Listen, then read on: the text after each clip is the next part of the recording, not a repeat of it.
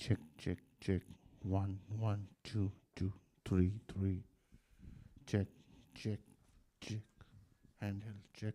One, one, one, two, two, two, three, three, three, four, four, four. Podium mic check. Podium mic check. One, one, one, two, two, two, three, four, five, one, one, one. 1, 2, 3, 4, 5, 6, 7, 8, 9, 10.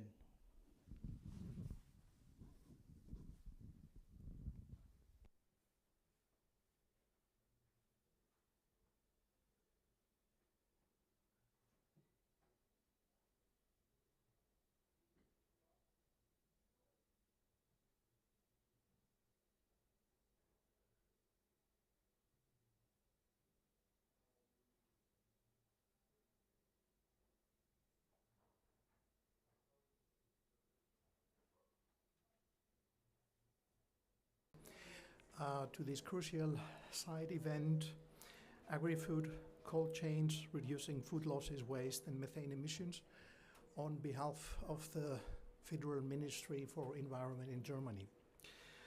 Today we are here to address challenges and discuss solutions to reduce food loss and waste with sustainable cold chains, taking into account the greenhouse gas mitigation potential. Every year, an estimated 14% of total food produced is lost in the field, and 70% is wasted at the point of retail or consumption. This is enough food to feed approximately 1 billion hungry people. At the same time, the rotting groceries lead to considerable amounts of methane emissions. This issue is particularly pronounced in rural areas of the global south. The cold chain coverage is often inadequate, hindering efficient distribution of perishable food. One major solution to this is increasing access to refrigeration, ensuring that food is kept at a suitable and uninterrupted temperature conditions from harvest to plate. Ladies and gentlemen, earlier this week, our Secretary of State for the Environment, Stefan Tido, together with the President of this COP, Dr. Sultan Al-Jaber, the US Special Envoy for Climate, John Kerry, and other ministers signed the Global Cooling Pledge, an initiative of the United Arab Emirates and the UN. With over 50 first signing countries, the Global Cooling Pledge pursues goal to reduce greenhouse gas emissions, which are mainly associated with cooling, with increased energy efficiency, with switch to climate-friendly refrigerants, and also with avoiding the need for cooling and improving access to sustainable cooling, especially for particularly vulnerable people. Germany is committed to ensuring that the direct switch to natural refrigerants is successful worldwide. The experts who are present here today will highlight the use of sustainable cold chains in the global south with natural refrigerants, combining energy efficiency and renewable energy with thermal storage systems. Scaling up sustainable cold chain infrastructure using renewable energy supports implementation of both the Kigali Amendment to the Montreal Protocol and the Paris Agreement. The German government has been promoting the transition to energy efficient and climate-friendly cooling systems with natural refrigerants since the 1990s through the Ozone Fund and additional projects run by the Ministry of Development. Since 2008, the German Environment Ministry has been actively supporting its own green coaling projects through the International Climate Initiative. I'm very pleased today that the nexus of cold chains, food waste and methane will be presented and elaborated on by the distinguished speakers from the German Environmental Agency, the International Institute of Refrigeration, the GZ Pro Klima, and the Multilateral FAT Secretariat for the implementation of the Montreal Protocol. With these words, I would like to wish you productive and good discussions. Many thanks for joining us.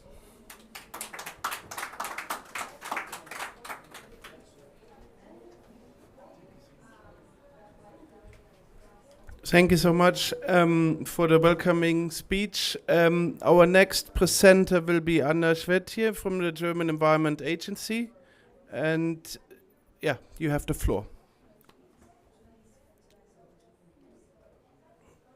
Nein, ist okay, aber wie komme ich an meine Präsentation? Da bin ich. Okay, alles klar. Okay. Good morning, ladies and gentlemen. And dear Vassilios Karaveziris, thank you very much for this introduction, which actually set the stage for the three presentations here today. So my field of expertise is on the methane and waste side, and I'm particularly honored to be able here that we have a joint event with the colleagues from the cold chain part. And I'm working for the German Environment Agency on issues related to climate change and waste, but then I'm also the co-lead of the Waste Hub in the Climate and Clean Air Coalition, as well as the vice chair of the working group Climate Change and Waste of the International Solid Waste Association. Having said that, and we heard already about the topic and what the challenges we face actually. So one thing we have to bear in mind, if we dispose unconsumed food or other organic waste directly on landfills, we accelerate the climate crisis, because in these landfills and in these dump sites, the methane is formed over decades. So there is no switching off of the methane production whenever we bring this unconsumed food to the landfill. On the other hand, and that really harms our livelihoods, the environment, but also our economies. And so why do we actually pursue this linear model? That is one of the main questions. When we look into the global methane emissions, half of it stem from human activities in 3 sectors, and the waste sector is one of it. So the Global Methane Pledge strives to reduce global methane emissions by 30% in 2030 compared to 2020. And that is our challenge. But can we achieve this challenge alone by focusing on methane? And that will be a bit my topic here today. The World Bank, to take you into that topic, thinks and estimates that the waste generation could increase to 3 billion tons in 2050. And of that, 44% of global average is organic waste. So you can see the amount of waste which might go to landfills and dump sites and why we have a big issue here. Okay, the UNEP Food Waste Index shows us how much of this food waste generated stems from where. So about 1/3 is coming from food service and retail, and 2/3 are from households. But that's a global average. So each of your countries will have a different profile. And currently we don't have a lot of data on that as well. So to address these sectors nationally targeted, so we really need to improve data sets here as well for the food waste and for the organic waste. So why is getting the food and organic waste out of landfills so important? As I said, methane is formed for decades. And here you can see that the emission profile of methane in German landfills was mainly reduced through a decision taken by the German government in 1993 to stop the landfilling of untreated waste in 2005. So we had a transition period of 12 years to change our measures and to build up infrastructure. And that is our main theme here in the methane reduction sphere. Landfill gas capture is only 20% of the story, and that's the yellow line you can see for Germany, where we have compulsory landfill gas capturing. Everything else, the entire reduction of methane emissions from landfill comes from changing our waste systems and changing also our consumption and behavior pattern when it comes to reduction of food waste. So from here, I'd like to tell you, stop this. No more untreated waste directly to landfills, even if they have a landfill gas capture. That's the main issue. Which means you have to build up on the treatment side, separate collection. You have to look what you do. You really generate valuable products. Biogas, animal feed, for example, by black soldier fly protein, and in the end, all these processes will also always lead to compost digestate frass, which is a considerable amount, which needs the quality to go back to agriculture. We really need to close these circles. And that is one of the main measures. We don't abate methane for methane abatement itself. We have adaptation angles here, and we have sustainable development angles. So the truth is, also for Germany, people are not perfect. People always will throw away food waste and organic waste, also with the mixed waste. So we need pre-treatment before the landfills here, and that will be either mechanical, biological, or thermally. That is the choice of each country, what you're going to do, how you're going to do it.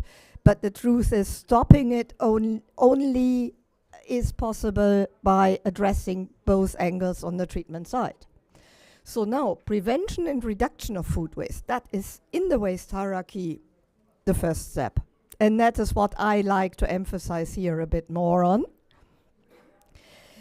Just shortly to take you to our national inventory reporting, which proves that we also report this enormous reduction of emissions from landfill, and in our UNFCCC reporting.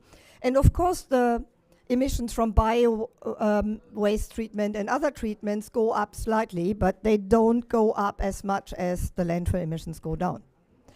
So, taking you to the prevention and recycling, you see these parts. The light blue is actually what very often municipalities have in their collection schemes.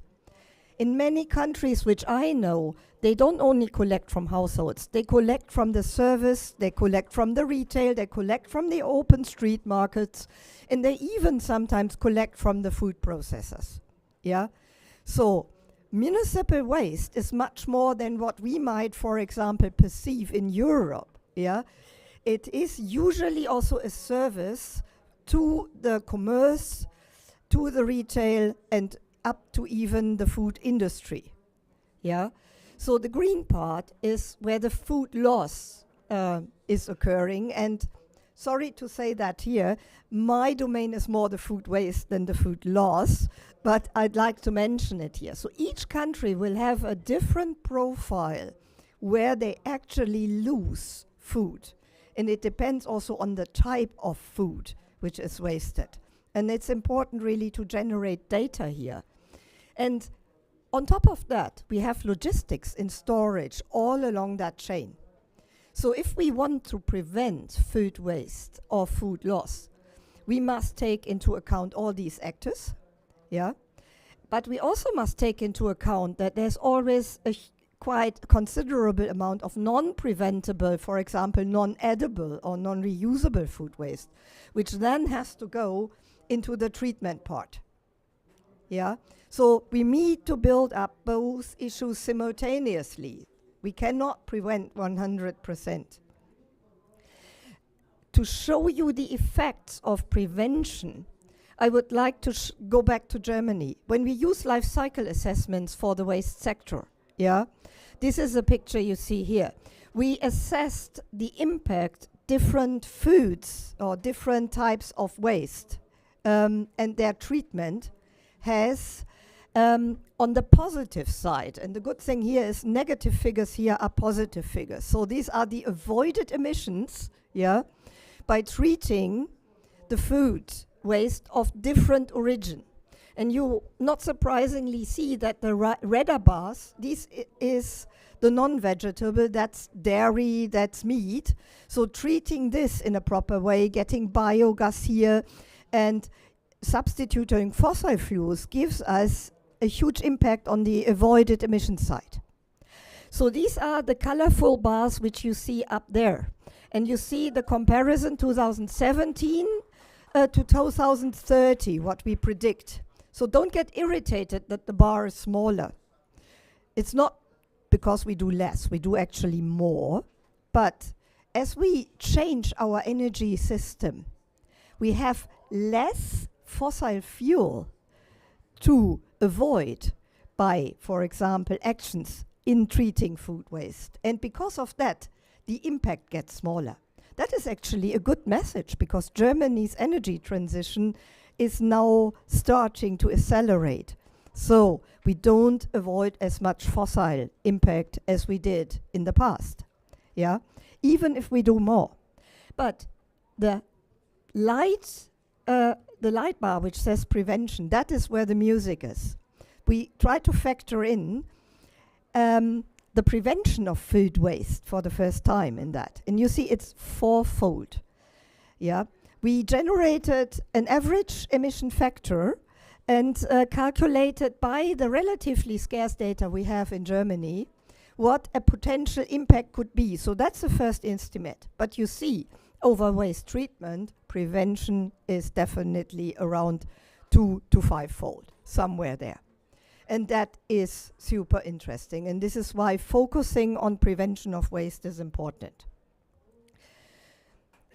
Having said that, how do we do it? Okay, everyone talks about awareness, behavior, consumption, and also management in the food industry. That is absolutely crucial. We need to change that. Yeah. We also talk about redistribution by food banks. And you see the range of measures. They are either for households, but for example, redistribution is for service and retail, much more than for the households. Yeah. But the overarching issue we often don't see, and this is why I'm so happy to be here, it's the energy efficient cooling, which you need all along this chain if you want to avoid. Yeah. So even the food banks need cooling, logistics need cooling, households need cooling, cooling is everywhere. Yeah. So joining forces here in methane abatement, food waste reduction, yeah, and energy efficient sustainable cooling for us, I believe, from the German Environment Agency is an imperative. And that especially for the Global South. Thank you very much for your attention, and I hope I'm not too much over time. And thank you.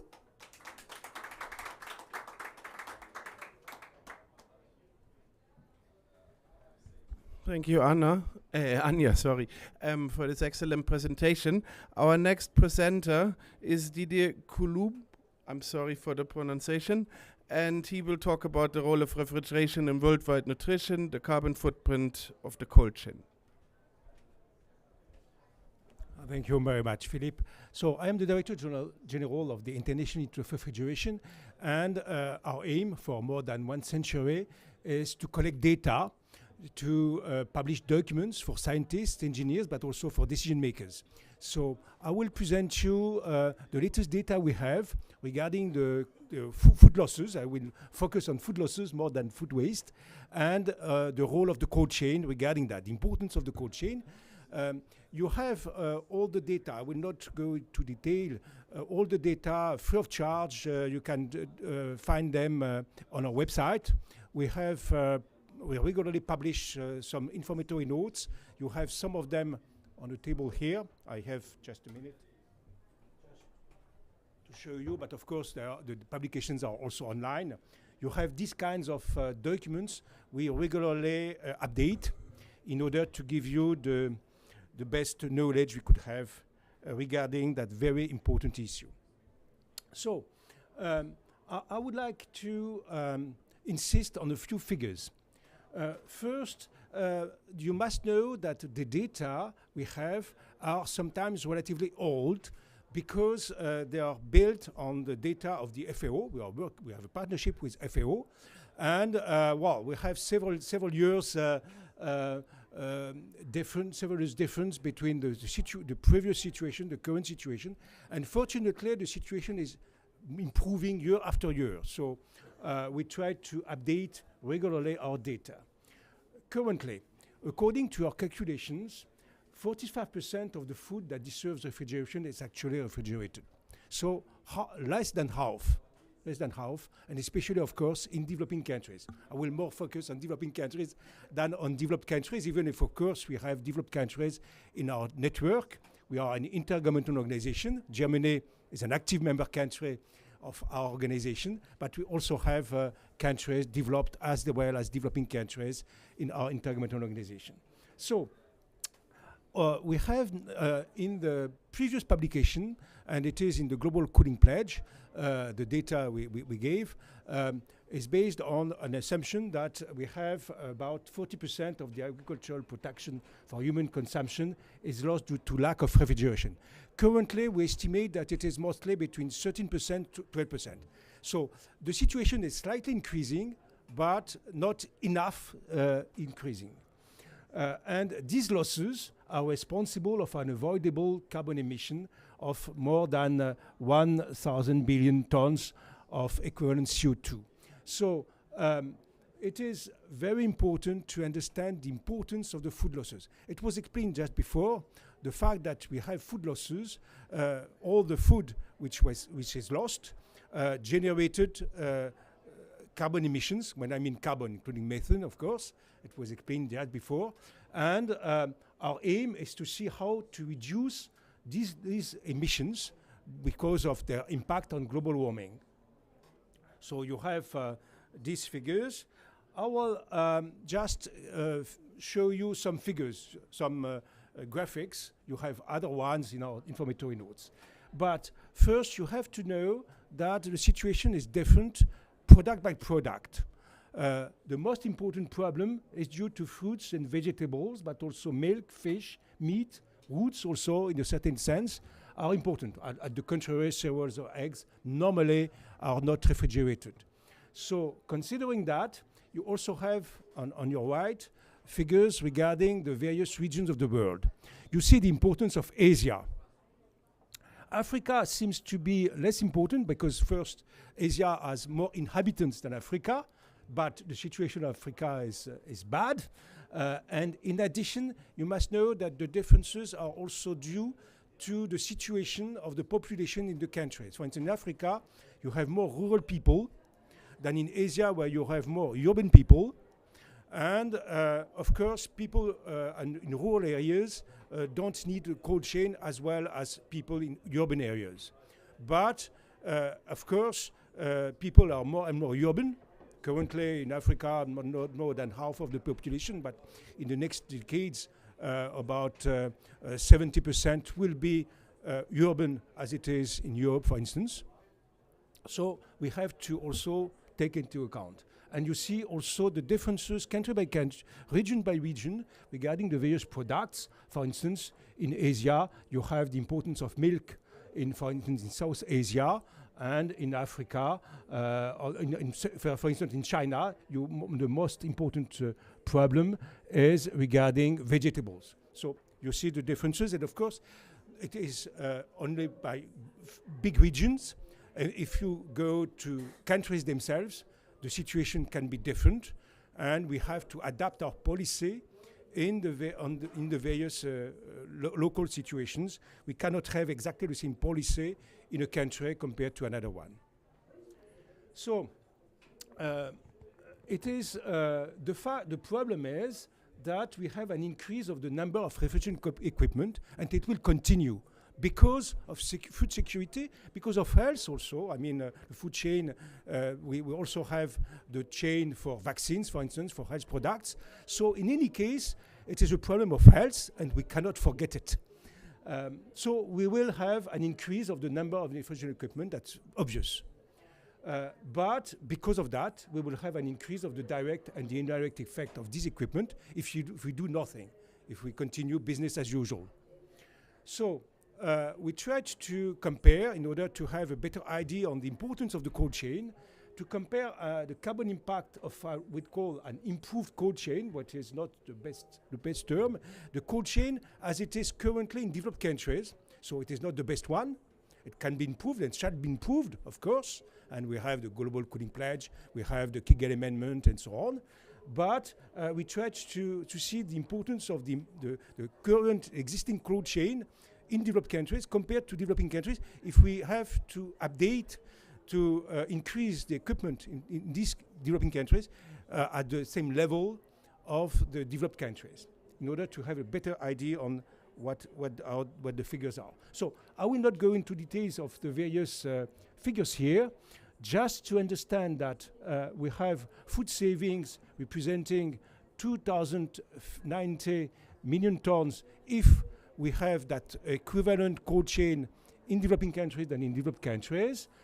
We would increase the aviation emissions of 328 million tons equivalent CO2, but on the other hand, it would permit to reduce the carbon emissions of food losses by 928 million ton equivalent CO2. So sorry, I will not, the presentation is okay. I will go to the conclusion. It is, even if responsible of direct and indirect CO2 emissions, the food cold chain saves more carbon than it emits. And it is the main message I wanted to give you. So in any case, the cold chain is useful, including for the climate. It is shown that the cold chain brought in all countries to the level of that of developed countries, would reduce the carbon footprint associated with the food cold chain by more than 47%, while avoiding 55% of food losses. So the cold chain is 50% better than no cold chain. So please consider that figure. And in addition, of course, we will avoid food losses, and it is important for the food security. It is also shown that avoiding 55% of food losses, thanks to the development of refrigeration, would permit to nourish additional 1 billion people without any change of the present world agricultural production, neither than its carbon emission. So, of course, we can and we shall improve the cold chain. We can and we shall improve the way the food is produced. But in any case, it is important. 1 billion people. You must compare it to the fact that currently, according to the FAO, you have about 800 million people who are undernourished. First. Secondly, that according also to the United Nations, we should have about 2 billion people more in 2050.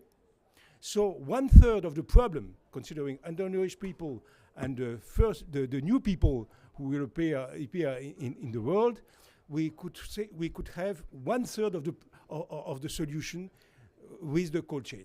It is important because, of course, you have to nourish people, you have to extend perhaps the feeds and so on, but 1/3 of the solution is the cold chain. And in one word, yes, the food cold chain is definitely sustainable and has to be promoted and encouraged. Of course, we shall have a lot of actions, and it will be presented especially by Philippe afterwards, in order to improve our cold chain, both in developed and in developing countries. But the main message is that, first, the cold chain is important for food and health, but it is also important for the environment. Thank you.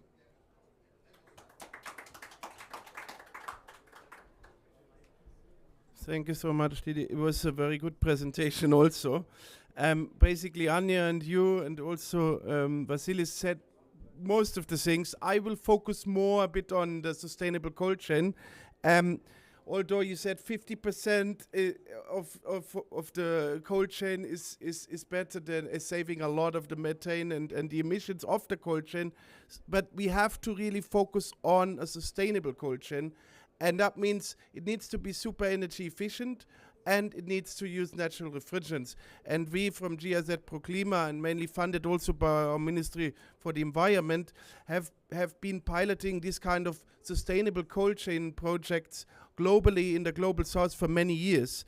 And I mean, just looking at the refrigerants and the impact, we have still a lot of systems out there that use R404, and 1 kilo of the refrigerant, which is usually in a standard system, a cold room or whatever, at least 1-2 kilos, has an impact of 7.2 tons of CO2 equivalent.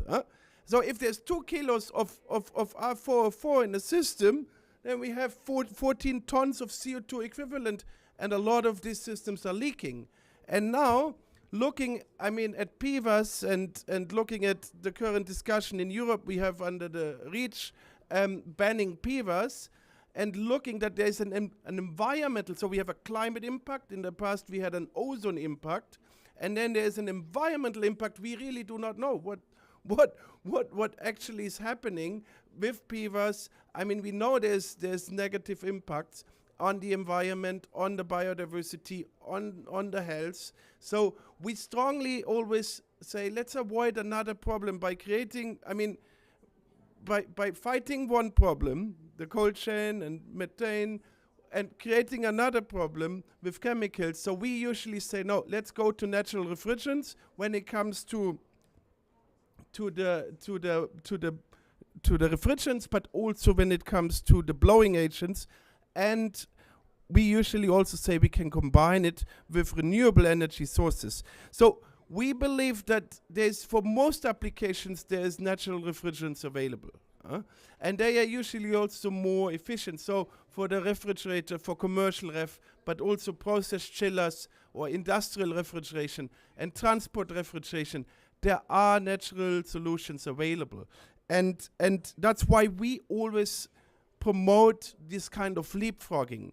So let's, if we want to fight food losses, food waste, and methane emissions, then let's invest in the cold chain, in a sustainable cold chain, using natural refrigerants, using natural blowing agents for the insulation, and also using renewable energy like solar, and also using ice storage instead of batteries. You know, I mean, we have a massive demand for solar cooling, for cold storages, because we have an energy supply problem as well, and therefore the projects we are currently always implementing, we use ice storage and avoid the batteries, because having a solar cold room with batteries, you create another problem. You have waste, and you might, I mean, and additional, of course, always consider the energy efficiency.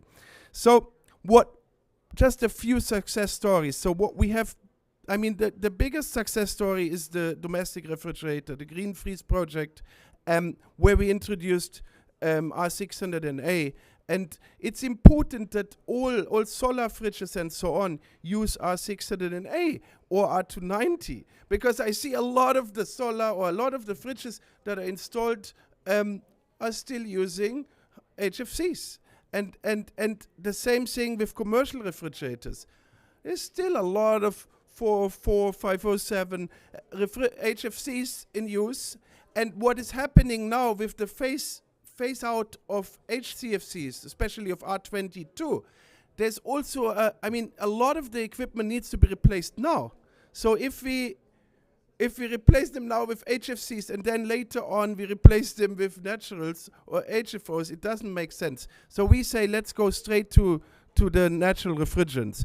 We have some good examples. For example, there was also an ICI project, the International Climate Initiative project in South Africa, where we converted the first 2 CO2 supermarkets in South Africa with Pick and Pay. And only those 2 already saved at least 500,000 kilograms of CO2 equivalent.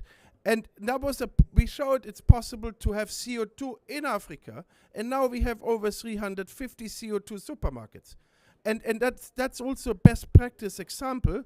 And you can see and download some of the publications. And now there's a lot of other hydrocarbon solutions in the supermarket sector, especially in Asia now. Hydrocarbon water loop systems are coming.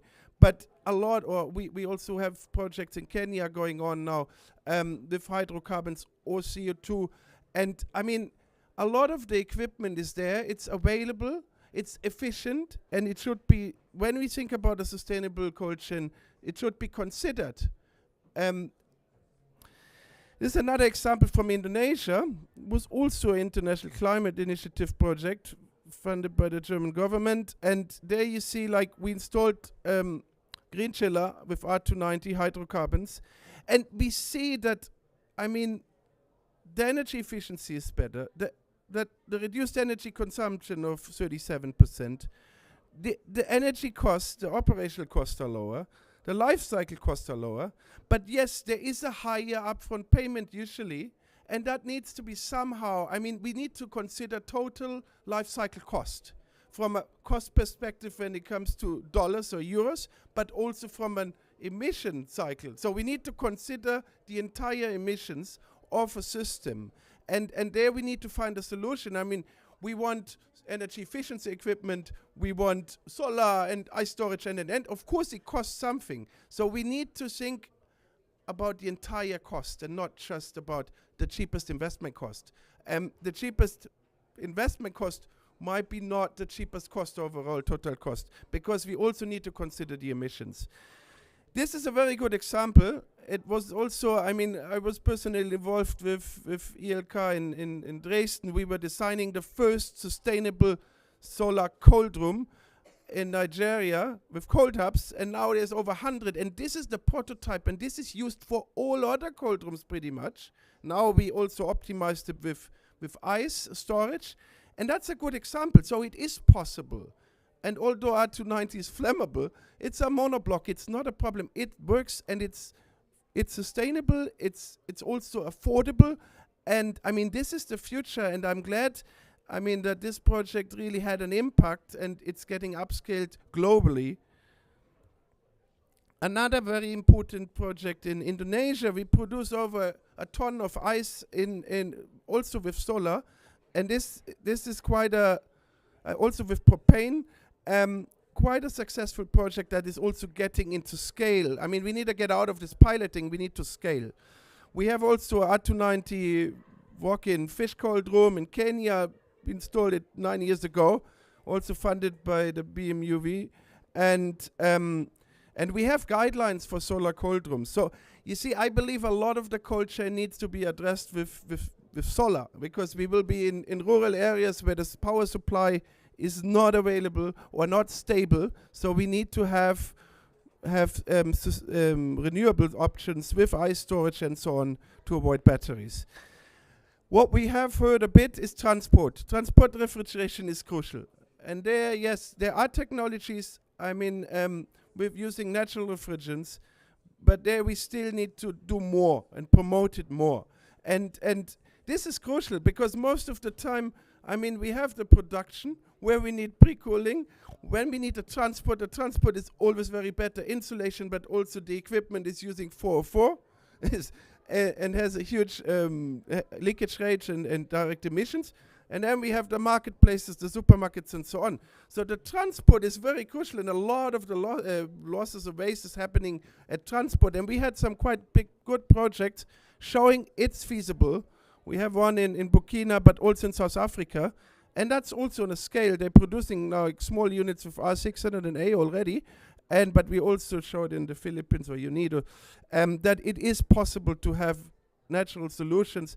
And they're coming, but coming slow. Also in Europe, there's 2 suppliers now. And the insulation is very important. So we had a green cooling summit on supermarkets, which is related to cold chains in 22. And we had also a cold chain on a cold chain summit. The slide is somehow missing. I will include it. The conclusions. So the use of green cooling technologies towards a sustainable cold chain is possible to fight food losses, waste, and methane emissions. And that can only be with a sustainable green cooling cold chain or technologies. Otherwise, we're fighting losses and maintain and creating an additional emissions.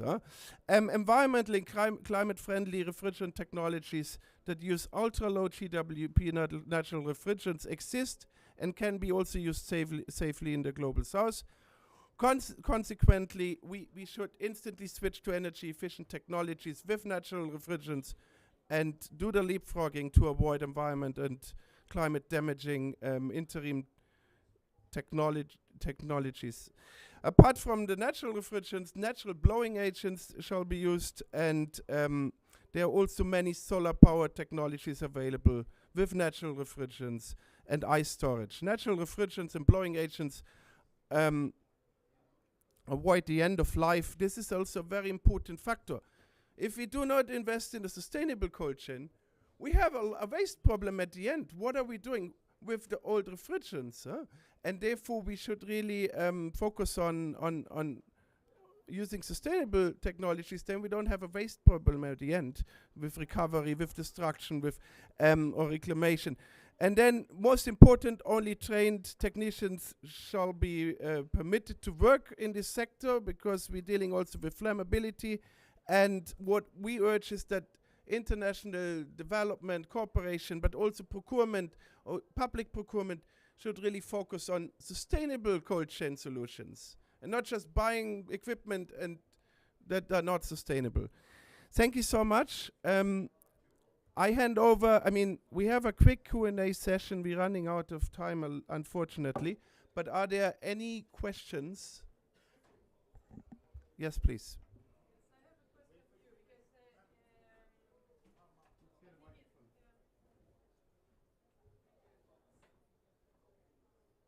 Is it on? Yes, now it's on. Yeah. So hi, I'm Christina Vidal. I'm from Sintef in Norway, and we work with the cold chain and reducing food loss and waste and so. But the issue that you bring is that we have landfill is a bit new to me. Because I think in Norway we don't have landfill anymore. You recycle or incinerate, but.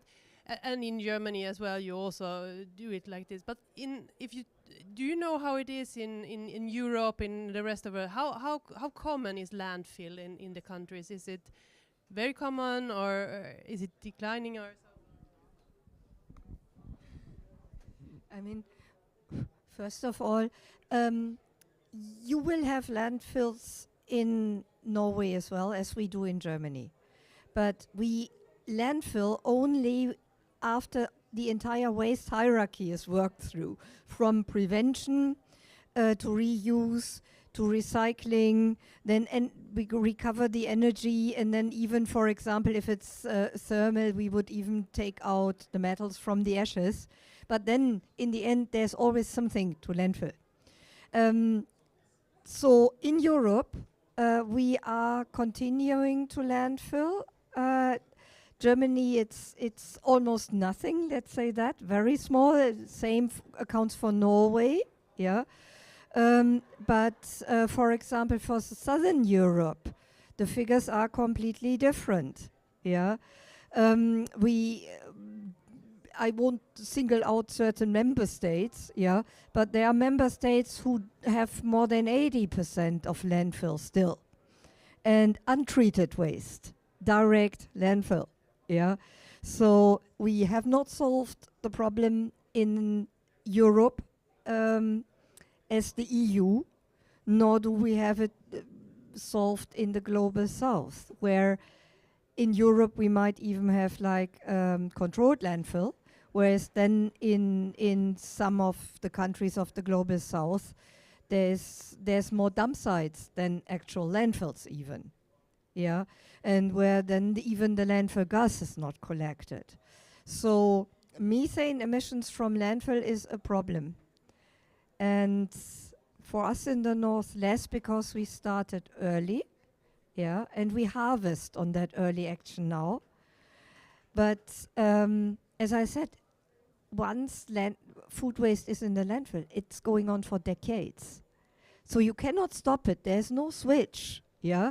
And this is why it's so important to really act on it. And definitely also the most economic solution is first avoidance.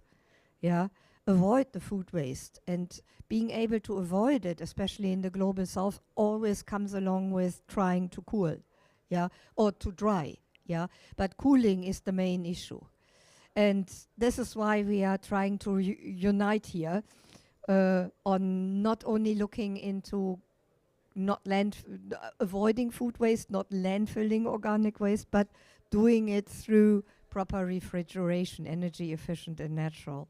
Yeah, it's a complex issue. Yeah, but thank you for the question, because also when I talk to friends and colleagues in Germany, they often forget that most of the world lives in a different situation than us.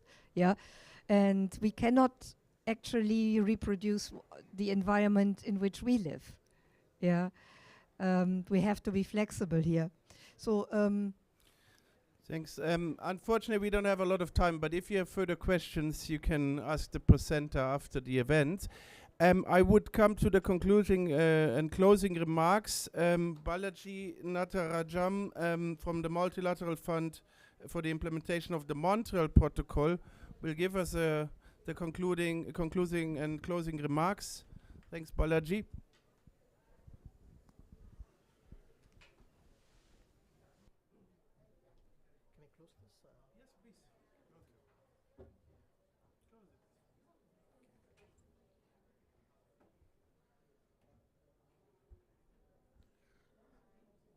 Thank you, Philip.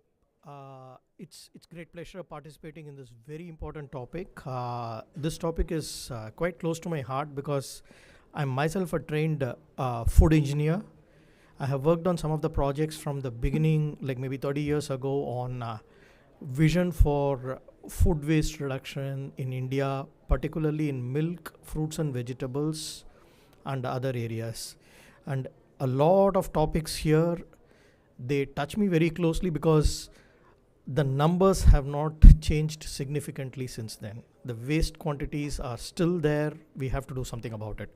I'll quickly go to the summary of some of the very, very important points made today, and maybe a few takeaways which possibly we could consider for the purposes of future action. The importance of avoiding food waste was highlighted by all speakers. In the beginning, the 1 billion hungry people who could have been fed is a very, very significant thing. It's something that I will remember every time when I eat anything on my plate. This is like a very, very, it's quite sad, but at the same time, it's a very important thing that we need to recognize. The importance of global cooling pledge, which was recently signed by countries, is also very important to understand. If you are not aware, in 2019, there was a Rome Declaration which highlighted the importance of institutional collaborative approach on adopting very innovative, friendly technologies as far as food wastage is concerned and managing reduction in food wastage is concerned. I thought it is important for us to understand because a lot of efforts are already ongoing and these efforts have to be built upon. Preventing recycling and treatment of food waste or organic waste at different levels of usages were highlighted by Ms. Anya, and that was pretty interesting. One thing that really touched me is how you articulated the avoided emission through prevention, which was a very significant multiplier, and how energy systems can also be impacted by food wastage. That's a very, very important learning for me. Cold chain is again a very important point. Mr. Kolum had highlighted the importance of 50% better impact on the carbon footprint through efficient cold chains, and the strong message of sustainable cold chain to be promoted and encouraged was given. And I think that message we need to all carry. My friend Philip highlighted the importance of natural refrigerants, very important. We at the Multilateral Fund Secretariat, when we consider projects, we are very carefully looking at possibility of natural refrigerants wherever feasible. We want that to happen wherever feasible and as fast as possible. That is the way in which we review projects. Plenty of examples are there. Now, I guess by and large, this is a generic summary. There were a lot of other important things made, but I thought these are important takeaways that we can, points that we can keep in mind. And some of the takeaways I would say are, one is scarce data. There is an important need to do data analysis at a national level because we need to understand what happens in countries. Like, for example, I come from India, the south of India, a place called Chennai, where fruits and vegetables are generally not stored they're not cold stored. They are brought fresh, bought and consumed. They're stored only at the household level. So things change, countries change, so we need to look at the country level situations, which was highlighted in different presentations. Second is a holistic approach one needs to look at. We cannot look at refrigeration as energy consumer and then analyze that only. See the bigger picture. That bigger picture has a bigger impact, which was highlighted in some of the presentations. Outreach and prioritization of this issue is important because a lot is being said, and as I told you, even for the last 30 years this has been said, but that the importance of this and then need to address it on priority has to be emphasized, and for this outreach programs are very critical. I should not underemphasize the importance of institutional coordination. We talk about ozone offices, then now we are talking about climate offices, but there are other people also involved, stakeholders such as food regulators and people who are associated with regulating distribution chains. They need to be fully engaged, and only then the holistic transformation in the chain can happen. And very important, leapfrogging. Wherever possible, we need to leapfrog to the most sustainable green technologies. Otherwise, we'll get locked in. And the lock-in is very bad because these equipment last for a very long time, and as Philip highlighted, they generate a lot of waste, and those wastes have to be avoided. With this, once again, I thank GIZ for giving us an opportunity to participate in this, and thank you very much.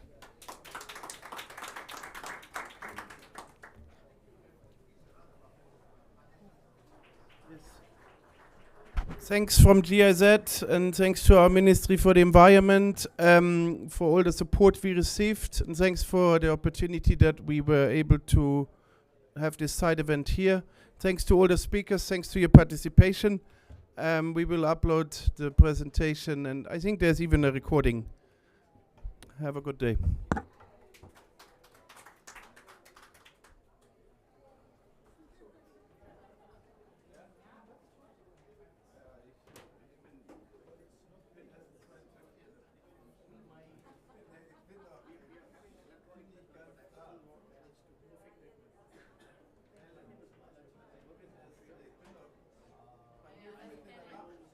So this will be reducing overall climate cooling demand through better building planning, better city design, but also improving energy efficiency, increasing renewable energy use, and also getting rid of the super pollutant, climate damaging refrigerant gases in the equipment that we use. And that will be the focus of our discussion today. So we have 4 great speakers who will be talking about their own geographical experiences and work in some key regions where there is accelerated action on reducing the use of HFCs and F gases. So we have Bram van der Goden from the Greens in the European Parliament, who worked extensively on the EU F-gas regulation revision. We have Avipsa Mahapatra from EIA US, who will be talking about the AIM Act. We have Rama Al-Shamsi, thank you for joining us, from the UAE COP28 team, who worked extensively on the Global Cooling Pledge. And then we have Philip Denzinger from GIZ ProClima, who will be talking about their work accelerating the adoption of natural refrigerants in the global south. So just very quickly, I'm just going to set the kind of global context that we've got here on the Montreal Protocol and the Kigali Amendment to phase down HFCs. Without the Kigali Amendment, we would be looking at 0.3 to half a degree of warming by 2100. On the right there, you can see the current schedules of phase downs in the HFCs. And if fully implemented, we would expect warming from HFCs to be limited to just 0.06 degrees of warming by 2100. However, it looks great. It's a great piece of legislation, piece of work. However, it's not actually consistent with the goal of keeping warming to 1.5 degrees. So a faster global phase down is needed, and it's feasible. Most developed countries are already way ahead of their phase-down schedules by as much as 40% in 2024. And the baselines for developing countries includes this substantial buffer of the addition of 65% of the HCFC baseline consumption. So the proposed, one of the key bits of regulation that we're talking about today is the EU F-gas regulation, which shows that a significant acceleration is both feasible and technically possible and also cost-effective in many ways. So without further ado, I'll hand over to Bram to talk about the European experience.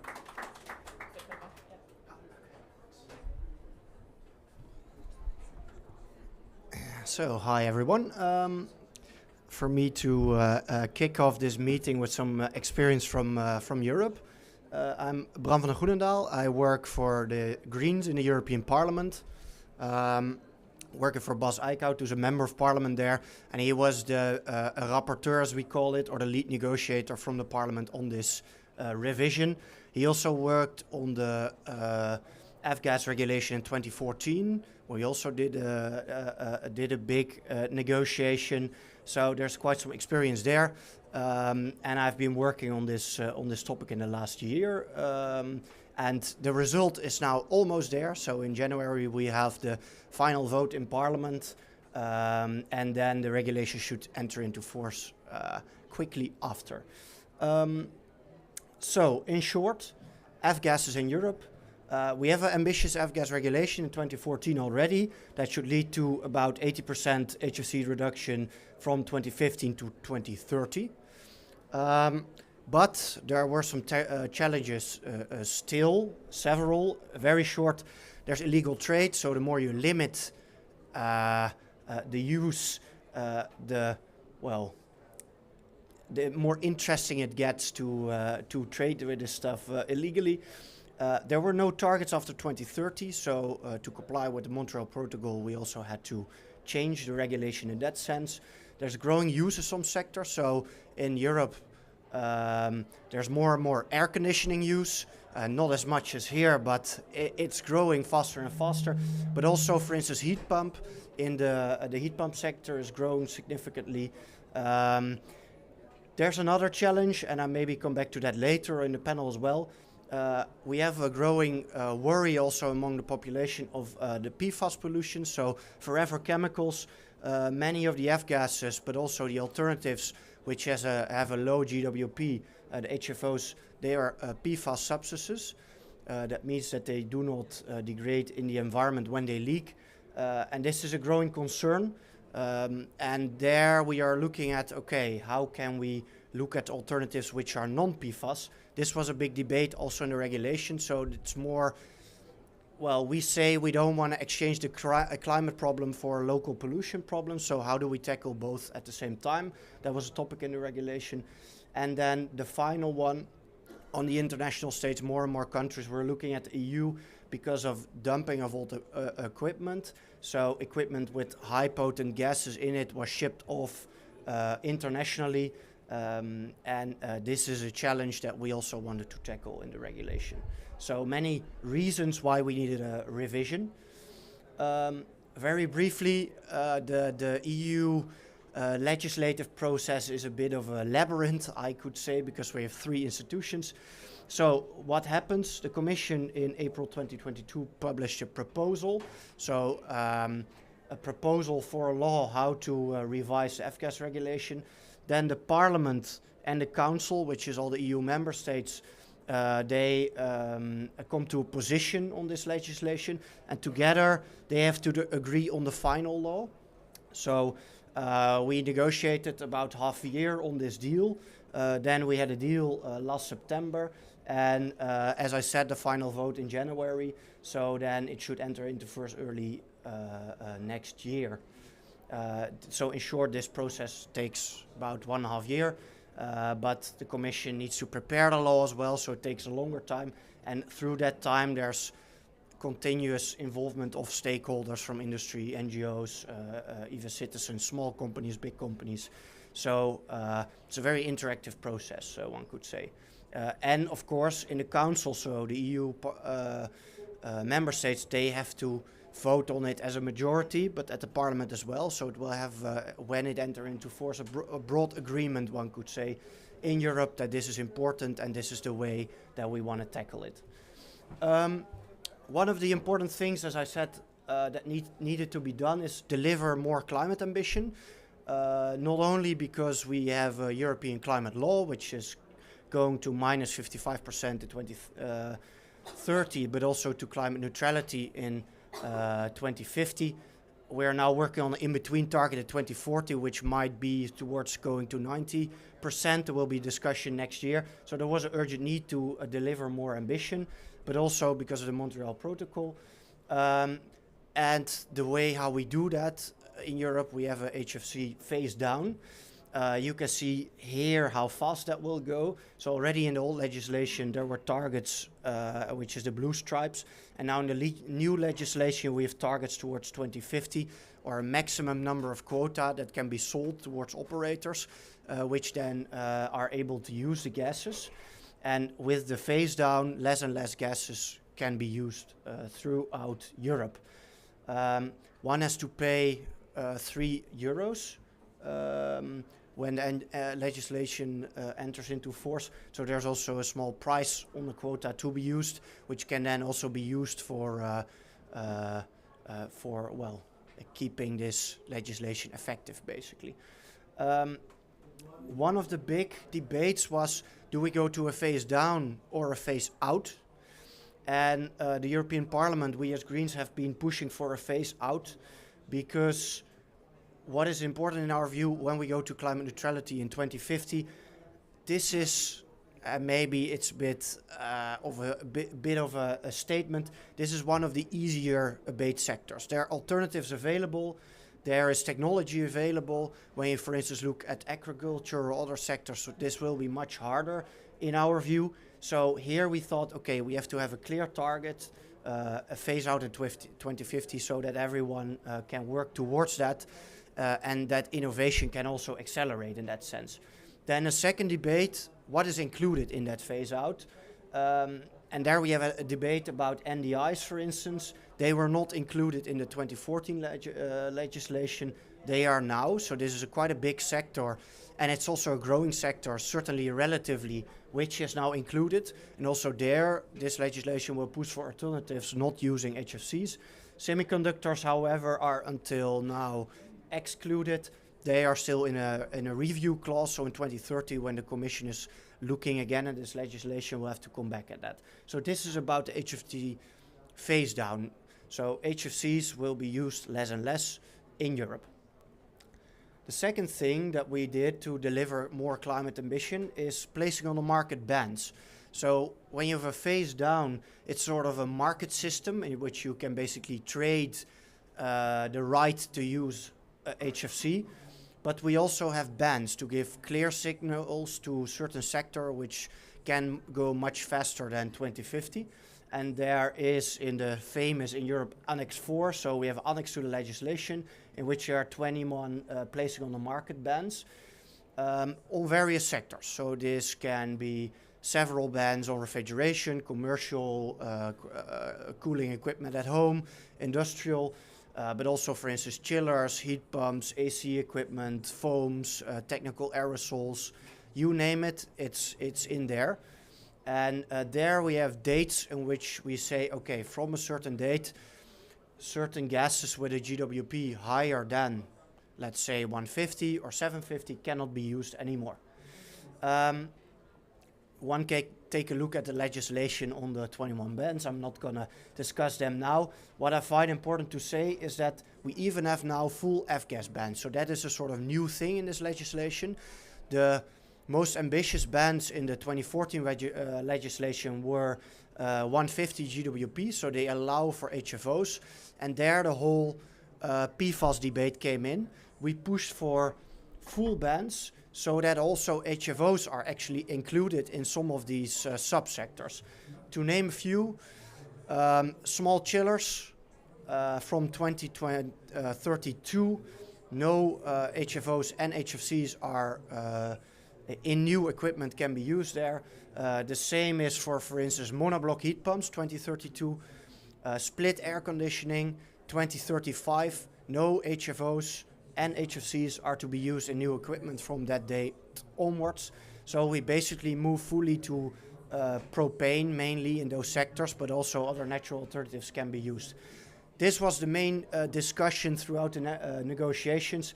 We pushed also for bigger equipment to have these bans, but that was not politically feasible. What we see, technically feasibility is there, and also in the 2030 revision, we'll come back to that as well. The same for the mobile sector. You see cars, but also ships, buses, trains. You see more and more innovations coming there for natural refrigerants. For now, we were not able to include them in those bans with a year, but they are under the phase down. So towards 2050, no equipment can be sold with new HFCs there. And there they are basically in the market system, so not in the ban itself. The third sort of way to increase ambition is the prohibition of use. And maybe there I will only speak about switchgear. SF6 is of course a very potent gas. And there we worked to include them in the legislation. And there we have a sort of cascading principle in the different kind of KV levels. So we have 4 KV levels defined. And in those sectors, we are gradually moving towards a full phase out of the use of SF6 in those sectors. From depending on the size of the switchgear, basically from 26 towards 2031, from the top of my head. The bigger the switchgear equipment gets, the more time we give it. But from that day onwards, no switchgear equipment containing SF6 can be used on the European market anymore. And we will move towards, for instance, compressed air in those sectors. So that's a very big sector, which is also growing. I think almost doubling in size in Europe over the coming decade, which is now moving towards natural. So there we are taking a very big step. As I said, we have a sort of cascading principle for when it's not technically feasible, and we have a whole article on how to define that. You can move to, for instance, 1000 GWP, so there's some room for HFOs. If HFOs are not feasible, then you can move to SF6 in the end. But it's a clear signal to move towards naturals, and I think most of that sector will towards 2030. The otherwise I will not go into it because of time constraints, but we can come back to it later. Then maybe the last thing that we wanted to tackle is via export ban. So as I said, we have all these prohibitions in Annex 4, and we basically mirror them now towards exports. So more and more exports would also be limited when they contain high potent gases. We started off with this. So for instance, on foam, technical aerosols, stationary refrigeration, and air conditioning, but also heat pumps, when they contain more than gases more than 1000 GWP, they will be limited on exports from entering into force. That means that there has to be a ban in Annex 4, so one of these 21 bans. And if there is a ban in Annex 4, they can also not be exported when they contain gases of more than 1000 GWP. So this is quite a big step that we take, and it was also contested at first. In the first drafts we had on the table, we also had the mobile sector, for instance, included. But as that was taken out of the bans in Annex 4, it was now also taken out of the exports. But we have a review clause to include also mobile equipment later on. So I think from 2030 onwards, more and more sectors will be included also in this export ban. Then maybe the last one, improve enforcement. As I said, illegal trade is a problem, and also this review wants to tackle that, and we do that by, well, in various ways, basically. As I said, from now, when you have to get a quota in the EU, you pay a small price, but that's to basically get out non-serious actors out of that market, because there were also actors who were buying up quotas but maybe not using them. So that was important. Strong and harmonized penalties. For instance, some member states had very small penalties on illegal trade, some had bigger penalties. So when you are in the EU, well, what do you do as a legal trader? You go to the country where the penalties are the lowest that we are harmonizing. Dedicated customs officers, also another one. It takes a lot of, well, maybe a laboratory sometimes, but also a lot of knowledge from the custom officers to tackle illegal trade, basically. So now when you have F-gases in your product, you have to go to certain offices and there they check your products. So there's a lot of knowledge available on the ground to make sure that actually the right products get into the EU and the other ones not. And also monitoring. So when you're with 27 member states, you have to exchange the data at one custom office. You need to know, for instance, in Greece, what maybe is done in the Netherlands and the other way around. So that's also improved. And with this, I would like to end my presentation. A lot of information, but I'll be available for questions later on. Thanks.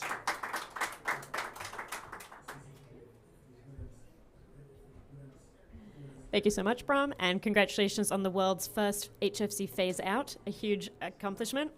I've just added a really quick slide here just to show that, as Bram said, the regulation hasn't even come into force yet. It won't do until next year. But already, all of these headlines are from the last 2 months, from November and December, of all these new products coming to market using natural refrigerants, energy-efficient products coming to the market that wouldn't be there without this ambitious regulation. So now I would like to introduce Avipsa Mahapatra to the stage to talk about the US AIM Act. Thank you, Sophie. I must say that I'm set up not very great when I'm following the first phase-out regulation in the world, and it is usually not fun to follow the EU and talk about accomplishments in the US. But good for us. I have some good news from the United States that I bring to you all in this presentation. But as an environmental activist, I will be focusing more on what lessons we have learned from the past regimes, as well as what opportunities exist to further accelerate from where we are. To begin, I would just summarize, for those of you who don't know, the US AIM Act, which is the American Innovation and Manufacturing Act, which is what it had to be named to get through Congress, has 3 pillars. The first one is the basic Montreal Protocol mandate, which is you turn off the tap.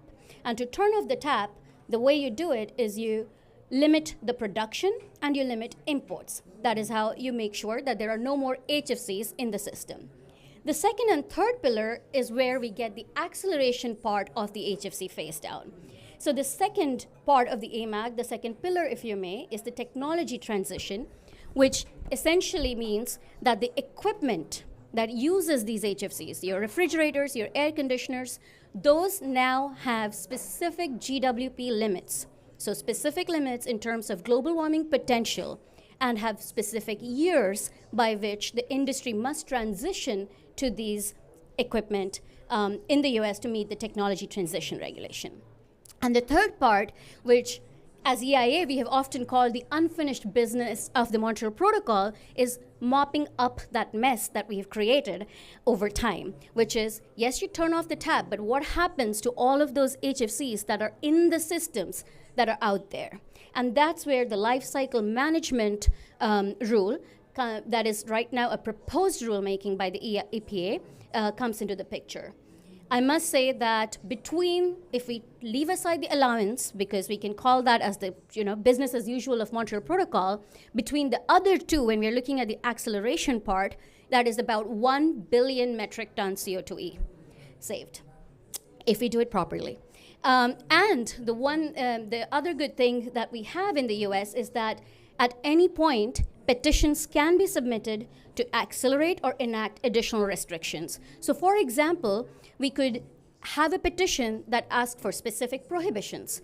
And I must share that the technology transition regulation, for example, was something that was petitioned by EIA and other organizations. So that is really a good mode, that's really a good mode available to anybody to accelerate further. So maybe we're not yet seeing the sort of ceiling of how much we can achieve, how many additional emissions we can achieve. So now I go to the little bit of not so good news. So yes, we are transitioning out of HFCs. But the big question is, what are we transitioning into? And right now, if you look at the US market and much of the rest of the world, we are trying to get out of HFCs, but we might get into other fluorinated chemicals, such as HFOs, which then bring us the same problem that was already alluded to in the last presentation, and we can discuss more in our discussion, which are PFAS or forever chemicals.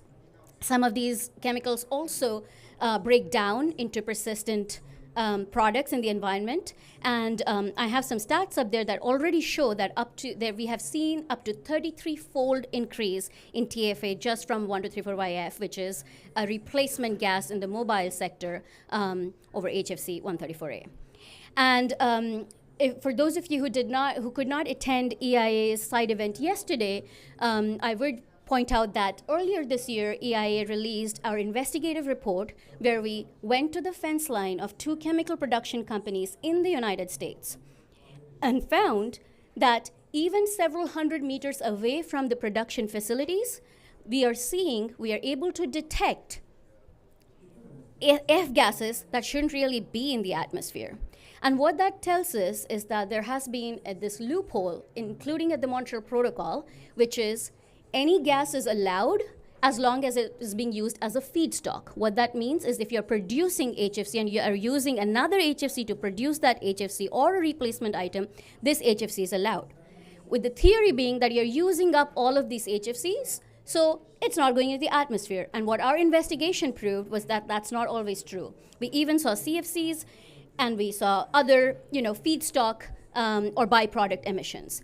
So essentially, there's a huge opportunity for accelerating our overall phase down and also gaining additional climate benefits from controlling feedstock product emissions. That's not yet done.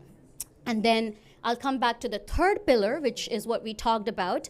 Earlier last year, EIA, along with 2 partner organizations, NRDC and IGSD, tried to figure out what can we gain in terms of climate if we take care of this sort of end of life that we discussed already, the part that goes, the refrigerants that already exist. And we found that that's about 90 billion metric tons globally. So that's massive.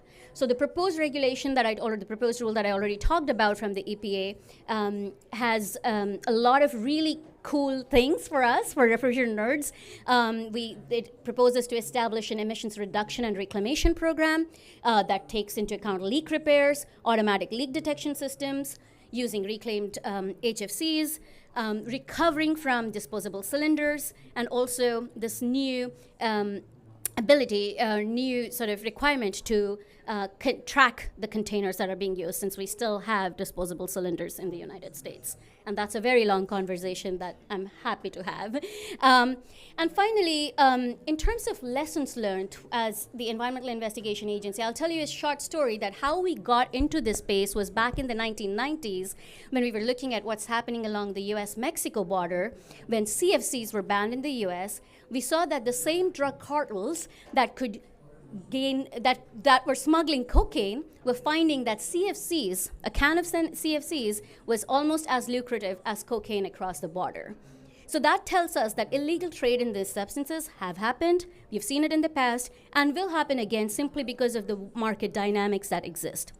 And this is a little stat. In 1990s, we were seeing about 20,000 tons of ODS being traded illegally each year. And then 10 years later, again in 2005, we were still seeing about 10 to 20% of ODS being traded illegitimately. So that tells us that this is an opportunity and a threat.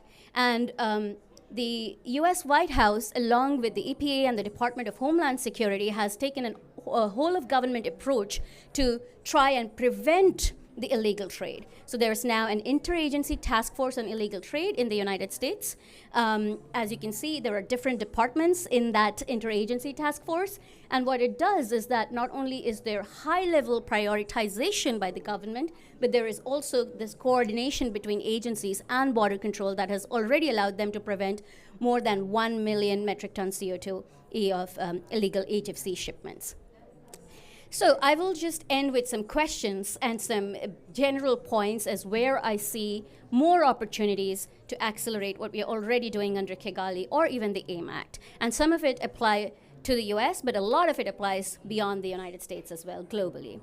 So the first pillar that we talked about, which is turning off the tap, there are two parts that are incredibly important if we want to not leave climate mitigation opportunity on the table. That is ensuring that we are tackling production emissions, which includes feedstocks and byproducts. And it's also important to think about what is it that we are transitioning to when we get out of this. It's one thing to shut the tap, but what is it that you're drinking instead, to push this analogy really far? And that is important to transition to ultra low GWP, which means as close to zero as feasible, and ideally PFAS free. And then we go into equipment. When you talk about transitioning to climate-friendly equipment, the technology transition pillar, it is important, and we all know globally from a climate perspective, we need to scale up heat pumps. But what is it that you're putting in these heat pumps? Can you really adopt ultra-low GWP alternatives? For that, an important element is removing safety standards and code barriers that exist right now, lot in the US, but also in the rest of the world for R290 and other hydrocarbons. And finally, I often hear in the US with the industry, oh, if we put that, even if the standards and codes are updated, things might blow up. No, education and training will ensure a safe transition to flammable refrigerants.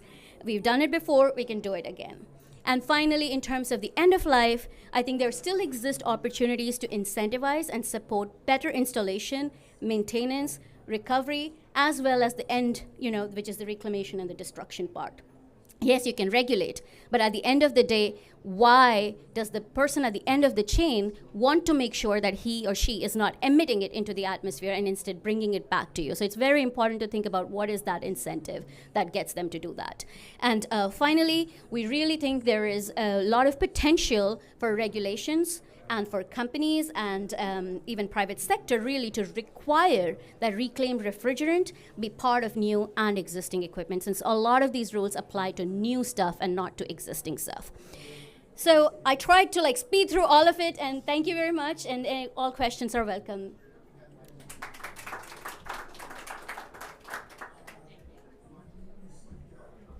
Thank you very much, Avipsa. Bear with me very quickly while I shut this off for a second and pull up the Global Cooling Pledge while I introduce our next speaker, Rama Al-Shamsi from the COP28 UAE team. He is a senior specialist in energy and decarbonization. I'll get you up here to start talking while I get the Global Cooling Pledge text up on the screen. Sorry about this. You just press the button on the side. Yeah. Great.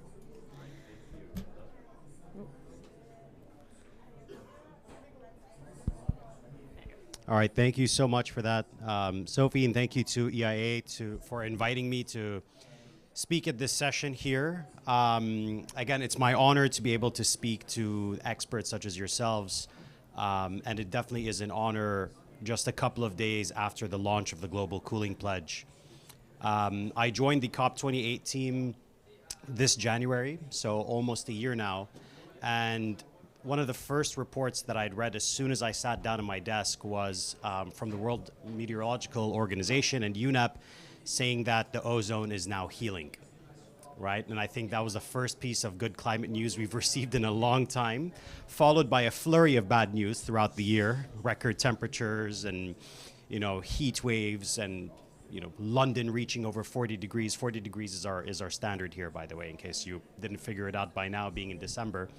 But it was great news seeing that, right? I think it said Antarctica's ozone was about to heal by 2060, the Arctic by the 2040s, and the rest of the world within the next coming decades.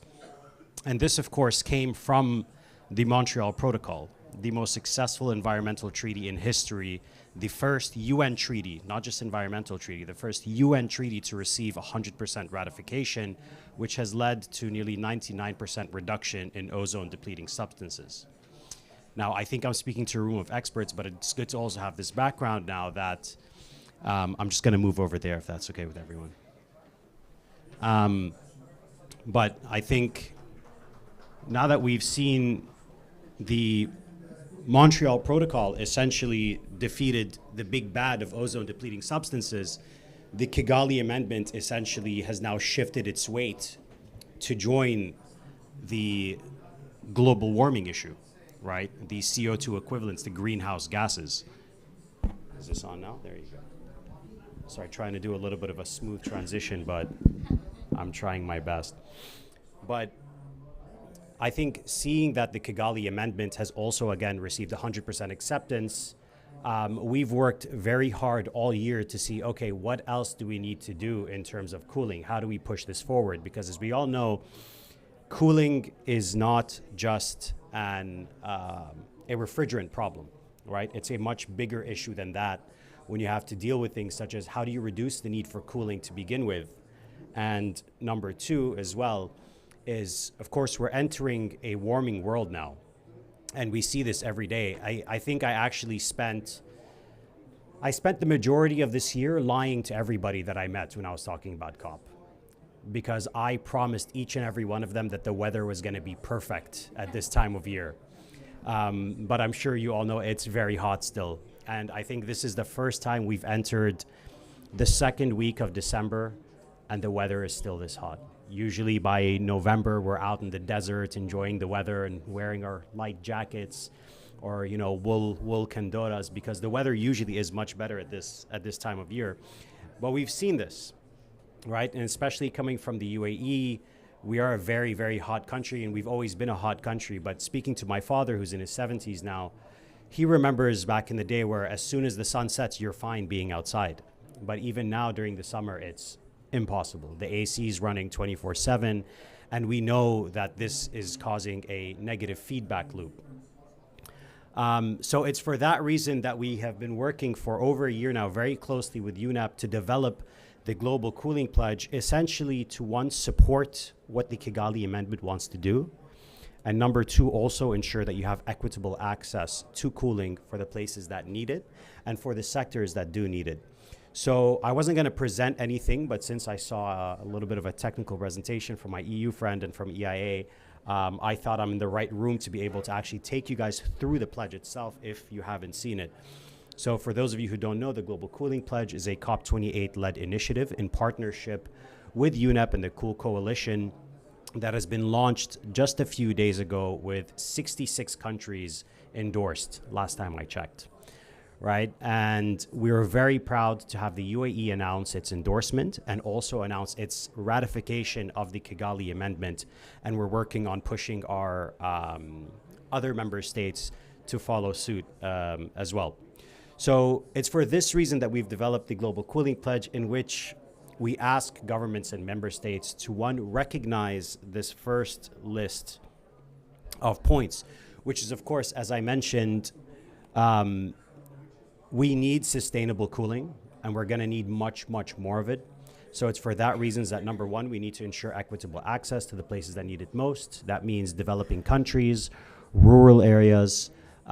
We need to also look at ways of reducing emissions through things such as passive cooling, increased efficiency, MEPs as well. And I think, again, bringing in the UAE perspective on this is how we've been able to push this through. Because again, we are the ones that use a lot of cooling. Even being here at the Expo 2020, I don't know if you guys have been to other parts of Dubai yet or not, probably on the rest day, but Expo is much cooler than a lot of other places. This is because it was designed with passive cooling in mind. You may feel a breeze sometimes while you're walking through. And this is something that this region has been doing for hundreds of years. Right? We've been designing our buildings with passive cooling in mind. We used to have these wind catchers called berjils, that would passively cool the living spaces. So how do we now bring that back into things such as the nationally determined contributions, into things such as national cooling action plans for countries that don't even have them yet? Right, so what we've done is designed this in a way to encourage countries to now looking at cooling as a sector that is as important or even more important than some of the other sectors that a lot of attention gets given to, right, such as transport, industry, etc. And I think what we've done here also is we've taken the example of India's National Cooling Action Plan, right, which they have developed that methodology, which has been adopted by the Cool Coalition, and now I believe over 30 countries have developed national cooling action plans. How do we make this standard practice amongst the nations of the world to, one, again, bring down the emissions, but also build up the resilience of your nation against things such as heat waves, which we know causes, is the number one leading cause of death out of any extreme weather event currently, and also keeping in mind that it has many other negative effects that touches other sectors, right? Things such as the food sector. I think I read in a report somewhere that the amount of food wasted today could feed half of the world's hungry, right? That's how much food is wasted due to things such as the lack of proper refrigeration. Things such as health as well, right? And you need to develop the cold chain for things such as the vaccines. I think we are all happy to now forget the trauma of the COVID-19 pandemic, but I think we all recall how difficult it was for those vaccines to reach the most rural areas in the world and developing nations because of the lack of things such as cold chain. So how do you, again, build that out while ensuring that you're bringing down emissions at the same time?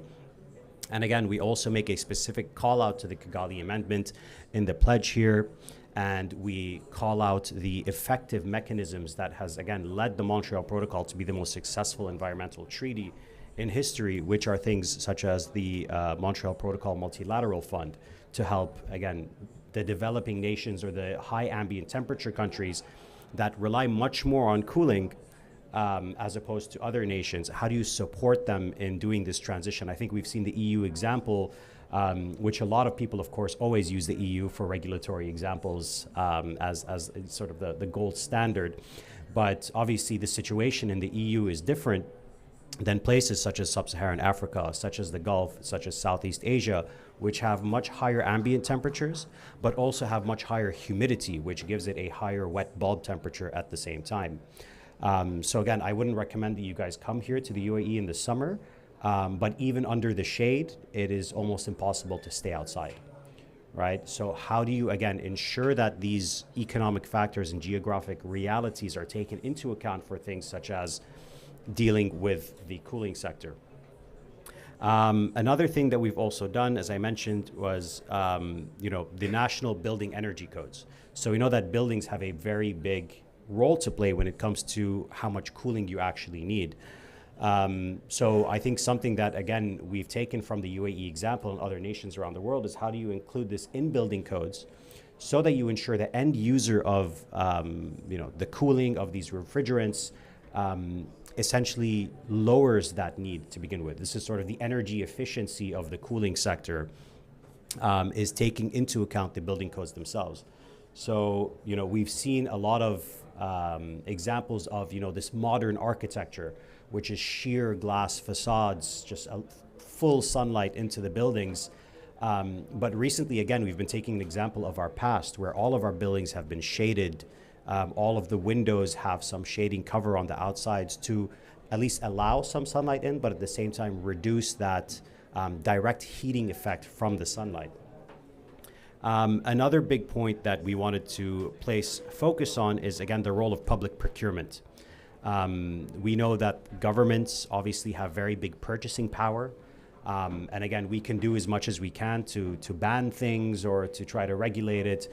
I think that was a very interesting example to show that the drug cartels were actually importing CFCs. When I first saw you put up the picture, I said, oh, wow, that looks like a drug bust. That's pretty funny. But then you said it's actually the cartels. So, you can try to regulate as much as you want, but at the end of the day, you need to shift the market, right? Once you shift the market and the sort of the price of these illegal CFCs or other coolants, whatever they may be, goes down as well, it makes it much, much less interesting for any of these illegal traders or whoever else to make sure that they stay in the market.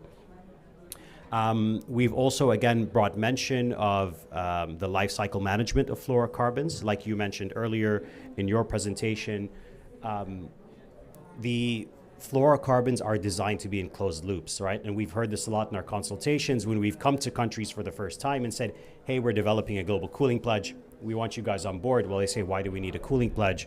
these refrigerants are in a closed loop. It's like, well, we wish it was that easy. But unfortunately, it's not, right? We know that there's leaks are a big issue. We know that end of life is a very big issue.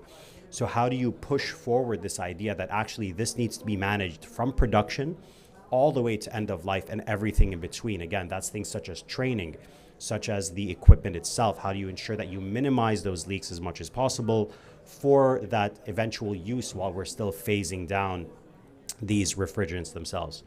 And again, of course, we do ask governments that have endorsed this and signed up to this to keep us up to date with publicly available information on those policies, pushing it forward. And then, of course, through the Cool Coalition, we will work very closely with these governments to raise up and ratchet their ambition as we go.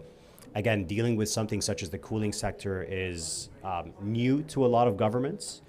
It's not for some. Again, taking the example of the US and the EU, but for a lot of governments, you know, they say, okay, these are refrigerants. What does that mean? Why are we talking about this? And it is also an interministerial issue, right? And frequently throughout our consultations, you know, we speak to the Ministry of Energy and they say, well, it's not with us. We speak to the Ministry of Climate, they say, well, it's with our ozone secretariat. We speak to them and they say, well, we only do the F gases. We don't do that. So it's very difficult really to bring all of these stakeholders down under the same roof and, you know, essentially get them moving on this. And it is very, very important, right? I think one of the reports that I read from UNEP was that if the world signs on to the cooling pledge and does what it asks for, we can avoid over 1 terawatt needed for renewable energy, right? So this, again, cooling as a sector touches lots of other sectors, and it has very, very big potential to save temperature increases, emissions, of course. I think the global cooling pledge, if followed, could save up to 78 billion tons of CO2 by 2050. You mentioned 90 billion just for life cycle, right? So globally, right? So I think we need to have a discussion about that, right? And how to bring this into the work that we are trying to do with this. Because again, there's a lot that you can do with this. Number one, obviously it will save lives. Number two, it will save emissions. And number three, it will make the world much more resilient and adaptive into what we're seeing already, right? Again, hottest year in record. We are in an El Nino weather pattern, right? So hopefully in 3 years' time, those temperatures will come down a little bit again, but the trajectory, and we're seeing this again from all reports, is that we are, of course, increasing. So how do we, at the same time, bring down the emissions to minimize that heating effect? And number two, ensure that with the inevitable heating that we will be experiencing anyways, how do we ensure an adaptive and resilient ecosystem, again, for those who are most vulnerable to things such as heat waves, and to ensure, again, the other sectors such as the food and the health sectors are able to remain as resilient as possible as we move into the next decades. So with that, I would like to point the last point here, which I don't know if we have any member states in our audience, but we would like to, again, call for every country and every member state to join and endorse the Global Cooling Pledge and work together in order to ensure that we bring down emissions of the cooling sector while ensuring an adaptive and resilient future. Thank you all.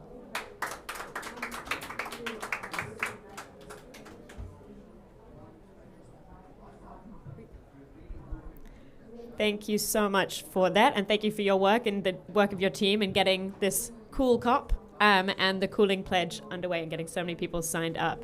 For anyone who wants to see passive action in cooling, you can actually see some of the wind catchers on the buildings if you're taking the metro in just before the gardens stop. So just keep your eyes peeled for that. So now our last speaker will be Philip Denzinger from GIZ ProClima, who will be talking about their work and his experience in bringing green cooling technologies to the global south. Philip, take it away.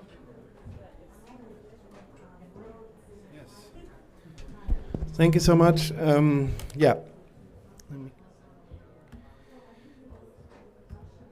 Basically, what we have been doing for the last 25 years, leapfrogging directly to natural refrigerants, and I've been asked to present some of the success stories in the global south. So we've worked in over 60 countries on over 300 projects promoting green cooling. And So we've gained quite a lot of experience, and what we always hear, yeah, green cooling, it doesn't work in the global south, natural refrigerants. It's not true, it works, but we need to start. If we want to really have an active cooling pledge, we need to really start, because I just walked outside the building. One of these ACs has 3.8 kilos of 410A, at least, but in my hotel I still use 22, and we have, I don't know, 30 of this in each building, and you can, I mean, at least, 15 there, 15 there, 15 there. So it's quite a lot. And so we need to start, and it takes time to transition. And it's possible because we have a lot of energy consumption. I think here in Dubai, it's 70% used for cooling, air conditioning mainly. And so 2/3 of the emissions are based on indirect emissions, and 1/3 is the refrigerants. And I mean, what we always say, it's possible to leapfrog, to go directly to natural solutions, and also to push energy efficiency, but also look into like renewable energy sources. And of course, passive cooling and design and all that makes a lot of sense to avoid the cooling load.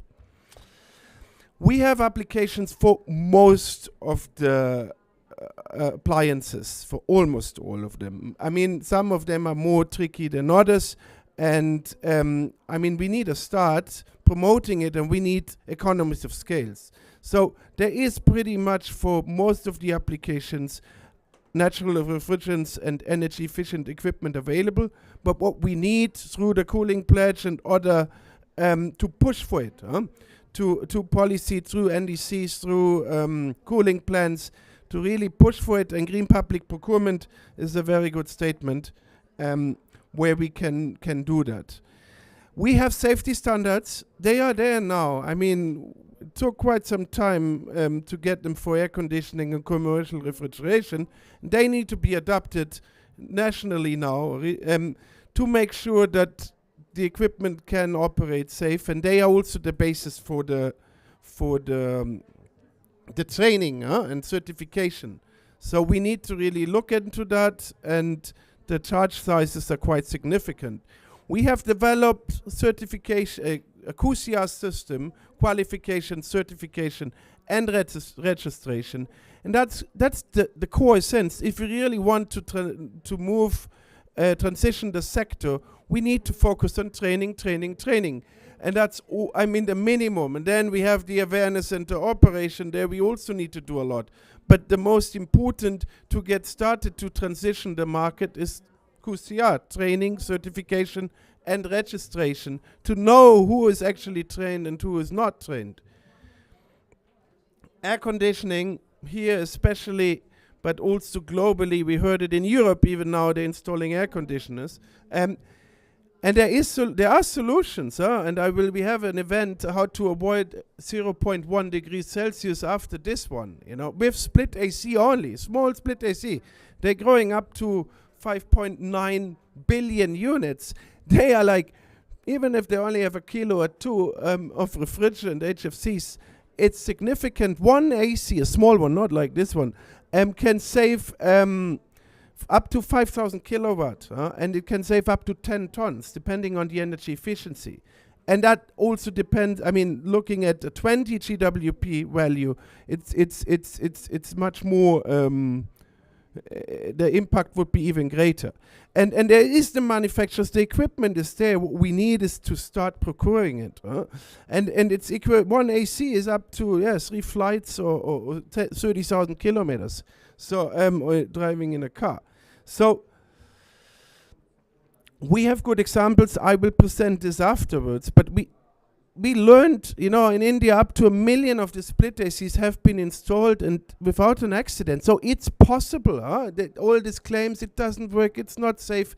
In China also, we have we have now good projects where we show, yes, it functions, it's super efficient, it's green, and it needs to be included. We need to set up the supply chains. We're doing it in many countries. In some other countries, we have larger projects, even under Article 6, where we subsidize them to make sure that the prices the incremental costs are covered, and to ensure the market introduction of it.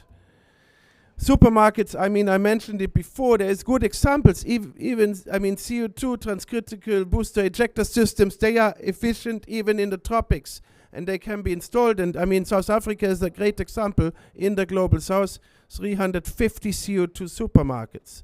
And we converted the first two, but also hydrocarbon solutions are excellent. Also chillers, you know, they are, I mean, we need to consider the total life cycle cost, including also the emissions. And there are good examples. So let's do it. And R290 is an excellent refrigerant for chillers, process chillers, but also air conditioning. And the savings are significant also when it comes to energy cost. So if we consider the total cost and operational cost, then the additional investment cost in the beginning are easily covered after and paid off after 2 years, 3 years. Ice production, this is solar cooling, we heard about it, is quite, I mean, it's coming. We need to consider renewable energy. We need to have direct solar drive solutions. We need to have ice storage and no batteries to combine it, to bring it together. You know, renewable energies with sustainable cooling. These are examples from Indonesia or from Kenya, where we produced ice or also fish cold room and so on. Transport is very crucial, and these are just some examples. And there we need to really push for further development. We're lacking behind. They consume a lot of HFCs, especially 4, and we need it for the cold chain, as we have heard before. So there are solutions, but we need further development, and there are positive examples where it works also in the global south. Recommendations. So natural refrigerants play a key role for greenhouse gas emission reductions at low cost in the RAC sector, also in the global south. Ultra-low GWP refrigerants, natural refrigerants with high energy efficient technologies are available and require further market introduction. I mean, we all talk about, yes, transfer, let's move, let's phase down, phase out. But if we don't introduce the market supply chains, it's difficult. So it needs to have some support also from a policy side. We have the standards in place, so there's no more argument it's not safe. The safety standards are there. QCR qualification, certification, and registration are very important for the sustainable transition, and we need financial incentives to push for it, to make sure that we boost energy efficiency. Because the low-income households, they cannot afford it, so we need to give them the opportunity, either financing schemes or subsidy, top-ups or whatever, and also access. It's not only the cost, it's access, it's the supply chain again, it's the policy, it's the maps and so on. So there should be more finance on that to support the pledge and all the others. Thank you so much.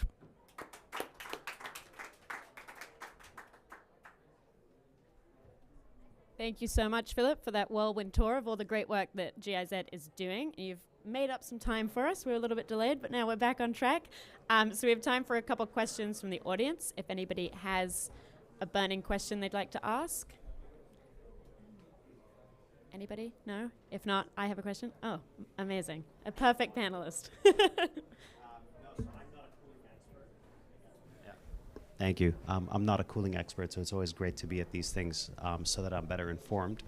I wanted to ask, I think from your presentation, EIA, you had a mention about the danger of HFOs, right, which you said leads to TFAs. Can you explain a little bit more about that and what the environmental impact is of TFA and HFOs? Because again, HFOs has been, I think, pushed as the next thing after HFCs. So again, if there's a concern around that, I think it'd be just useful for me to know, and in terms of my own engagement with other stakeholders. So could you explain a little bit more about that? Thank you, I could, and I know that there are lots of other people in this room who could also talk to you for long hours about this. I don't know, Sophie, if you, this is okay? We're just like having a chat. Okay. Yeah, so I think there are two parts to it. first of all, how do you produce HFOs? HFOs are not getting plucked from the trees, to say the obvious. Their fluorochemicals are being produced to produce HFOs. So there's the supply chain issue, as we already talked about the feedstocks as well as the byproducts. If you look at, there are different types of HFOs, so different types of fluorochemicals are synthesized that are then leaked, some of them very, very high GWP, in the production itself. So that's part one of the problem. So we are not actually turning off the tap at all. The second part of the problem is what happens once it is in the atmosphere. So often there is this sort of single track adoption of just what the GWP is, which is what is the direct climate impact of the refrigerant. But the direct climate impact is just one aspect. What happens to that refrigerant? Does it disperse? It doesn't. It actually breaks into, depending on what HFO it is, it could break into TFA, trifluoroacetic acid, which could then bioaccumulate in the water and the air and so on. So I'm not a scientist, but this is sort of the overview of what's wrong with it. And then these are persistent, so they stay in the water for a long time, or in wherever they're contaminated. So they're not immediately breaking down, being the point. Yeah, I think that sort of covers it, I hope. Yeah, I'll just add that in the EU, what we heard from Bram was that the EU has recognized the kind of harm of HFOs, their PFAS, their forever chemicals. And so within the F-gas regulation, they have kind of created all F-gas bans and some of the product bans. But also alongside this, there's other regulation under the REACH in the EU, which is looking to completely ban the use, the production, emissions of a huge suite of PFAS, of these chemicals, but most HFCs, most HFOs, and most blends using them both fall within that category. So in the EU, we could see the complete elimination of these gases. So it's kind of that leapfrogging that Philip spoke about. Why go to this middle transition gas when natural refrigerants exist and none of these issues exist for those as well? Yeah. Sorry, one more. I think I'll have the most questions. Again, I'm not a technical expert, but seems like you all are. Okay, so we leapfrog now to the natural refrigerants, such as CO2, or any of the others. What are the pros and cons of that, right? Is it that there's no existing market now for the supply of those? Is it the actual equipment isn't ready, isn't there yet? Is there any impacts on the efficiency of the cooling using natural refrigerants, right? Because I think, of course, using CO2 is very big potential, because again, it could lead into that captured carbon market and support, again, the overall phase down of these emissions globally, right? Reaching into other sectors. So I think you'd be the guy. Yeah, I mean, most of us could answer the questions, but basically, we started with natural refrigerants in the beginning over 100 years ago, you know, and we're moving back to natural refrigerants. And we had, a couple of generations of CFCs, HCFCs, HFCs, HFOs in between. But we know the ultimate solution are only natural refrigerants. But there's many advantages. There's no waste problem at the end. You don't need to, treat it or whatever, because there's no climate impacts, almost zero. There's no environmental impact, as we heard with PFAS. The energy efficiency is excellent. The only, there are disadvantages. Of course, it is flammable, or it has high pressure, or it's toxic like ammonia. So we have to manage the risk, but the standards are there, and we know. The leapfrogging approach is like, why shall we now introduce another chemical, another one? And we know we have to phase out, phase down, or phase out ideally, all these synthetic substances. And they have excellent properties and in terms of thermodynamics and also in terms of energy efficiency, in terms of climate. We always say we have to do it, and why waiting why waiting up to 47 and then still continuing? Why not phasing them out completely? One last question at the back, and then I think we're going to have to close off because else Philip's going to shout at me for going over time. Sure. Thank you so much. I'm Ashish from NRDC, and very lovely interaction and discussion. I just want to discuss in one of your slide, Philip, there was discussion on direct emission and indirect emission. And since we know that for direct emission, there is a lot of technology intervention is needed. For example, if I only limit my point to room air conditioners, right? For example, improvement in heat exchangers, compressors and all. And similarly in indirect, like we talked about all the refrigerants. So my question to the panel is, what we see in next 5 to 10 years would be the future in terms of both technology, which caters to direct emission and indirect emission, largely like in the refrigerant, how we are seeing for the space cooling. R290 is there, but ultimately, as you rightly pointed out, if I talked about India, right, standard is the issue, but ultimately, like if I'm a consumer adopting it, right, I feel it's a flammability is a challenge. So how should, as a, you can say, shift which we see both in direct, indirect, what we'll see as a future? So just a thought on into that. Yeah. I mean, India is, regarding the commercial refrigeration, lacking behind, I would say, when it comes to R290. And R290, I mean, there's no, look, this is an R290 freezer, and it's fine. And we have the standard that permits up to 500 grams in one circuit now. That's a lot. 500 grams of R290, you can have large capacities. So to me, CO2 is excellent, but it is complex. So for larger systems, CO2 and ammonia is perfectly fine. But we're talking about small shops, small supermarkets, whatever, the cold chain. There, I think R290 is the only solution. It's there, it's super efficient, and it's easily to adjust to adjust by the technicians. They need to be trained. We already have a lot of experience with R600A for the smaller domestic refrigeration. So the future in ComRef in smaller applications, but even larger ones, is R290 or CO2 or ammonia for industrial or larger commercial refrigeration systems. Great, thank you. I think we're completely out of time, but I'm going to ask for one more round of applause for all our amazing speakers today. And then I'll ask all speakers to just join me on the other side of this room for a very quick photo. And please stay for Philip's next event on more green cooling. Okay, we'll take the photo without you. No, I'm coming. But I haven't. Okay. Okay, very quickly, photo. I work for GIZ, ProClima. We've been working a lot on this topic for the last 15 years almost, or at least 12 years. I'm very happy to have this side event today with different speakers. I will give a quick introduction on the context, and I will also give one project example from the cooling program for Southern Africa. Then we have Daniel Tutu Benfo. He is the climate director of EPA in Ghana. He will talk a bit about Article 6 and why Ghana is promoting R290 split ACs under their Article 6.2 framework. Then we have also the Click Foundation. Sorry for that. The Click Foundation, Ursula Flossmann-Kraus, presenting the R290 split AC project under Article 6.2 in Ghana. And then we have Semil Khan from UNDP that will present the Agora R290 AC project in Ghana and Nigeria.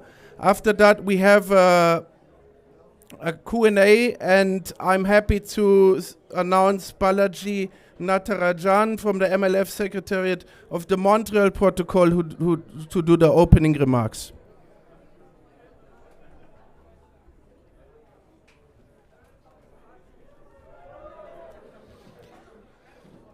Thank you, Philip.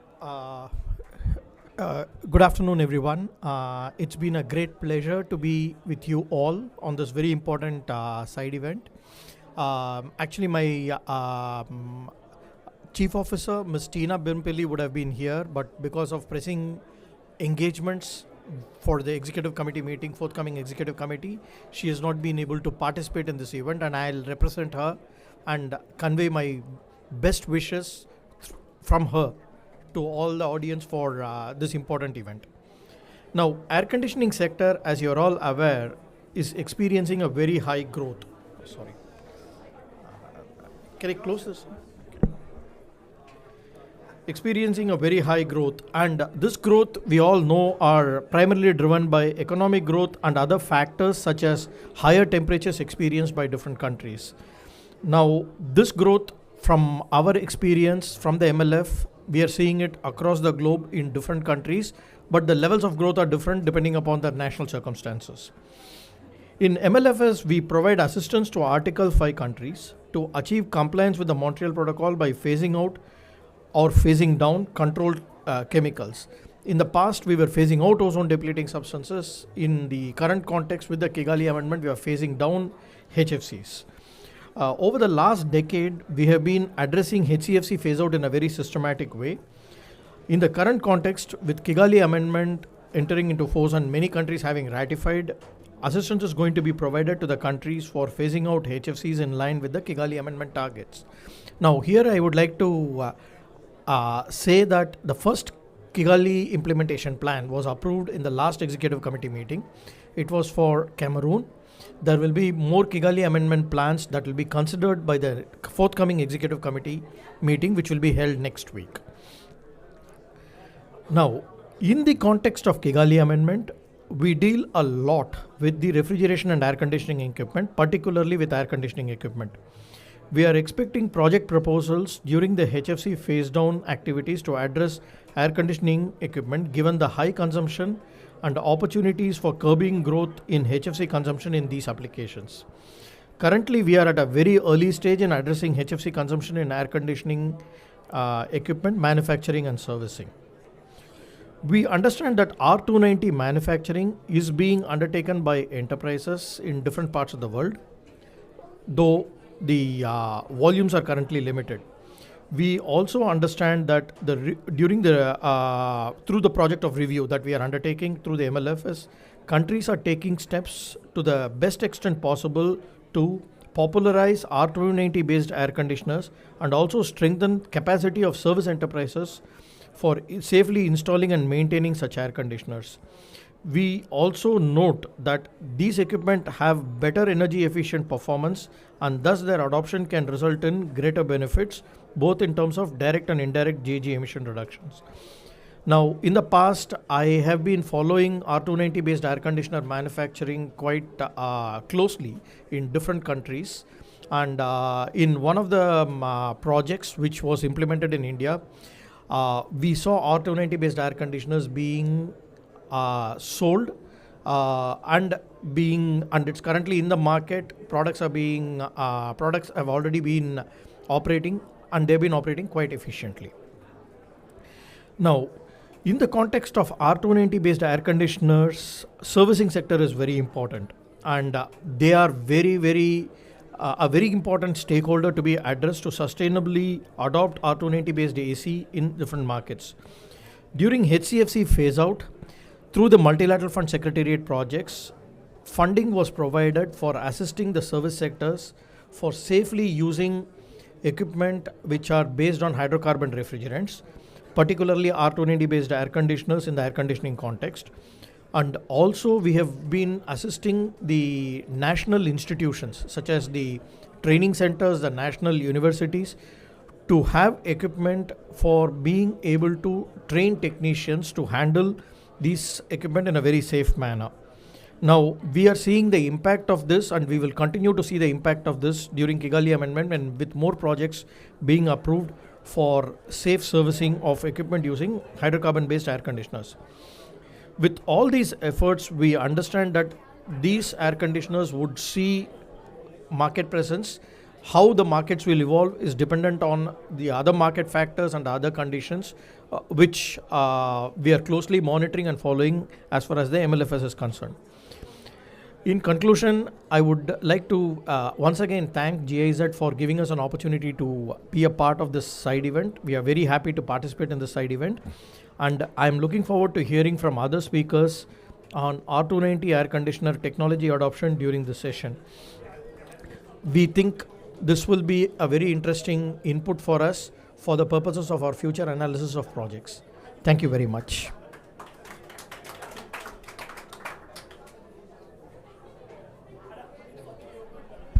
Thanks, Balaji. Oh, I need to restart everything, Balaji. No, it's fine. Yeah. I'm sorry.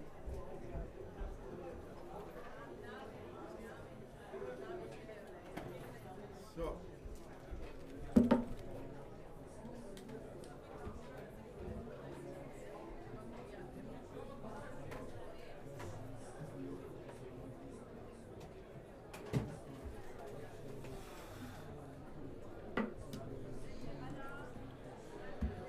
I hope my laptop starts again. I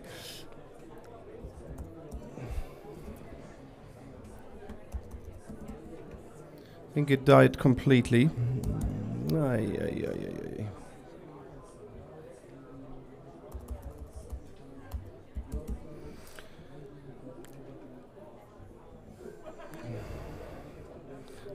Anyone else has a laptop? I have it on a PowerPoint too.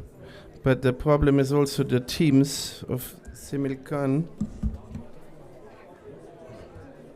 Yes.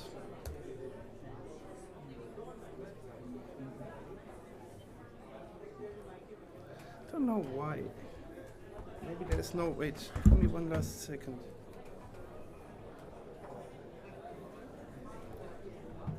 No, give me a laptop.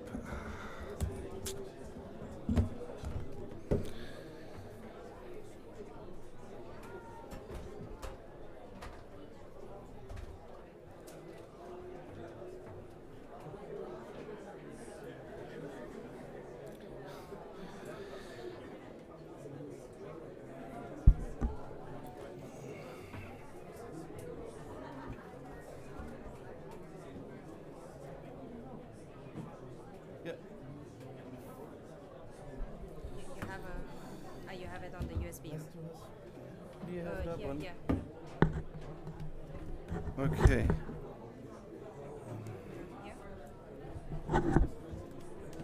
Maybe you can try to.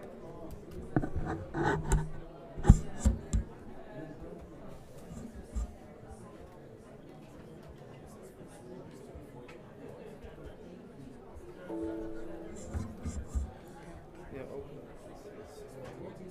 I don't know why.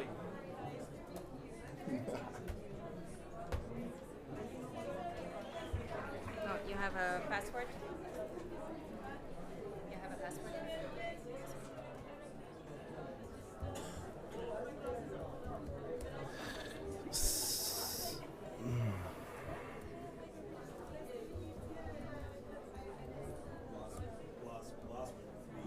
Sorry for that. Don't know what happened to my laptop. It died. So, I mean, we heard it from Balaji. R290 is the future or in split air conditioning and in many other applications too. We had just a side event prior this one where we heard that in Europe, under the new F-gas regulation, in 29 there will be mainly only R290 split ACs, and there will be a complete phase out in 35. That means that also no HFOs will be in Europe in the split air conditioning sector up to 12 kilowatt. So,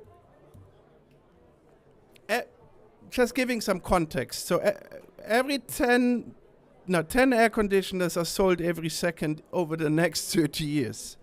That's a number. We're reaching up to 5.9 billion air conditioners, and they're mainly split air conditioners. And meaning we have to address it. They use a lot of energy, but they also contain a lot of refrigerant. This unit contains 3.8 kilograms of 410A. That's a lot. I will soon calculate it when I'm coming to the table. So we basically have quite a significant increase, and when it comes to direct emissions and indirect emissions.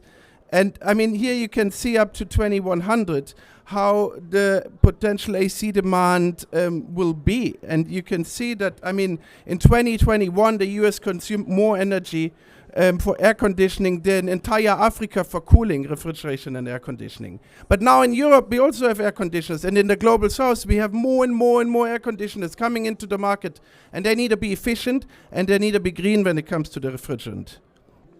2/3 of the direct of the emissions of an air conditioner come from the, and in the RAC sector general, come from the indirect emission, and 1/3 come from direct emissions due to leakages or end of life of the refrigerant.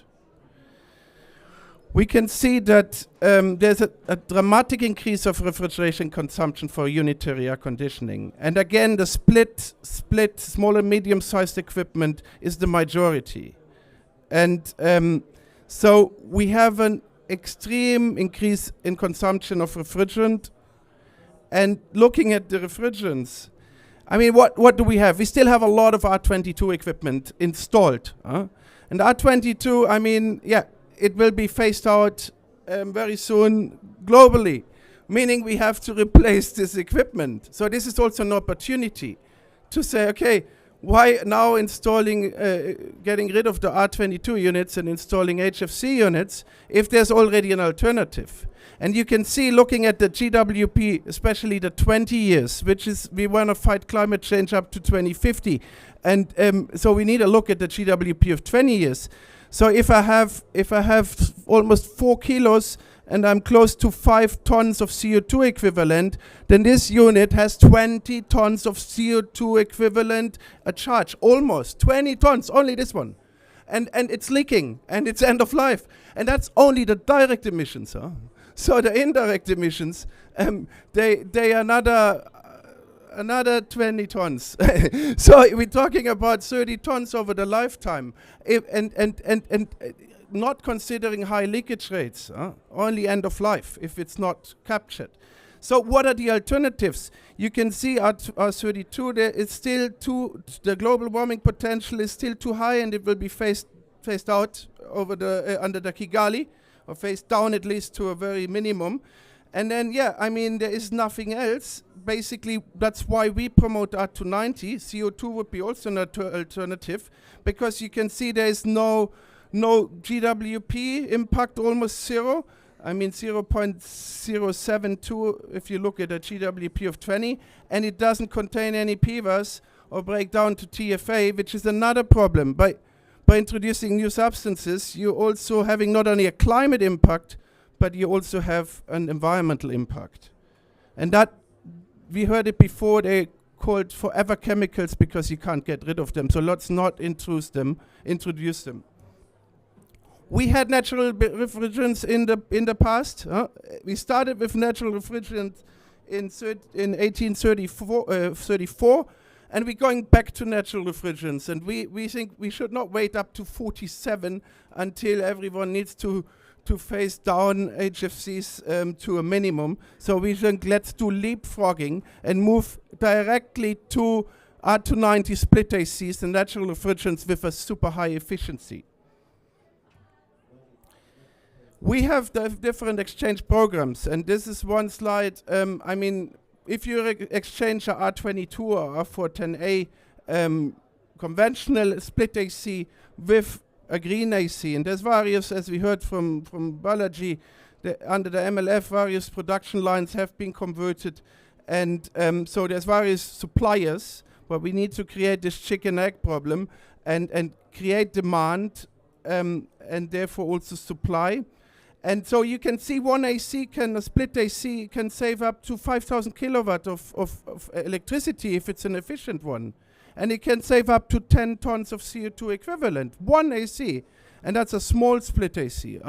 And that's up to, 3 flights from South Africa to Frankfurt, or 30,000 kilometers. So it's quite significant. But one split AC can mitigate. So imagine 5.6 billion split ACs. So there's a recent study, but there have been studies before. And I mean, if we look at the accumulated mitigation potential of R290, we're talking about 128 gigatons of CO2 equivalent up to 2100. just for split ACs with R290 having efficiency, but also using R290 as a refrigerant. And so there is a huge mitigation potential, and that study came to up to 0.12 avoidance of global temperature. And that's significantly, that's under the R290 scenario. The R32 scenario gives you much less. So we're talking about 0.1 degrees Celsius up to, if we would switch, and that's why I called this side events avoiding 0.1 degrees Celsius, because that's the mitigation potential.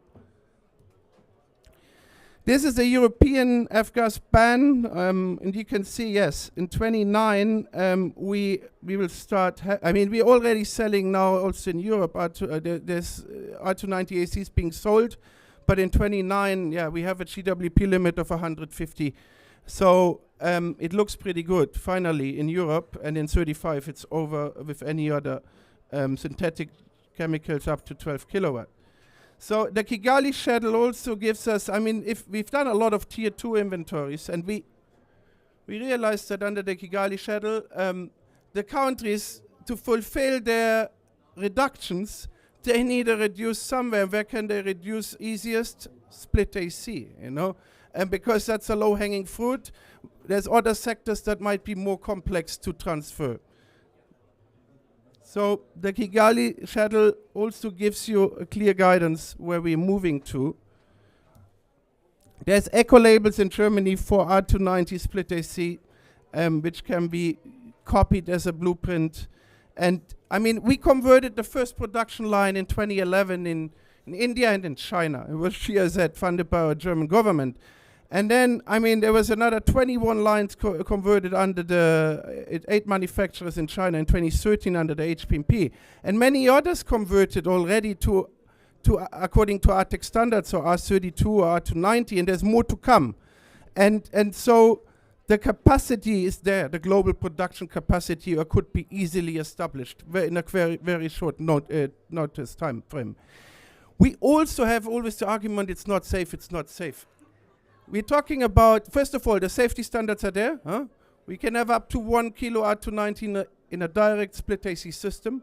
Plus, we have experience in India, up to 1 million R290 split ACs have been installed in India for over 10 years now, and they're operating safe. And if it works in India, it works also in other countries. So, but what we need is training and certification. That's very crucial, and standards, of course. So it's a proven and safe technology. So let's start it upscaling globally. That's our approach. And also, I mentioned the end of life, the waste that is in that unit, the 20 tons of CO2 equivalent over 20 years GWP. We avoid that by introducing R290. It doesn't need to have any treatment afterwards, destruction. We are now presenting 3 project proposals in this side event. The cooling program for Southern Africa, where we introduce R290 split ACs and financed under Article 6. We're piloting Article 6 in those 4 countries. We also have an Article 6.2 click funded R290 split AC project in Ghana, the Ghana Green Cooling Project. Plus, we have Agora, and the UNDP is implementing that project in Ghana and Nigeria. I will quickly introduce the KUPSA project, and we have some of our political partners here. So thank you so much for coming, also from Ghana and from Click Foundation. So, but before that, maybe okay, it's charging, so it's a good sign, because we have also Semil Khan who will join later for the presentation.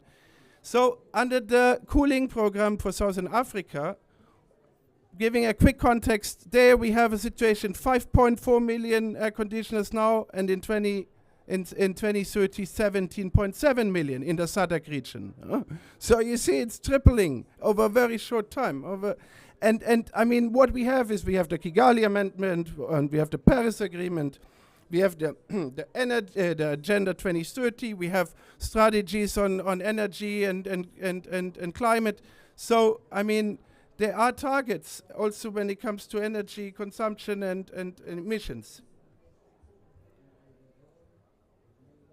So, And then what we have is we have higher costs because we don't. They produced, but not in millions of units. We have higher cost of green ACs also because they're super efficient, so they cost more than a fixed speed unit. And we have this project funded by our Federal Ministry for Economic Affairs and Climate Action, and under the ICI, International Climate Initiative. And there we are piloting Article 6 related to R290 split ACs. We're only piloting 18,000 split ACs to get started, but then we want to upscale it in the region and globally. We look at carbon finance projects. We look at the SDGs, but also the environmental impact and the sustainable one. And we also look into energy efficiency standards, minimum energy performance standards, labels, and enforcement. But the biggest component is also the introduction, setting up the supply chain, the trainings, looking at end of life of the replaced air conditioners. Plus, we have a blended financing mechanism. Qualification is key, so QCR, qualification, certification, and registration needs to be set up if you want to introduce these flammable refrigerants. Only certified technicians are allowed to work with it, so we have a huge training component. Where we now, end of 23, so we are still in a preparation phase, and we start with the implementation phase next year. We already have the first containers coming to some of the countries, and we already started training, but this is the idea, and hopefully we upscaling very soon if we prove the approach works. There's a lot of publications we have on standards, on split ACs, R290 split ACs, so also on the feasibility of the equipment. And yes, that was it from my side. I hand over now to Daniel from EPA Ghana. He will tell us a little bit on Ghana and the Article 6 framework and why they include R290 ACs also as on the positive list for funding.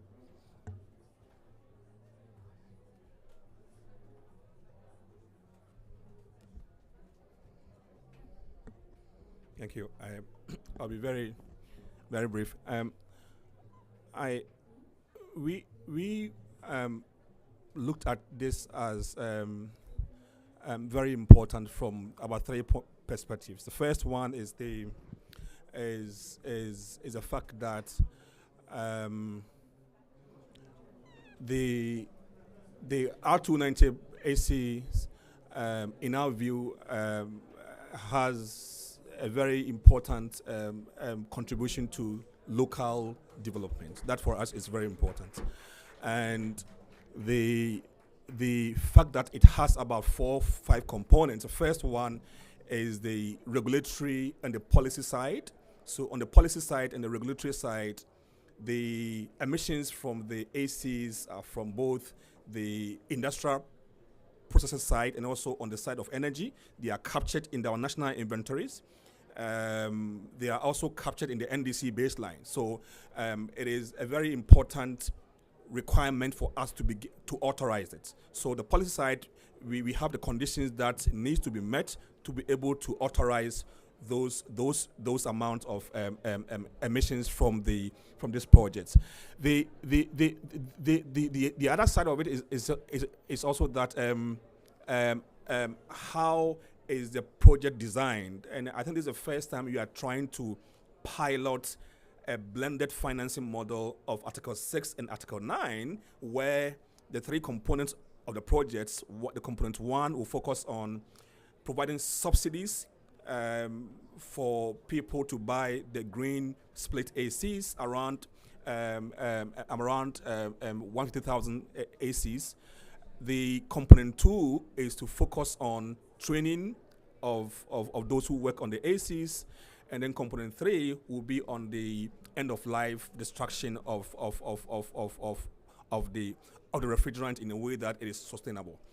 The component 1 and 3 are supposed to generate some amount of utmost assets that the Ghana government will then authorize for the Switzerland government through Click Foundation. Then component 2 will be based on the conventional climate finance. So this is the first time we are piloting the whole idea of Article 6 and Article 9 blending on the ground. And we believe that this program offers us the chance to see how it will work on the ground. The other very important thing is also that if you look at the crediting period of the program, it's up to 2030, and we are looking at around, sums up 480,000 tons, which is up to 2030, and then beyond that, the entire lifetime potential is around 1.3 million tons, which also provides us with an additional reductions for us to think about how to use it after the 2030. So in our view, we think that working with this program for us offers us the chance to tackle some of the hard to abate sectors in our country. And this program presents us the chance to do so through the Article 6 program. The last point I wanted to highlight is also about where we are in terms of the process. They had already prepared the MAD. The MAD is with us, and we are reviewing the MAD. We intend to organize a committee meeting to review the MAD before we can endorse the MAD, and that goes through a rigorous process of looking at the MRV component, the financial model, the core benefit, the technology, and all those things will be evaluated before the Ghana government then comes up to then authorize with the Switzerland side. So that's where we are right now. We hope to convene the meeting as soon as possible to be able to evaluate the various aspects of the project. Last point before I sit down is the fact that this also has a very important component for energy efficiency benefits. And we think that it is not, if you look at the marginal cost abatement curves for the country, this is really at the middle of it. And this Article 6 is helping us to really finance those HMOs, right? So in our view, it is over and above the unconditional component of the NDCs for which we can then utilize Article 6 to achieve them.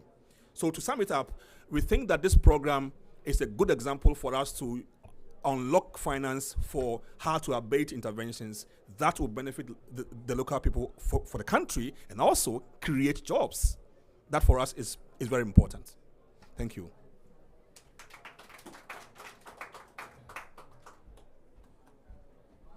Thanks, Daniel. Yes, it's indeed a very innovative Article 6.2 project. I mean, one of the most innovative I've seen so far. Our next speaker is Ursula Flossmann-Kraus from the Click Foundation, and she will talk about that Article 6.2 project in Ghana funded by the Click Foundation.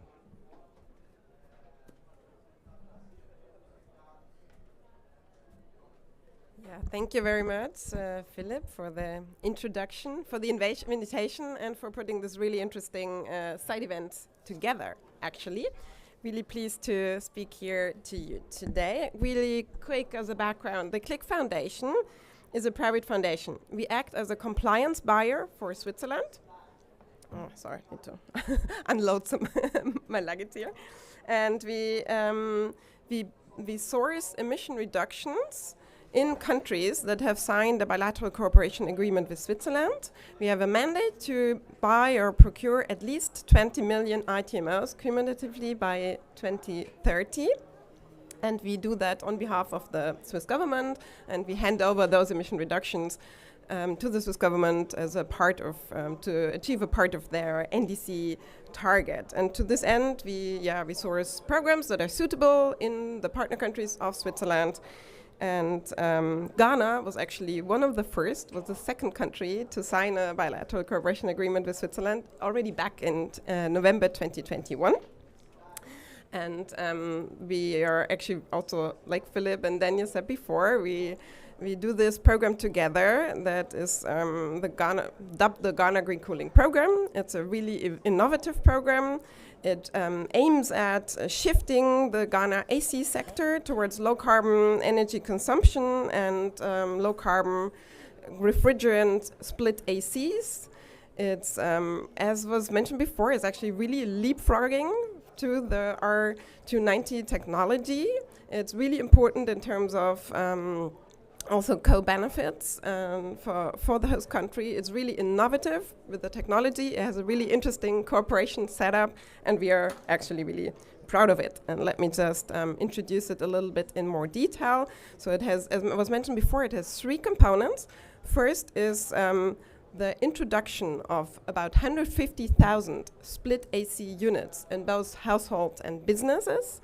The second component is the training component. As was said, quality assurance, capacity building training is really important to ensure the proper handling of this technology, reduce leakage to the point possible, and therefore this is a really important part of the program as well. And here we have this innovative cooperation, so to say, the contribution from the TA and the Article 6.2 activity with the ITMIS transfer by us with the CLIC Foundation. The last component of the program, the third one, is the end-of-life treatment. As was introduced before, it's also extremely important that the old ACs that have been replaced, that they're handled in a proper way, that the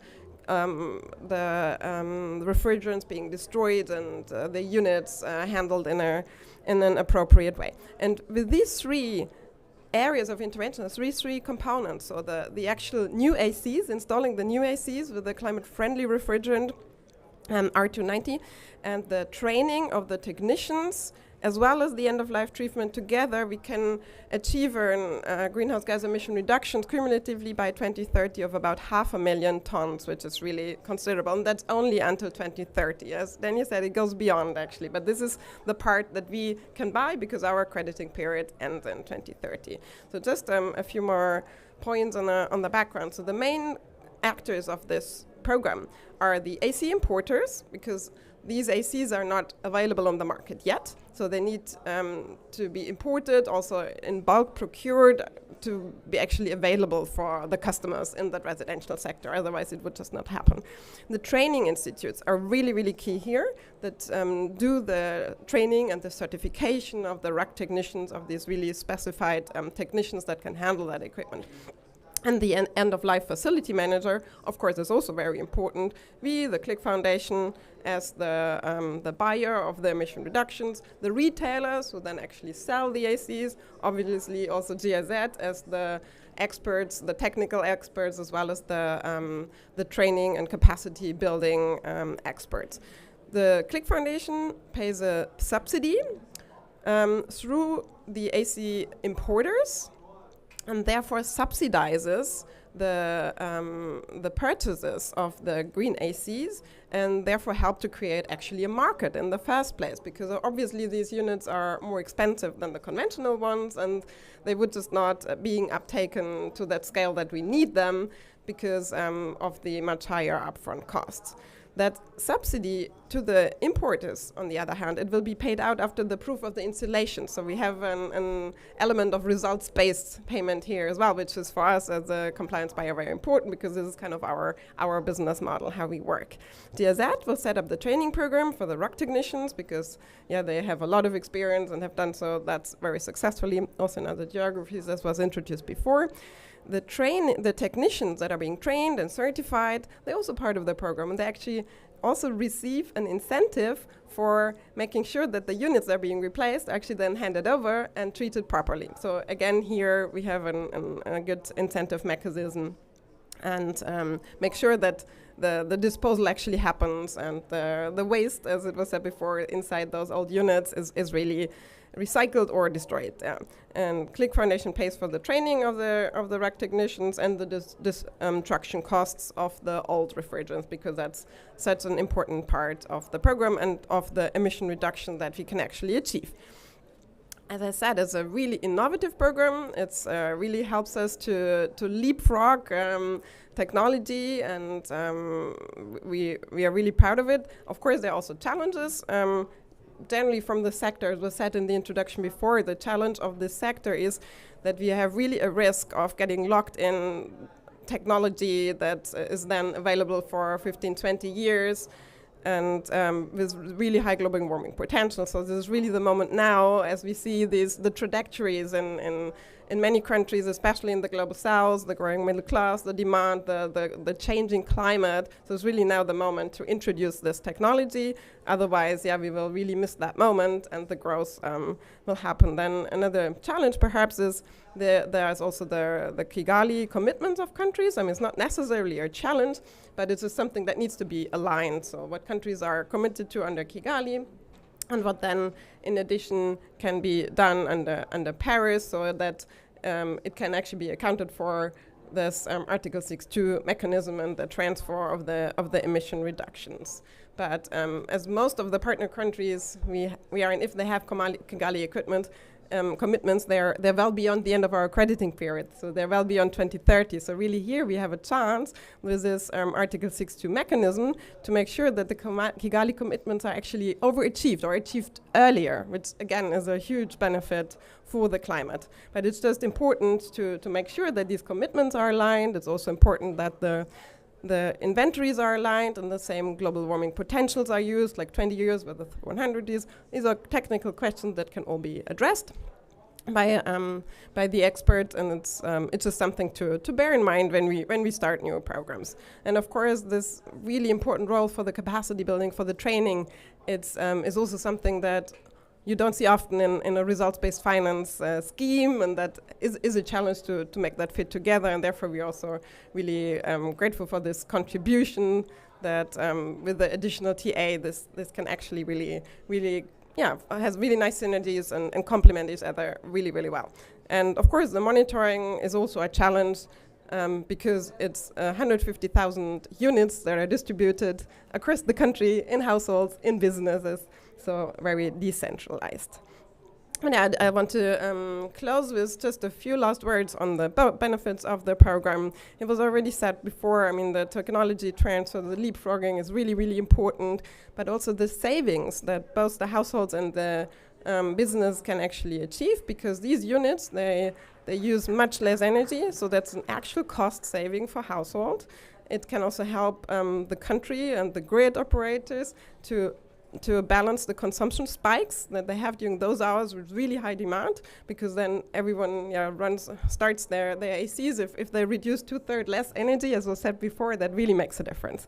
And then the capacity building for the whole sector, so training, certification of at least 500 technicians is also really important, and a contribution to the sustainable development of the host countries. And as was said before, so both in terms of climate targets as well as Kigali commitments, that is direct benefits to the host country, that post-2030 emission reductions will go to Ghana in this case, and of course, with the help of these programs, also Kigali commitment can be achieved much earlier. Therefore, it's not only a really innovative program, it's also one that has a wide range and a lot of co-benefits for the host country. Yeah, this is it. Thank you very much. Looking forward to questions and discussions later.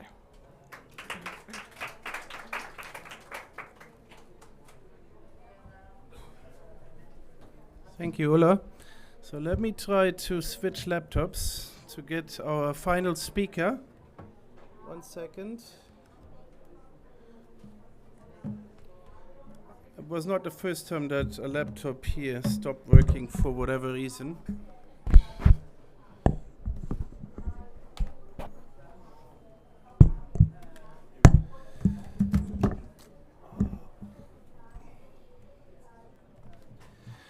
Okay, so our last speaker is from UNDP, Selim Khan. I'm sorry, I can't announce the surname. I'm really sorry. Maybe you could introduce yourself. Thank you so much for participating. I hope you can hear us, and maybe you could talk that we can do the sound check. You hear me? Yes. Then you Great. have around 10 minutes. Okay, great. Yeah, I will try to be shorter. Yes, thank you very much, and thanks for the invite, and greetings to the colleagues there. Indeed, I was in the COP the first week, so I returned back to Istanbul. So we did our part. Now it's your turn. Yes, today I will present about this Agora project. Philippe, Daniel, and Ursula, you already presented well about all the substance. My part will be to present the project Agora. Agora stands for the abating greenhouse gas emissions from obsolete rock equipment in West Africa. So it includes Ghana and Nigeria. This is a regional project financed by French Fund for Global Environment, FFM, and also co-financed by the Multilateral Fund of the Montreal Protocol. Maybe next slide, please.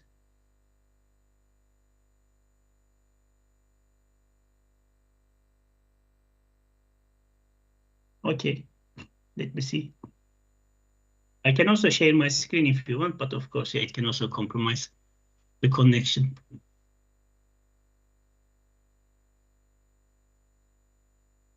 Okay, now let me see. Not yet.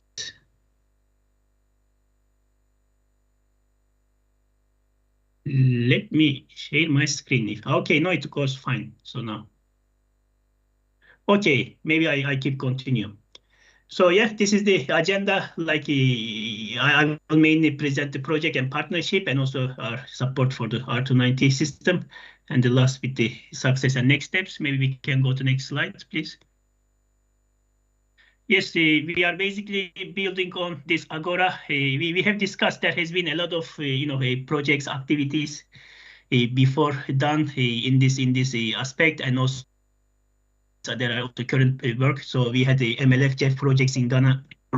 There is also some KSEP finance project, clean right now another name, CCCC. So we are already working on these projects and building on these past and current experiences. And one recent example in Ghana is this EcoFridge program, also kind of supported by UNEP, United for Efficiency. So basically, we are trying to especially build on the success lessons learned and of the EcoFridge program in Ghana, and which was based on the the kind of a financing mechanism for the domestic refrigerations with R600. So and also energy efficient, and we are trying to expand it to R290 AC system in Ghana, also to create similar financial mechanism in Nigeria. So this is also basically, this is also not only this energy efficiency financing mechanism, but also other components, which is also being kind of complemented by some of the GIZ projects on refrigeration and e-waste. Also, like as Daniel and Ursula mentioned about this article 6 projects, also UNDP is also supporting at the national level in Ghana. So basically three main pillars are energy efficiency promotion and introduction of new technology, R290, and also circular economy, as Ursula also indicated, recovery of old appliances. So the overall project budget is around 2.5 million from FFM, and also, of course, we have also co-finance from MLF projects currently. UNDP is the lead agency for the Montreal Protocol project implementation in both countries, Ghana and Nigeria. There are currently ongoing HPMP projects in both countries, and also Ghana submitted the Kigali implementation plan for this EXCOM, and Nigeria will submit the KIP stage 1 for the next EXCOM. So this is going to be complementary to each other. So next slide, please.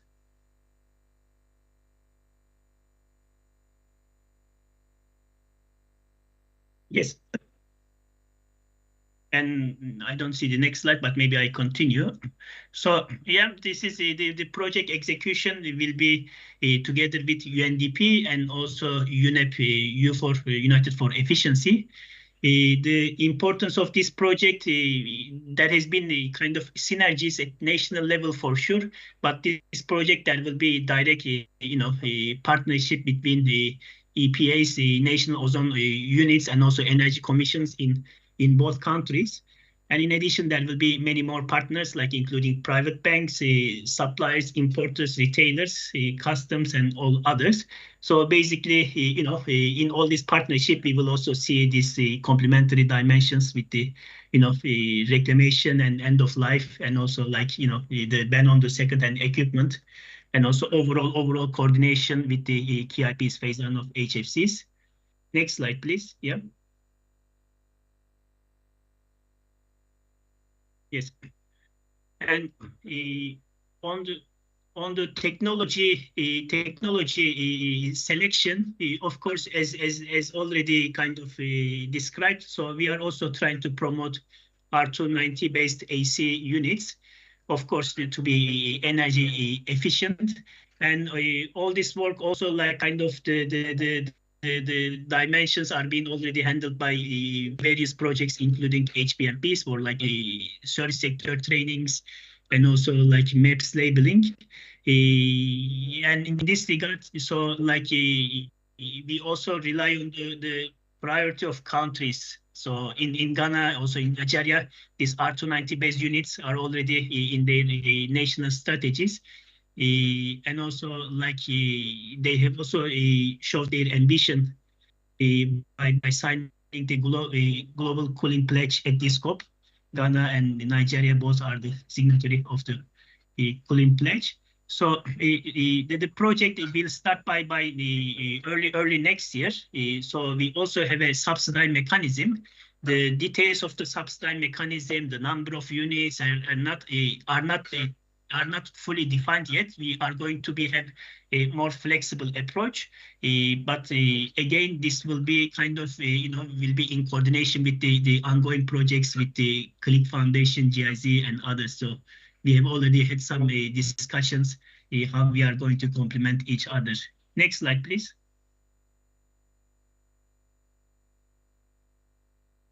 So here in this slide, yes, in this slide you will see key activities. More or less in line with of course the first focus is like on the second-hand rack equipment. We will also kind of develop or extend the financing and rebate mechanism using the lessons learned from the Ghana's Eco-Fridge program. And also end-of-life treatment and for rack equipment. Of course, this will be more the duty of our work with the national ozone offices. That there is already ongoing, programs, and we will also connect with it, and with the especially in the take-back mechanism, we will try to avoid. We will try to make also a environmental friendly end-of-life treatment. So a MRV program will be strengthened, and also the Ghana Nigeria it's here important, like bringing experiences from Ghana to Nigeria. It's kind of regionality principle, because we also want to kind of replicate similar approach at the regional level beyond Ghana and Nigeria in the West Africa. The last slide, please. Next slide. So here, like the conditions of success and the next steps for us, of course, this is a critical that there has been already like established good coordination with the ongoing activities, including ones with the GIZs, and also here for us we see the importance of flexibility in designing the especially financial mechanism, because there are already a lot ongoing, and also we need to be kind of flexible to fill the gap as needed.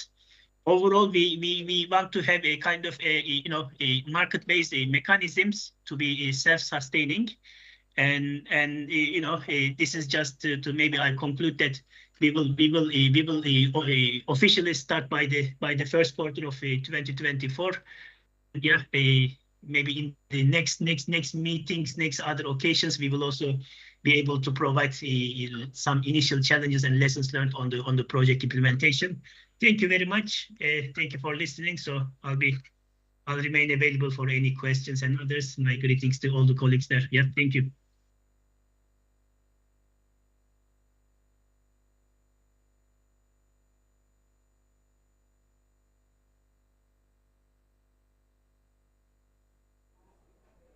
You can always send me an email. Basically, yeah, I mean, I want to thank the Montreal Protocol Pavilion, also the MLF for doing the opening. Also, I want to thank our partners in Southern Africa under the CUPSA project supporting this idea, and also in Ghana especially. Ghana always has been a front runner for many years, and I mean, policy can also influence technology when it comes to energy efficiency, but when it also comes to refrigerant, and the policy in Ghana is, I think 2030, they want a share of 70% of that to 90. So it's clear where it's going, and we support that, and also other countries. I mean, we set up supply chains in many countries and start training. This transition doesn't go overnight. It needs preparation, it needs training, it needs standards, it needs certification, it needs supply chains. So it's complex, but we know that it's the future, and so let's start with it. And yeah, thanks Daniel for coming, thanks Ulla from Click Foundation, and also Selim Khan for presenting UNDP. I mean, it's good that this is happening in many countries. What we have to say, I mean, all future generations are flammable. The training manual is the same. The certification needs to be the same. The installation manual is the same. Of course, there's a difference between charge and installation height and room size, but still, it's the same procedures. So training needs to happen anyway, because flammable substances are getting introduced now globally. And so why not moving straight to R290?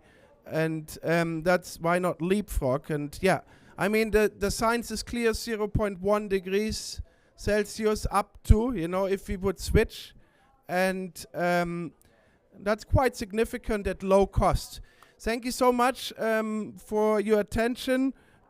We will share the presentation, and yes, I wish you a good COP. See you soon.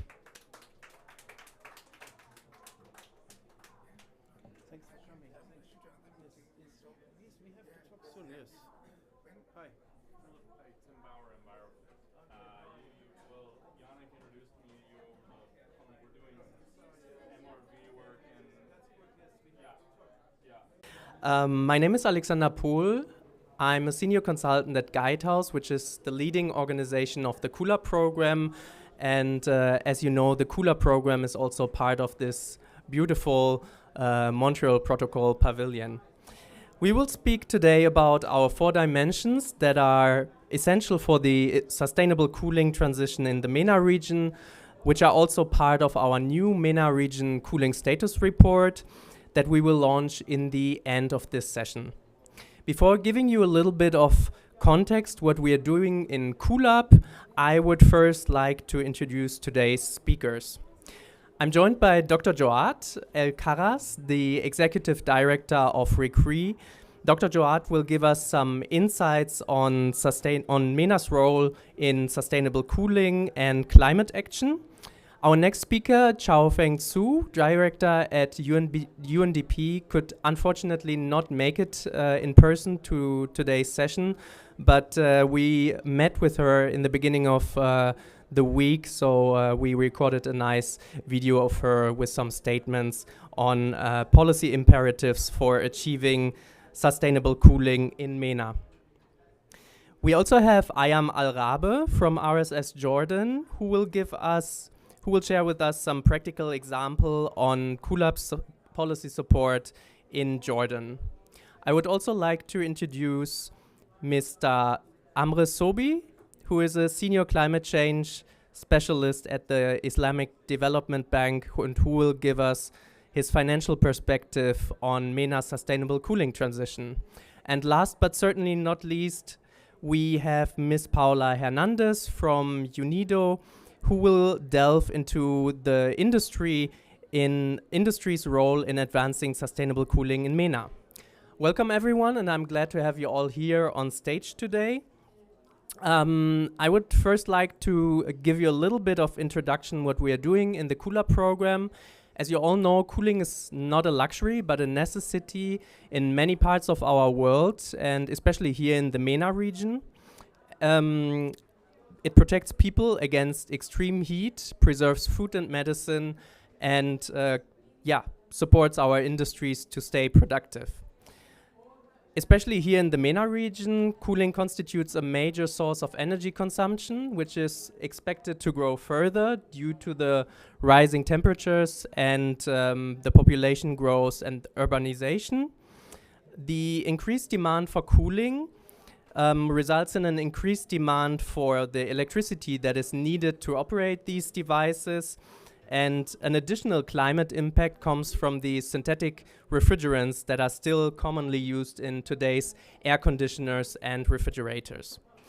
The global warming potential of these synthetic refrigerants can be thousands of times higher than CO2, so you can truly say the more we cool, the more we heat the planet. Our CoolUp program aims to break this vicious cycle of cooling by promoting sustainable cooling and natural refrigerants in our 4 partner countries, Egypt, Jordan, Lebanon, and Turkey. CoolUp is funded by the International Climate Initiative of the German government and has a cross-segmental focus on air conditioning and commercial refrigeration. Our approach is based on 4 pillars: the reduction of cooling demand, the support of supporting the phase down of synthetic refrigerants, and the replacement and safe disposal of inefficient appliances and refrigerants, as well as an improved cooling appliance operation training and awareness. CoolUp has a multi-level, multi-sectoral approach across the value chain. Our 6 working streams contain the stakeholder dialogue, the policy support of our CoolUp countries in the implementation of the Paris Agreement and the Kigali Amendment, the development of financial models, the technology and markets, the dissemination and outreach on regional, international, and national level, and of course also the training and capacity building that CoolUp delivers for all stakeholder groups. And in order to cover all of these activities in our CoolUp program, we're working in a big consortium of 10 organizations, as you can see, and every organization brings in their specific expertise.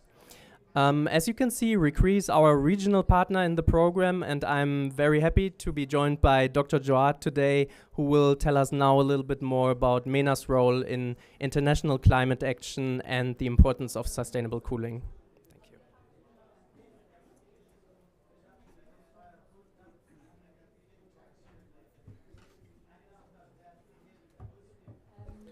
Good afternoon. Thank you, Alexander. Thanks for having me. I'm Jawad Al-Kharraz from the Regional Center for Renewable Energy and Energy Efficiency, RECRE. We are based in Cairo, and as Alexander highlighted, we are a regional intergovernmental organization. We have 17 governments on board, and the main mandate is to support our member states in developing, promoting, sustainable energy policies in terms of renewable energy and also in terms of energy efficiency, and also promoting the investment of private sector in these areas. So in the area of cooling, so as you saw in the last week, so I'm happy that the Sustainable Cooling Pledge was approved by, I think, 63 countries. We're also proud to work closely with the Guidehouse and all the partners from the region on the CoolUp project. I think it's very important in view of what we witnessed last summer. We had extreme temperatures, records even in summer, and obviously with the increase in temperature, with the population growth and with the economic growth, with also expansion of new cities and urbanization, that will lead definitely to an increase of demand on the cooling systems. And obviously if they are not sustainable, so that will obviously impact on the emissions, greenhouse gas emissions, and also on the consumption of electricity. In a very brief presentation, so I would try to highlight this point in terms of the importance of sustainable cooling in the MENA region. So as you know, MENA region plays an important role in terms of emissions. We are a region that is important in terms of producing and exporting oil and gas.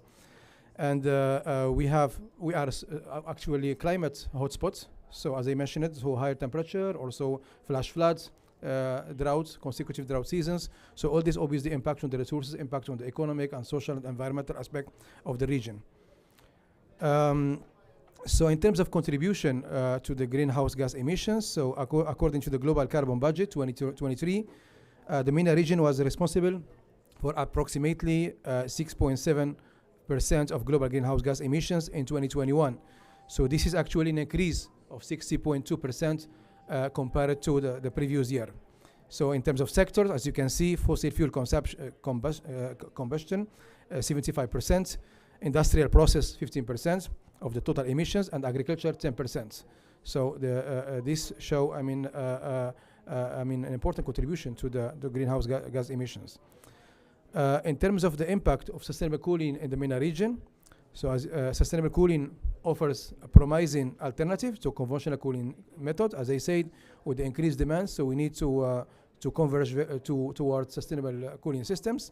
That means more energy efficient appliances, air conditioners, refrigerators, also district cooling technologies in different. I mean, in Egypt, for example, we have district cooling technology in the new administrative capital. In the framework of another project, MITMED, where we work with many partners in the region on energy efficiency in the building sector, we could organize some visit to the district cooling system in the new administrative capital in Cairo, and also in Paris and Madrid. So I think it's very important also to look at this kind of technologies. So the benefit of of sustainable cooling, to mention few, reduced greenhouse gas emissions, obviously, increasing energy efficiency, improving cooling comfort, for well-being of the people, and adoption of new cooling technologies. So all this will be definitely have an impact on the electricity bill of the citizens, but also on the comfort of people and the health as well, and obviously environmentally. So we are talking about less emissions. So some of the actions, potential actions in terms of sustainable cooling, I can highlight promoting energy efficient cooling technologies. So we need to invest more in R&D of energy efficient cooling technologies, which is crucial to reduce energy consumption and emissions. We need to encourage passive cooling techniques by, for example, integrating passive cooling techniques such as natural ventilation, shading, and evaporative cooling. Some of this could be included in the national codes. So in terms of the building or the construction sector, so we need to have building design that can significantly reduce the need for mechanical cooling systems. Also adopting natural refrigerants, so replacing hydrofluorocarbon HFC refrigerants with natural refrigerants such as ammonia and water, which can eliminate the potential greenhouse gas emissions associated with HFC. Also promoting behavioral changes, so by investing also in education and raising awareness of individuals and communities about sustainable cooling practices, such as adjusting thermostats and using natural ventilation, which can contribute to energy saving, important energy saving and emissions reductions. And I can also highlight, finally, implementing supportive policies. So government should play a crucial role in implementing policies that promote sustainable cooling. I'm happy that Jordan, for example, started developing their national cooling action plan, and I think Turkey as well. So I hope that other member states will also follow the example. We will definitely, as a regional center for renewable energy and energy efficiency, will promote developing and supporting the member state to develop this national cooling action plan. Also, I say to promote sustainable cooling, but including incentives for adopting energy efficient technologies. In this regard, we need also partnership with the private sector, with the banking sector, local banks, for example. So they need to be aware of the importance of investing in energy efficient technologies, regulations on refrigerant use, so also important role of the government and the regulatory authorities, and also building codes that incorporate passive cooling principles. So we have been working a lot on enforcing the national code in the member states. So one thing is to have a national code, other thing is to enforce it and to implement it within the construction, or in the building sector, or in the appliances. So this is very important. This is really very in nutshell our perspective as a decree on sustainable cooling in the MENA region. So again, this is a very important topic for the MENA and worldwide. So also this will reflect the importance of such topic in the MENA region. So last year we had the COP at Sharm el-Sheikh, this year in Dubai. So that reflects also the will, the political will of the MENA countries to push the Paris Agreement agenda ahead. Thank you very much for your attention. I will be happy to respond to any question. Thank you.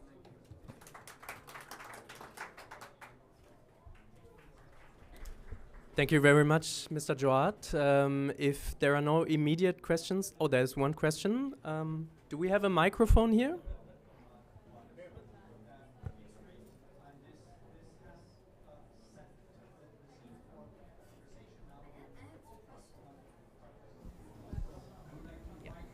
Hello. Oh. I had two questions. The first one is about whether there's a distinction. Well, it's technically three questions. The first one is, how do you define the MENA region? I think like throughout the past few years there has been a huge debate about which countries are included or not, like Iran, like Sudan, which is technically not North Africa but they speak Arabic, Mauritania, Djibouti. And I'm asking this question because when you're presenting the data and the numbers, I want to know which countries are in those numbers. Yeah, so like how do you define MENA? And my second question is, do you make a distinction between the Middle East and North Africa? I think there's a huge difference between the current reality in North Africa and the reality in the Middle East, and even within the Middle East, the reality within the GCC, the Gulf countries, and the reality within other countries that are torn away by wars, etc. And so are these differences really highlighted in the work that you do? Because for example, in the IPCC, like there's no mention of justice. Like all of the energy models, they're just global. They don't highlight the differences between different regions of the world. And my third question was about access. So energy efficiency is good, but is there also, is there a conversation about access? In my country, for example, I'm from Morocco, and we don't, like having an AC in your house is actually a privilege. It's not, in the last summer we had like a heat wave of 50 degrees every single day, and we couldn't afford having an AC in a house. And then it's just a huge other conversation to talk about, do we want a sustainable AC in our houses? And so I'm just, if you could also touch upon the accessibility aspects, especially for countries within North Africa that cannot, afford having AC in the first place, rather than just talking about sustainable cooling. So. Thank you very much for the question. By the way, I'm also Moroccan. So yes, I'm Moroccan. I don't look Moroccan. So the MENA region, a good question actually. I mean, the MENA, in general, we work with the North Africans, so including Mauritania, Maghreb, plus Egypt, and the Middle East, so Palestine, Jordan, Lebanon, Syria, and sometimes the MENA, depending on the donor, let's say, or we include Israel or not. But this is the MENA, and then actually Azrekri, no. I mean, there is another name, you call it WANA, West Asia, North Africa, so they include sometimes Iran and Turkey.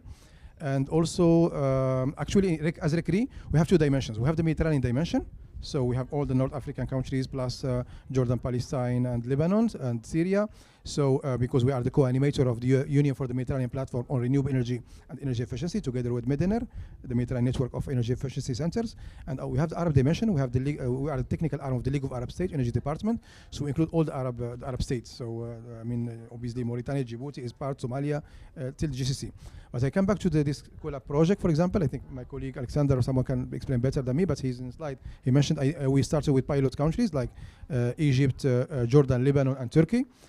So obviously, if we look at the GCC, is totally different. So obviously, I mean, you go to malls here and the building. I mean, the AC is working 24 hours. So it's a very different perspective. So, but yes, but our idea is obviously to zoom on each country and to develop this national cooling action plan. So obviously, that should take into consideration the specificities of each country. And as far as the energy access is concerned. So in RECRE, we develop every year what we call AFIX, Arab Future Energy Index. So for the first time, we include energy access. For example, in Sudan, I think around 60 million people they don't have access to energy. So so in this indicator, we zoom on the energy efficiency, on the renewable energy, different aspects, financing, the capacities, technology, etc., blah, blah. But then also energy access, which is also an important issue that we need to look at rural areas and where also people don't have the luxury to have energy services. So we will not talk about air conditioning. But again, I mean, that's why I mentioned one of the last point is we need to invest in raising awareness, because this is important. In Morocco, I think AME, l'Agence Marocaine d'Efficacité Énergétique, play an important role in doing some raising awareness campaigns to show that, I mean, the citizen it looks like more expensive at the beginning to buy energy efficient appliances or air conditioning, but at the long term, he will gain in the electricity bill. So this is something that we need to work on it also. Thank you very much for the question.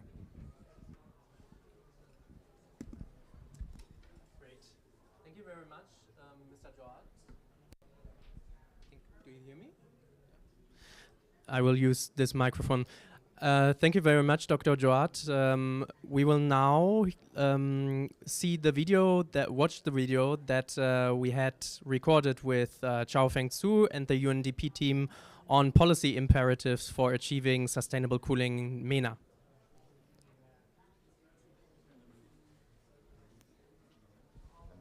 Specialist for UNDP Chemicals and Waste Hub and working on sustainable cooling, including on the COOL-UP project.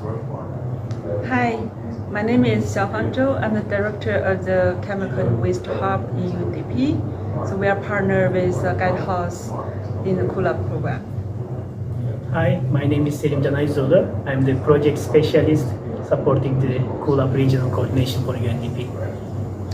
So we have joined in partnership with COOL-UP since the start of the project, developing the project. Sorry we cannot be with you today. We were there in the first days of the COP, and that's when we recorded this video. And for us, participating in the COOL-UP project has been very fruitful cooperation with the 4 countries, but also even beyond in the region. At crossing the 2 words of sustainable cooling, meaning the Montreal Protocol partners and also the energy efficiency and energy partners in general. So it's important for us that we can support both the policy aspect, also the finance dimension, and as well the technology demonstration in the countries in the region. So maybe there's a few questions that we wanted to touch upon, particularly related to policy and how it can be promoted in the region towards more sustainable cooling. I don't know if there's maybe about difficulties and also how to overcome them.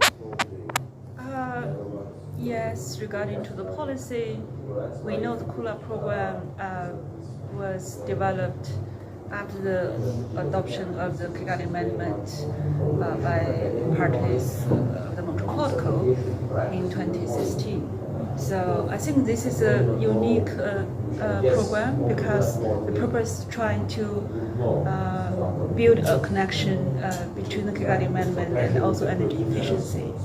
And particularly for this MENA region, you know that cooling is kind of so critical for this region, for the for the people, their daily life, and for food security, and for some productivity. You know, this region, because very high temperature, it's very difficult to live, you know, and work without cooling. So this is something, you know, this region put a lot of effort in this cooling sector, and they negotiated very hard, you know, during the negotiation process of Kigali Amendment. And Kigali Amendment set up a goal for all the parties to reduce the refrigerant consumption and production. And this is very great challenge for this region. But by the end, this region also decided to join the Kigali Amendment. So far, I think most of the countries in the region already ratified Kigali, and other countries like GCC, they will ratify very soon. So this is good news. And on another side, about energy efficiency is critical for this region to set up the standard. Still, some countries already have standard, but not all of the countries. So they maybe need to catch up those energy efficiency standards, so the country will be able to, you know, decarbonize this sector. We know that there will be high growth of this cooling sector in the future because of the rising temperature, and because of all of the population, you know, and economy, many sectors, they need this cooling technology. So it's critical, you know, get the policy right. Do you have any specific? Yes, maybe I can add. Maybe I can add with what COOL-UP offers. The COOL-UP, the project has started, of course, with the assessment of the policy landscape, and one of the key area to support for the integration of cooling sector has been the national energy efficiency action plans. So COLAP has provided substantial support to participate in the governments on that part. Now this is being extended with a bit of specific action plan. It's called National Cooling Action Plan. So we had the first case of in Lebanon before the COLAP program. Now using this experience, the Egypt, Jordan and Turkey is kind of developing their own national cooling action plans to have a kind of a comprehensive, integrated policy making approach. Of course, national cooling action plans beyond has elements beyond the policy elements, includes also other elements, including financing and also overall NDC integration. But right now, this is what the COLAP offers, and this is being kind of example of also for the region. Yeah, I think that maybe I add a little bit about the policy. It's not only about the energy efficiency, about equipment. It's also about the building itself. So the building code is extremely important, particularly for this region. So we try to this COLAP try to to identify all of the relevant policy we need to develop, and also support country to implement this policy. Maybe one sector is, you highlighted it a little bit before, but the cold chain. So for agricultural products, for generally food security. That's very interesting because, of course, we can help with identifying. They are also searching identification of the technologies that are best adapted to the region, to the particular climatic conditions, and COLAP can bring the support, particularly related to the natural refrigerants and energy efficiency. So I think there will be this important focus on the cold chains, particularly in the region. Yes, you're right. I think maybe cold chain is ready to go compared to the air conditioner sector, because I think, as you said, the technology is available. It's quite efficient. It's not harm the ozone layer, not harm the climate. So, but I think because even though we still need to do a lot of things to on awareness about this new technology, and do some demonstration to showcase the performance of those systems, and promote this technology. But it also needs some kind of finance, and how you unlock the finance to support the transition.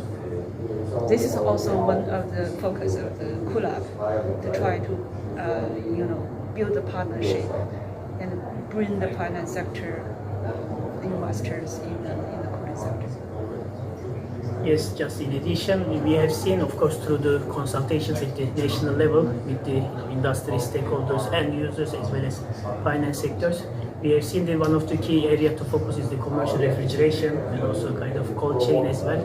So in this regard, the both end users, industry, and even finance sector sees like the most bankable projects with the let's say with the natural refrigerants are from the commercial refrigeration. For the AC sector, as Xiaopeng indicated, it's a little bit right now.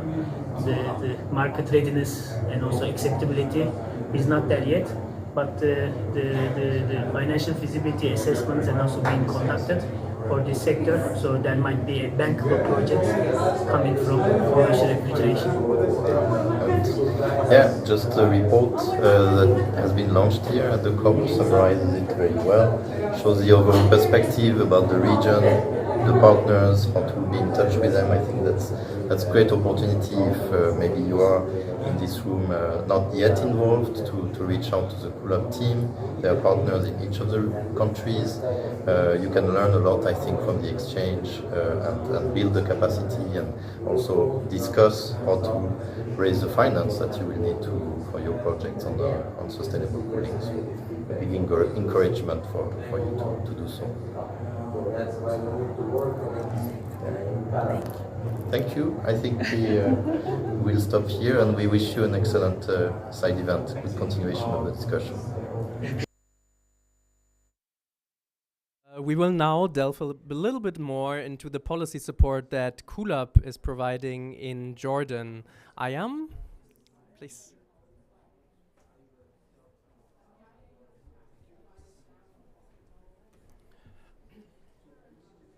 Okay. Thank you, Alex. First, I would like to introduce myself. My name is Ayam Rabi', Sustainable Energy Specialist in the Royal Scientific Society. I will focus in my presentation, or I will present the impact of policy in adopting or to achieve the transition toward sustainable cooling, focusing on the policy part. Also, I'll provide a brief overview about the latest activities done on COOLUP program in Jordan, which is developing the National Cooling Strategy and National Cooling Action Plan. So, without further delay, I would like to dive directly to the topic. The policy play a critical role in shaping the future of refrigeration and air conditioning. It helps us to regulate the market to deliver sustainable and environmentally acceptable technologies, affordable, efficient technologies to cover the cooling needs in the food, agriculture, nutrition, and all of the needs within the Jordanian market. Concise legal frameworks help countries in achieving sustainable transition and achieving the targets and the plans. The countries have been divided based on their development into developing and developed countries, and they have set specific targets and the steps with specific timelines based on their circumstances and capabilities to achieve the transition toward sustainable cooling. These could be achieved by setting concise policies. These policies should be developed to be in line with the local plans and targets. Another area of the importance of the policy is adopting the MIPS and the building codes. Through the MIPS, we are able to develop or to increase the energy efficiency of the appliances in order to reduce the cooling load. Through the building codes, we are able to cover the cooling load within the buildings without relying on mechanical ventilation. The MIPS are usually updated regularly every 2 to 5 years. They gave the market an indication about the current technologies that are available in the market, and these MIPS should be adopted by the countries to be in harmonization between the there should be some harmonization between the countries about the standards in order to facilitate the transboundary movement of the appliances between the countries.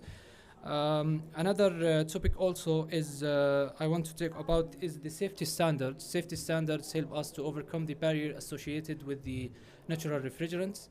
It's ensure the safe handling of these technologies from installation and to deal with maintenance aspects. Also, the financial incentives is essential to ensure the upscaling or to increase the affordability of these technologies, especially in the commercial and industrial sector, where the cost of these technologies are really high. Managing the customs duties, lowering these custom duties can also put impact or can influence the consumer behavior toward these technologies. Adopting the green public procurement also will allow where the government try to reduce the impact of the appliances within the public sector. Also, another concept that must be considered as well.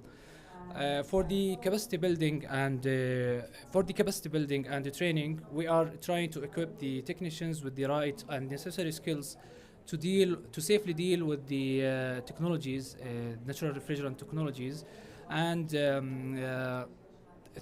we can also improve the accreditation requirements, where we update the courses of the natural refrigerant or the natural refrigerant to include the natural refrigerant in the courses that are given to the technicians to ensure safely handling of these technologies.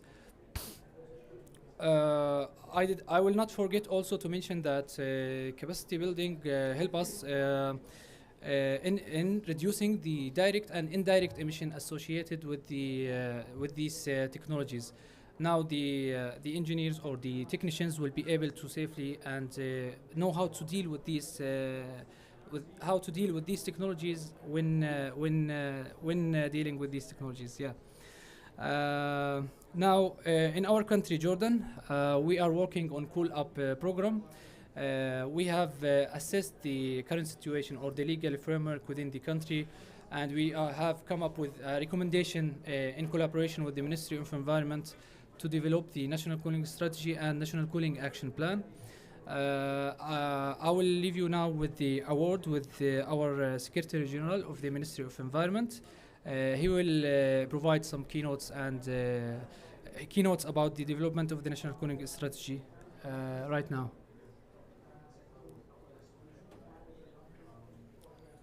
But the voice.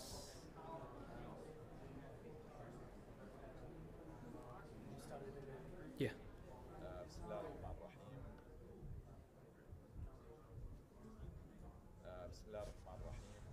Hello everyone. Firstly, I would like to thank the German government, International Climate Initiative, Cool Up Program, Consortium, led by Guidehouse, also the Royal Scientific Society and UNDP Jordan for supporting sustainable cooling in Jordan. The ministry, in collaboration with the Cool Up program, kicked off the development of the National Cooling Strategy and the National Cooling Action Plan.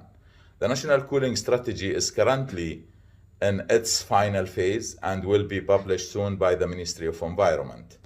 The National Cooling Strategy of Jordan serves as a guidance to holistically support the transition towards sustainable cooling practices, promoting energy efficiency and the use of non-halogenated environmentally friendly refrigerant. It is an integrated document which links and builds upon existing policies, plans, and targets concerning climate, energy, and economic development.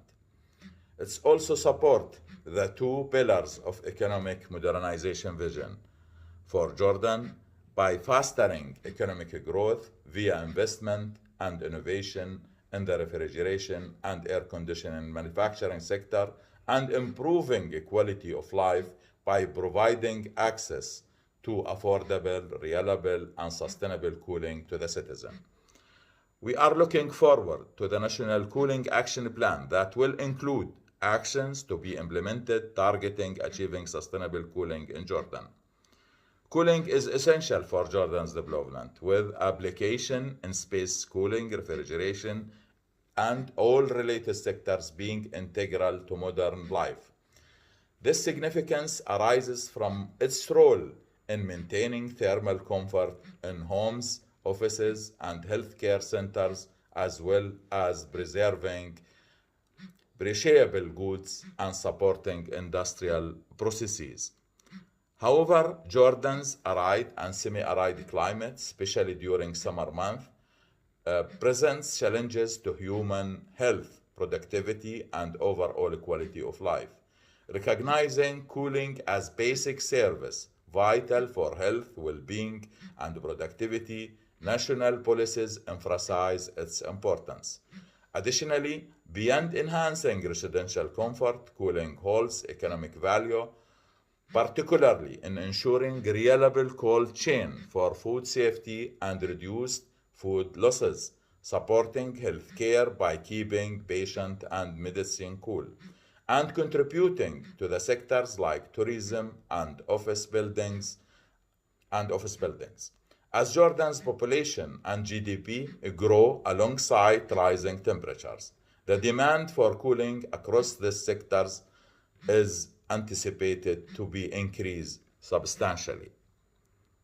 Jordan's pursuit of sustainable cooling aligned with its broader sustainable development objectives, offering multi-dimensional solution that enhances the climate resilience, resource efficiencies, reduce the greenhouse gas emissions, and elevate overall quality of life. This approach involves a three-pronged strategy encompassing the reduction of cooling demand through building efficiency, enhancing appliance energy efficiency, and transitioning to natural refrigerants. The Jordanian Ministry of Environment plays a leading role in spearheading the nation's pursuit of sustainable cooling solution.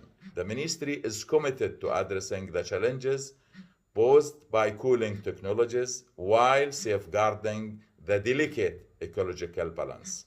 Jordan is a party to Montreal Protocol and the UNFCCC, and it has ratified all the related conventions and the protocols as well as all the subsequent amendments. And Jordan ratified the Kigali Amendment in October 2019 to phase down the HFCs, which are used in refrigerations and air conditioning. The government has published an updated NDC in 2021 and has raised Jordan mitigation ambition to 31% reduction of emissions by 2030, compared with the business as usual for base year 2012. The updated NDC includes a measure targeting reduction of HFCs consumption aligned with the national commitment to comply with the Kigali Amendment. Colleagues, finally, I would like to thank all stakeholders in Jordan, and we believe that their engagement is crucial to the development of the National Cooling Action Plan, and we will ensure that all needs related to the sustainable cooling are addressed in the plan. I thank you very much. Well, as a wrap-up, based on what's stated by His Excellency Dr. Mohammed Al-Khashashne, we have in Jordan, through the National Cooling Strategy, determined the key strategic interventions we need to take action through the National Cooling Action Plan, and we are currently setting the methodology for developing the data collection, and we are trying to go with the Kigali Amendment, which was entered into force in 2020, and by that I ended my presentation, and I'll back to Alex. Thank you. Thank you very much, Ayam. In view of time, I would say we clarify all open questions in the end of this session. I would now like to ask Amre Sobi to come to the stage, who will give us a little bit of background on the financial role on the sustainable cooling transition.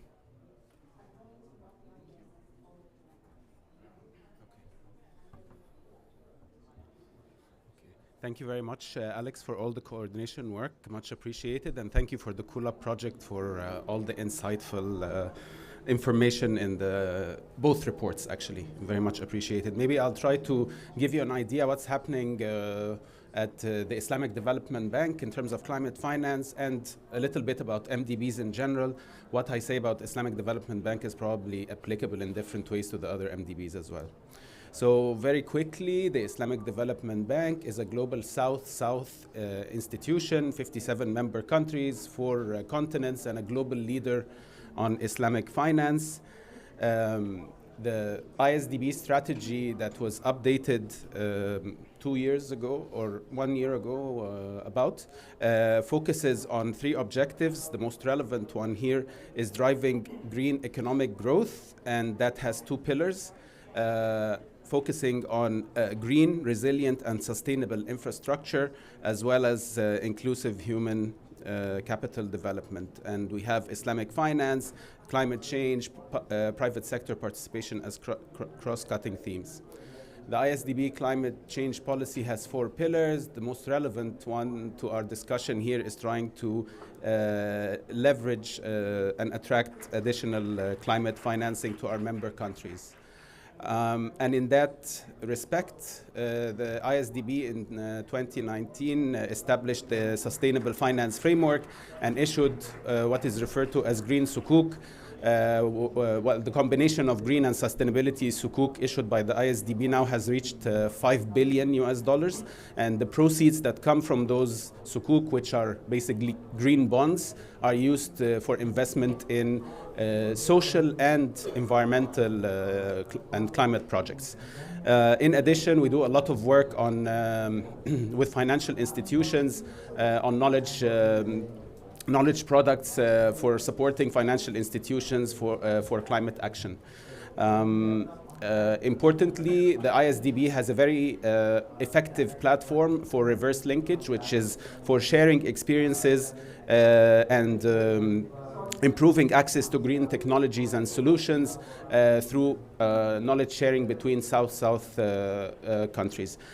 Finally, one quick example or successful example of how philanthropic and grant contributions blended with loans can help in a big way with disbursement to needed to vulnerable communities is the LLF, the Lives and Livelihoods Fund, managed by the ISDB. In terms of climate finance ambition, as all of the other MDBs, the ISDB has set a target of 35% of its sovereign loans to be climate finance by the end of 2025. And in general, for the MDBs, this topic of climate finance follows a specific set of principles on what can be tagged as climate finance, and we just updated actually the common principles for climate finance tracking between the MDBs last month. And in that sense, cooling, energy transport for cooling, sustainable cooling, refrigerants, natural refrigerants are explicitly eligible as climate finance investments. And as you can see, overall in the past few years, climate finance from the MDBs jointly has been increasing and almost reaching the $100 billion mark last year.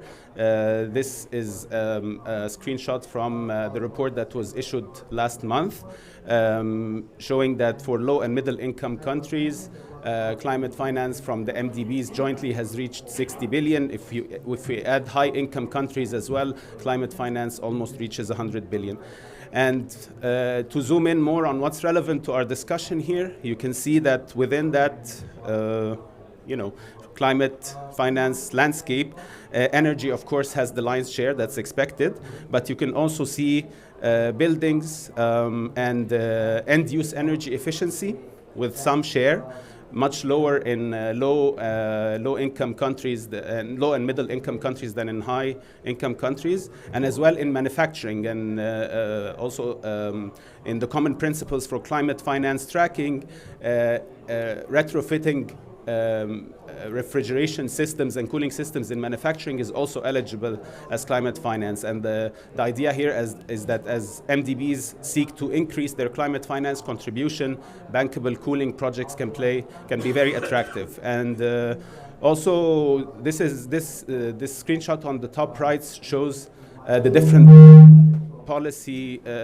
different financial instruments available, mainly dominated by loans, but there's also policy-based financing and grants as well, and the grant component we're seeking to increase as much as possible. Last but not least, unfortunately, the share of MENA region from climate finance from MDBs, we can do better on that, I think.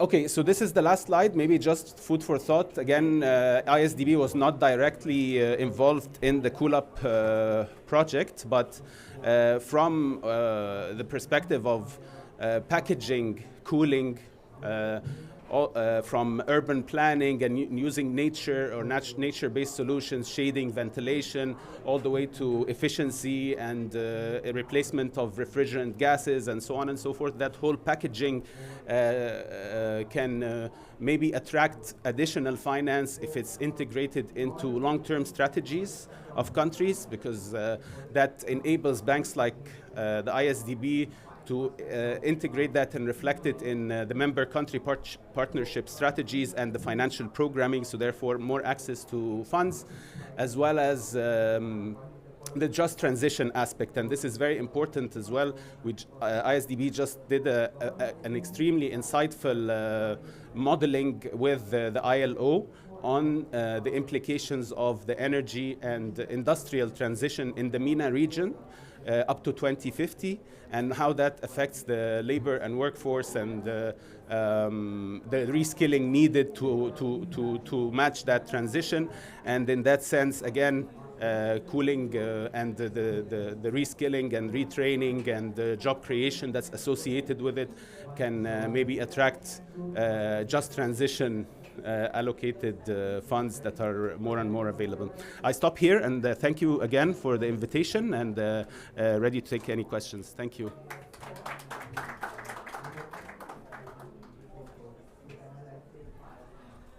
Thank you very much. We're running a little bit out of time, so I would say we're going to the next topic, the fourth dimension, which is essential for sustainable cooling transition in MENA countries, the industry. Paula?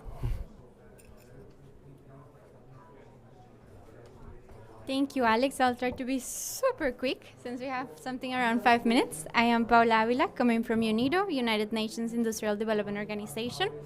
I would focus in the case of Oman, not only because it's one of the most vulnerable countries in West Asia to climate change. Just in summer, we experience temperatures around 46, 47 degrees, and this is something that communities are living every day. But I also took this country because now we're in UNIDO, we're working in something we call transformation from scaling up to resilience. I'll show you why.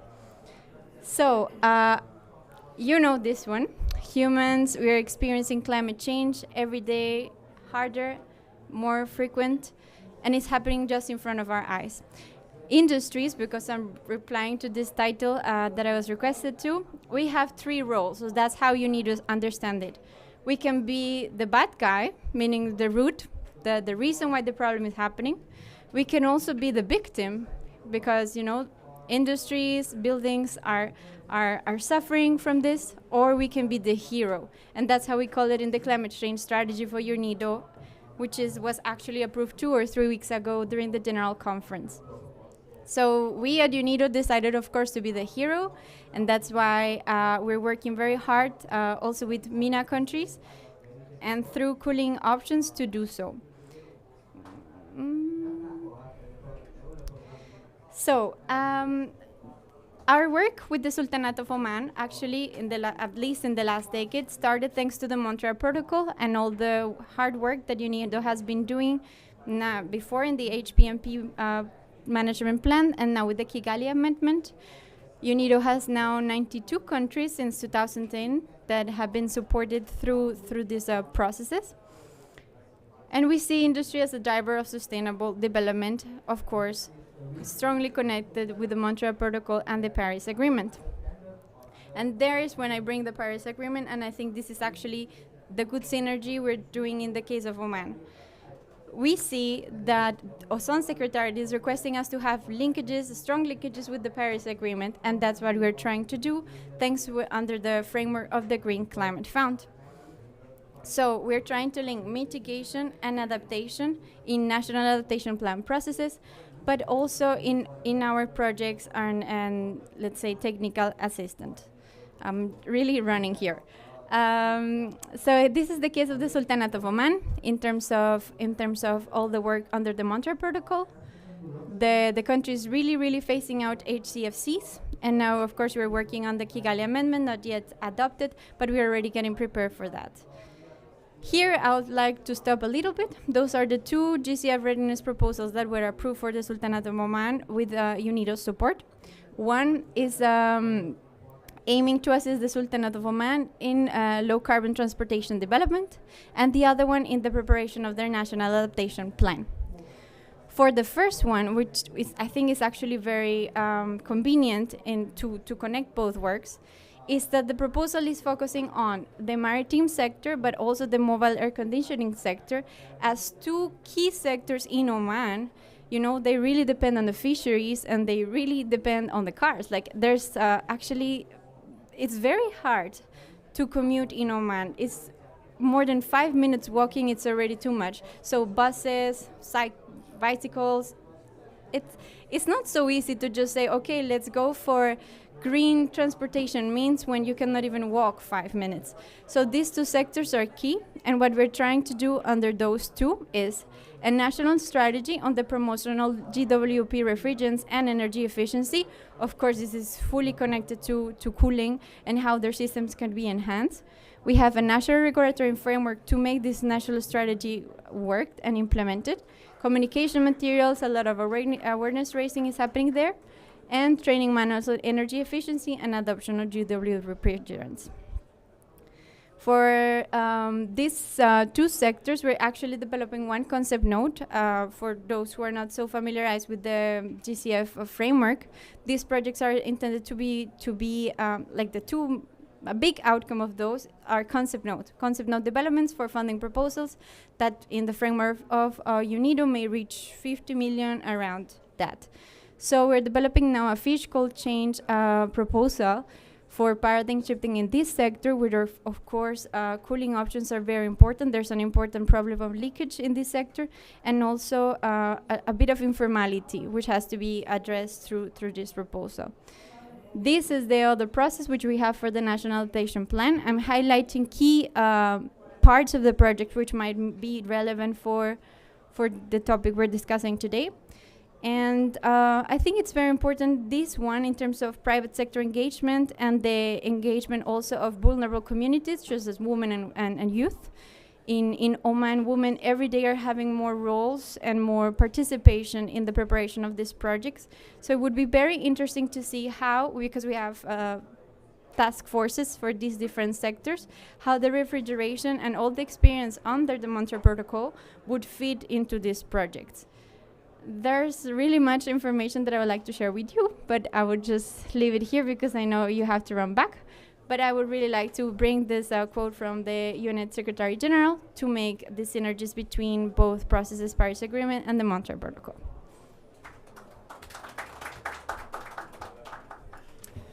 Thank you very much, Paula, and thank you to all speakers for your interesting presentations.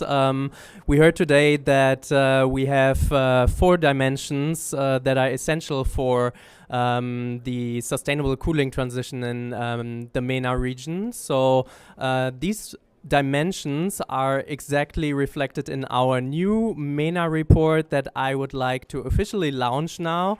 This report is the second edition of a series of 6 reports that we publish in our Cooler program on progress, opportunities, and insights of sustainable cooling in the MENA region. And with this report, we want to fill the knowledge gap and share information on the status of sustainable cooling not only in our 4 partner countries, but also beyond our 4 partner countries, with a high-level perspective and a broader geographic scope across the whole region. As we did in today's side event, we address 4 perspectives that are essential in the success of sustainable cooling transition in MENA: the policy, the finance, and the market and technology landscape. And you will find these dimensions in the report, as well as some nice regional case studies. We have some very interesting interviews with regional experts on the topic of sustainable cooling, for example, with Dr. Joat and Chao Feng Su from UNDP. We have another interview with a regional expert from Petra Industries. So please, if you're interested in the topic of sustainable cooling in the MENA region, then please scan this code with your mobile phone now, or you can also access this report on our website, coolerprogram.org. We have there the knowledge base, and in our knowledge base there are all CoolUp reports available, and also this MENA region cooling status report. Again, thank you very much for your time. Thanks again to all speakers. And if there are any questions, we're still here. Maybe we get an ice cream and discuss there. Thank you so much.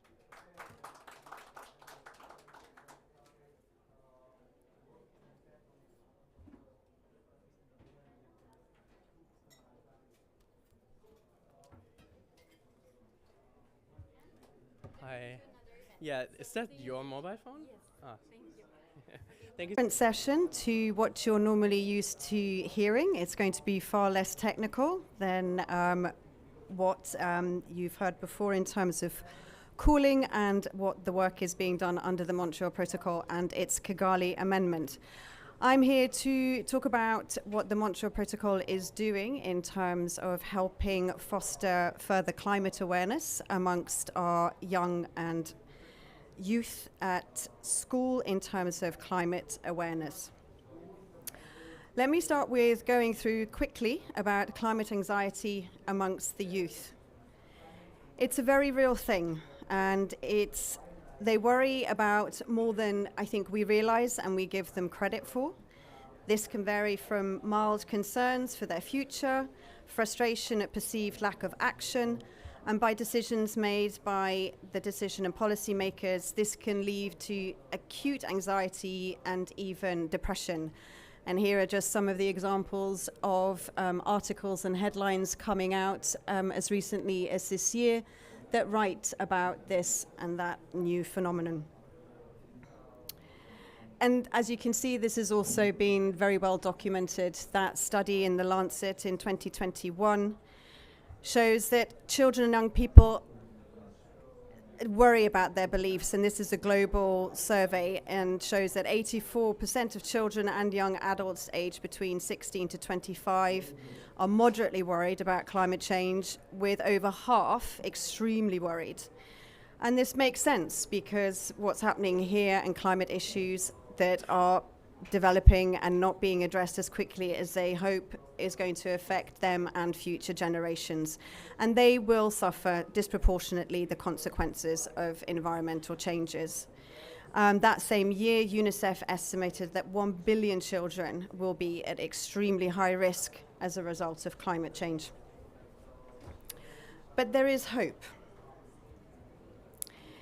Mindful that children are lacking access to tools and resources specifically designed and tailored to explain complex sciences, the Ozone Secretariat set about developing an information campaign.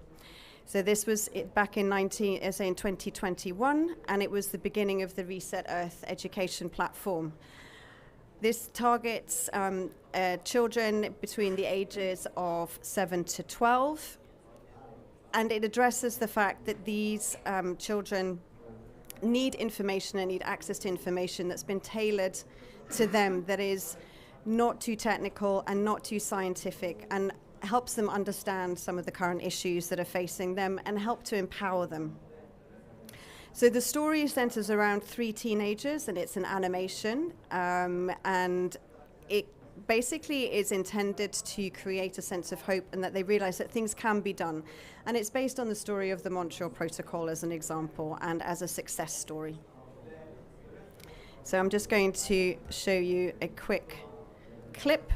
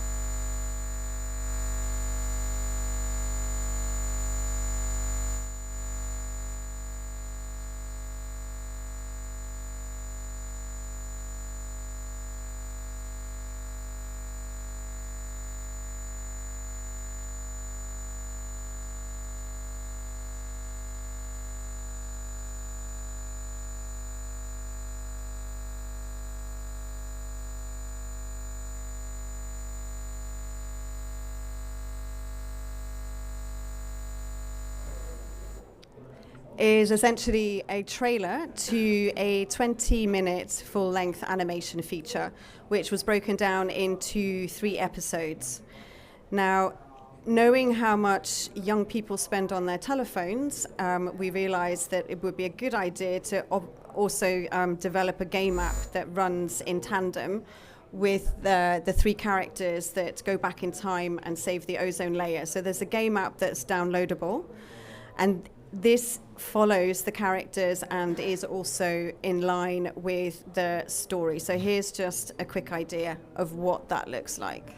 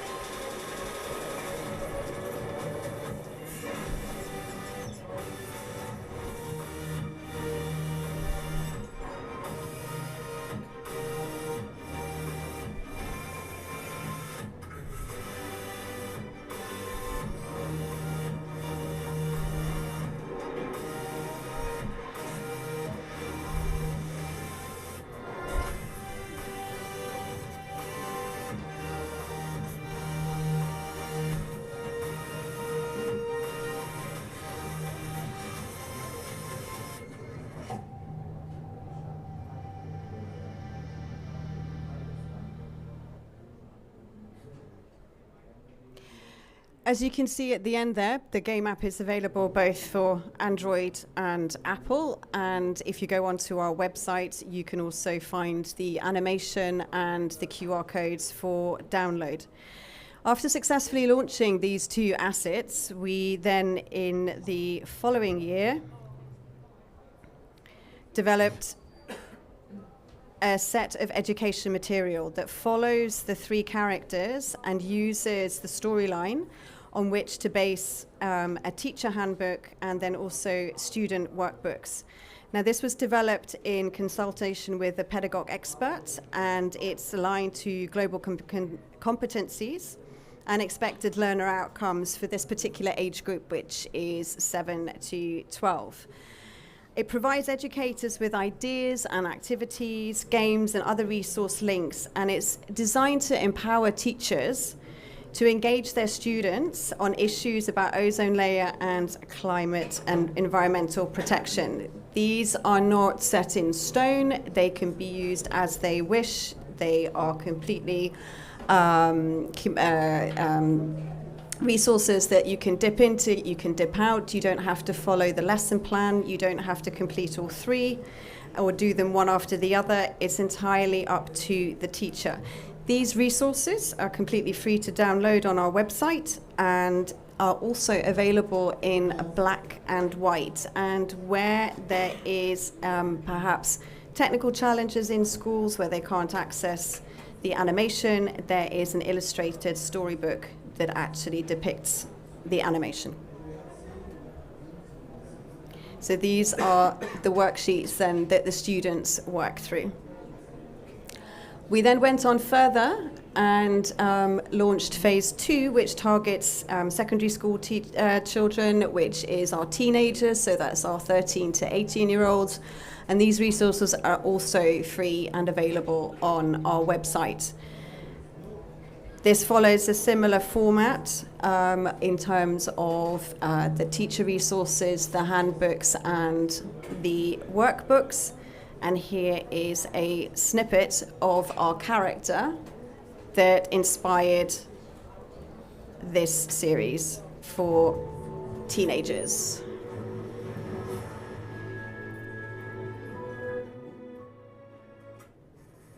Makes you think, doesn't it? That small blue dot is our home.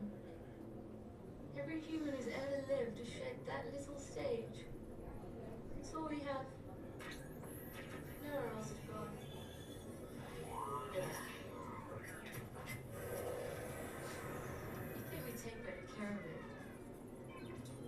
That was beautiful. Hey, Remy, are you filming? Come on. Why didn't you tell me? Oh, you think I get to do? Let's go. You ready? I can power you down, you know. Hey everyone, welcome to Apollo's Edition. My name is Apollo. Before we get into the really exciting stuff, let me catch you up on a few things. Number one, this is Remy, my glorified tripod. It's his first day. Number two, my arm. It's robotic. And number three, I have built my very own metaverse. And it is absolutely awesome. I'll tell you a bit more about that later. Okay, let's get into it. So, a few months ago, I came across these guys, and well, I am such a fan. Yes, Remy, I know, but seriously, you guys have to check them out if you haven't yet. Basically, they're on a mission to save the ozone layer. And, spoiler alert, they did. Well, that wasn't real, right? Well, yeah, scientists actually did it. I think you'll find it wasn't just scientists. World leaders came together to protect the ozone. Yes, Remy, I haven't gotten there yet. And, thanks to their work and their warning to the world, the Montreal Protocol was put in place in 1987, and since then, the dreaded CFCs have been phased out. Oh, don't forget to talk about this. Yes, Remy, as I was saying, what's really cool to see is that ordinary humans like you and me, the real me, came together to save the world from destruction and to make sure that it doesn't happen again. The assessment panels were formed. Oh, yeah, that's my kid. Hold this. Let's talk about assessment panels. Assessment panel number one, it's scientific and constantly monitors our atmosphere. Assessment panel number two, it's environmental and looks at, well, you guessed it, the impacts of ozone loss on our health and environment. Assessment panel number three, it's full of technology and updates us on new ozone and climate-friendly technologies. And all together, my dear listeners, make the three assessment panels. Let's make some noise.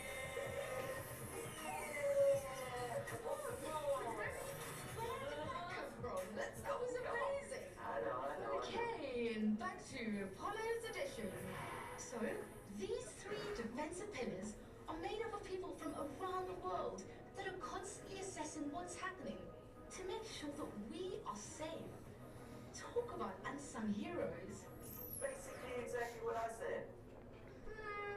Kinda, but this is where it gets interesting. Is this me?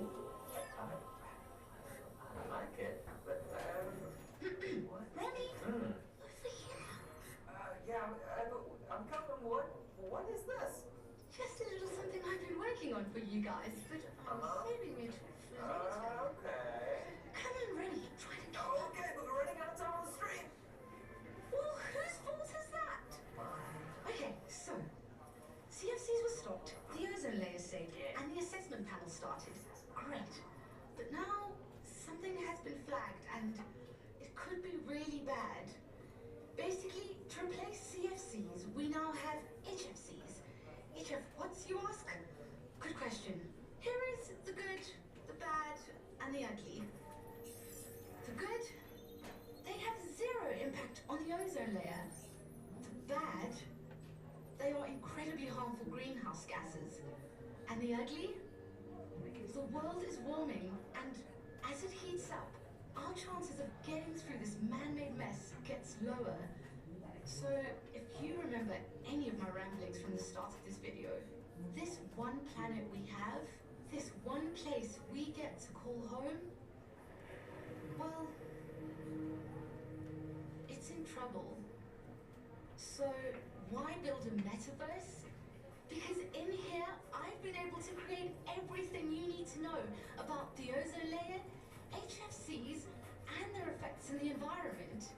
And just to be a little extra, extra, I've thrown in a game too. Oh, that's what that was. You are welcome. So, my work here is done. But my research is for you. I'll drop a link so you can have a look through my stuff, because the best thing that you can do for your planet is to understand what's going on. Do some research, get involved, and let's save the world. Yeah. It's been done before. Okay. All right. Yeah. Peace out. Bye.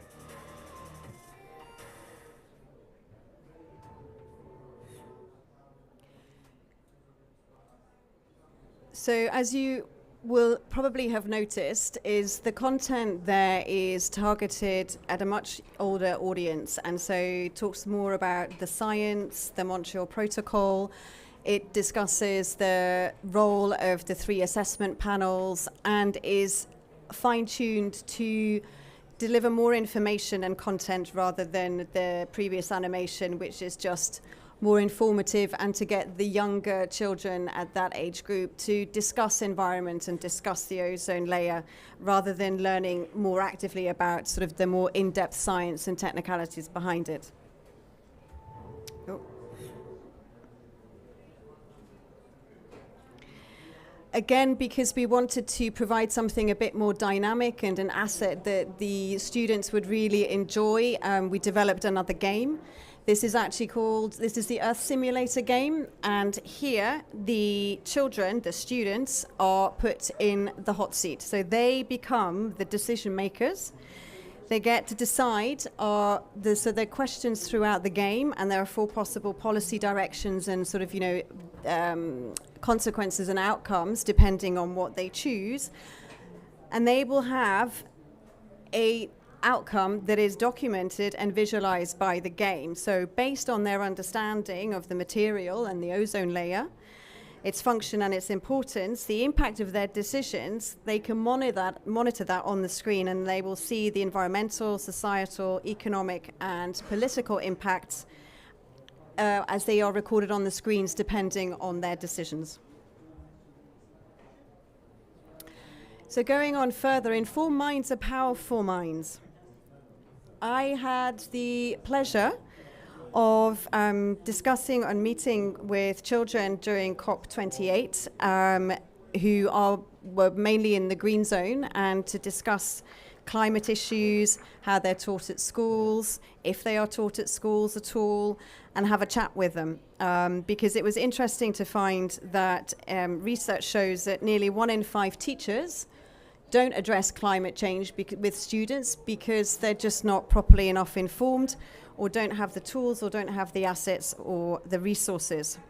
So this is just an example. This is one conversation that I had with many of the students that all follow pretty much a similar theme, which is that climate issues are just not mainstreamed at schools and really discussed. So here is what one student had to say. Hi, I'd just like to ask you a quick question, if I may.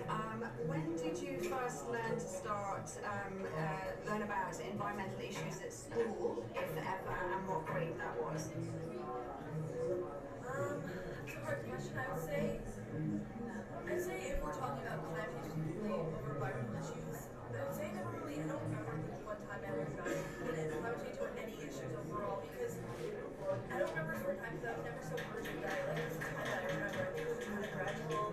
Like after my first time hearing about the problem of the world, it wasn't even in school, it was out of school, and I was scared, but there was a lot of urgency to it, so I didn't know what to do. I didn't know what to do with this fear, because it seemed like anyone around me was also scared. And in my class over the years, I've learned a little bit about the environmental impacts, a bit about climate change, but it's been bits and pieces. It hasn't been like the whole lesson, or it hasn't been a whole unit or anything that you couldn't ask anyone in my school. I don't think if you ask anyone in my school, I don't think they can give you a full rundown of climate change or about phosphorus or anything like that, because I think they genuinely just don't know. They just know climate change is bad. They know the world is heating up, but I think that's the extent of most of it. Great. Just quickly, what's your name, and where do you go to school? In which country? Yes, so my name is Erin, and I go to Montreal Christian Secondary School in Kelowna, British Columbia, Canada. Brilliant. Thanks so much. Thank you. So just to show you, that was a school in Canada. where you might expect there to be more of a climate curriculum mainstreamed in schools. But that's not necessarily the case. And the conversation was repeated over and over again that children have to find their own information. There's nothing at school, no resources that they can tap into. And that is clearly an issue and something that we want to change at the Montreal Protocol Ozone Secretariat. So with the Reset Education Platform, we want to be able to give students the tools with which to take action. So climate education is crucial to raise awareness among children, and the better informed they are, the better equipped they will be with the skills to tackle or to take climate action. It also prepares them for green jobs, which will be the jobs of the future. In addition to which, it also will help them cope better with the stresses of climate change and the eco-anxiety that's associated with it, because they know where to go for information, or they know that action is being taken because they've been able to find out this information. This will also develop their skills to transform unjust social and economic structures and be proactive and contribute towards climate change mitigation. Now, a same bunch of students I had the privilege of spending some time with, and they were here with the Centre for Global Education. So this is a Canada-based organization that partners up with schools and educators and communities around the world to help mainstream and bring climate awareness and climate issues into the curricula. And then together we launched a photo competition where these children went around the COP28 venue, including sort of both the green zones and the blue zones. And they took photos and submitted these of any evidence that it could see of sustainable cooling that was implemented around the venue to help keep the temperatures down. And those were the winning children that you saw in the photograph. I'm now going to hand you over to my colleague Anna Fenner, who's the Information Manager at Ozone Action, to discuss and talk about their education material that they implement on the ground. Anna, the floor is yours.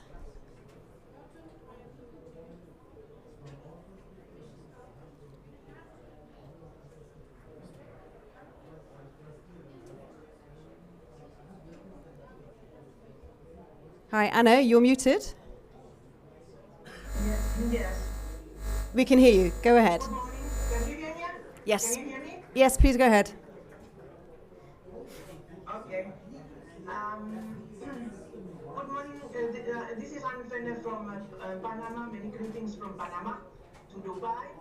I'm here representing the Ozone Action Program, which is servicing 148 developing countries. And in this Ozone Action Program, we have a clearinghouse mandate under the Article 10 of the Montreal Protocol. So I will just give a brief presentation on what materials we have provided to the national ozone units in all these countries. Next, please.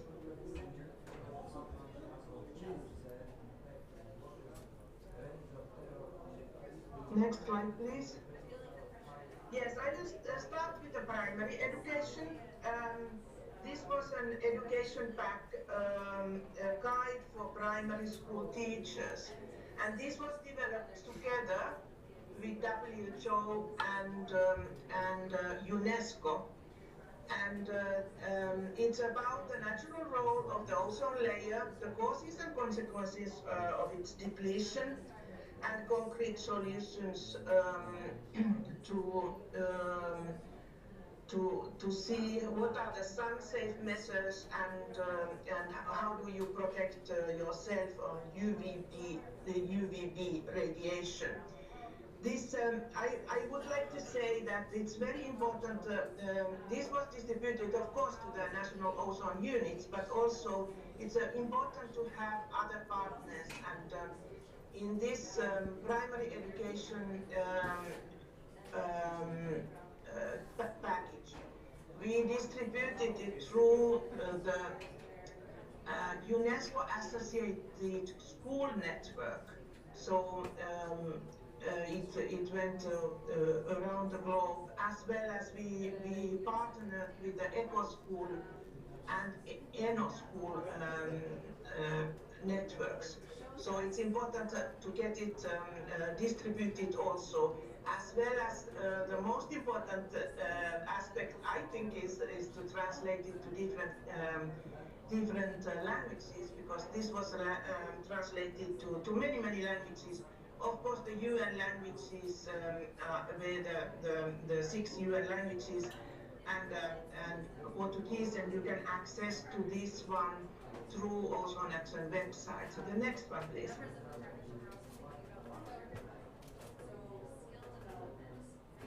So the second project was the secondary education, and we developed these 2 booklets. High Sky, Ozone Action Education Pack for secondary schools, teachers book and student book. So there is 2 books, and then it's about raising the awareness of ozone depletion effects. And there is also in the student books very nice program how to create a mini Montreal Protocol a meeting. So it's giving possibility for the students to have a debate. Many other activities too, but I mean, even this was developed in 10 years ago. There is many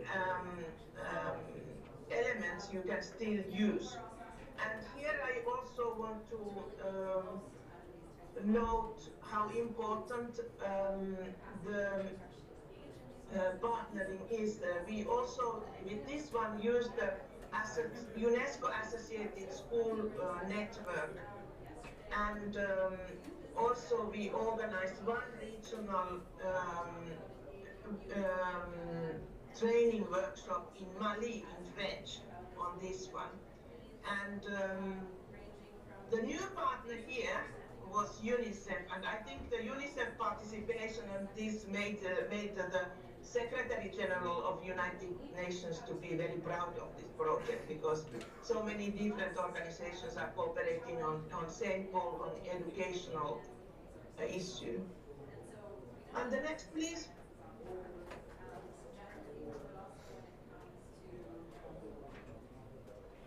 Okay, then we also went to the higher education, and we prepared a course for the engineers, for the future engineers. And this kind of manual, how do you say it, it has a lot of modules. So this guidebook was developed by the American University in Beirut with the cooperation of the University of Kuwait. And this is for refrigeration management for future engineers. And this we partnered with this, and there's a link in this slide, to ASHRAE. ASHRAE is an American Society of Heating, Refrigerating, and Air Conditioning Engineers, and through ASHRAE, this link, you get a free copy of these modules. So the modules here, they are a little bit, actually, much more technical than the other ones. There is a refrigeration and air conditioning industry, alternative refrigerants, containment of refrigeration service and maintenance, safe use and handling of refrigerants, and standards and codes. And this university course takes approximately 15 weeks. So these are the products of in different levels of the Ozone Action Program, and you are more welcome to take the copies through the Ozone Action website. Great. Yeah. Thank you very much, Anna Fenner from Ozone Action. As you can see, there is a lot available, and between us we have created some wonderful teacher tools for students in the classroom with games and activities ranging from 7 to, ranging from 7 years up to teens, and this is all available on our website. You can go to unep.ozone.org to download any of this material absolutely free of charge. And with that, I'd like to thank you very much for your attention.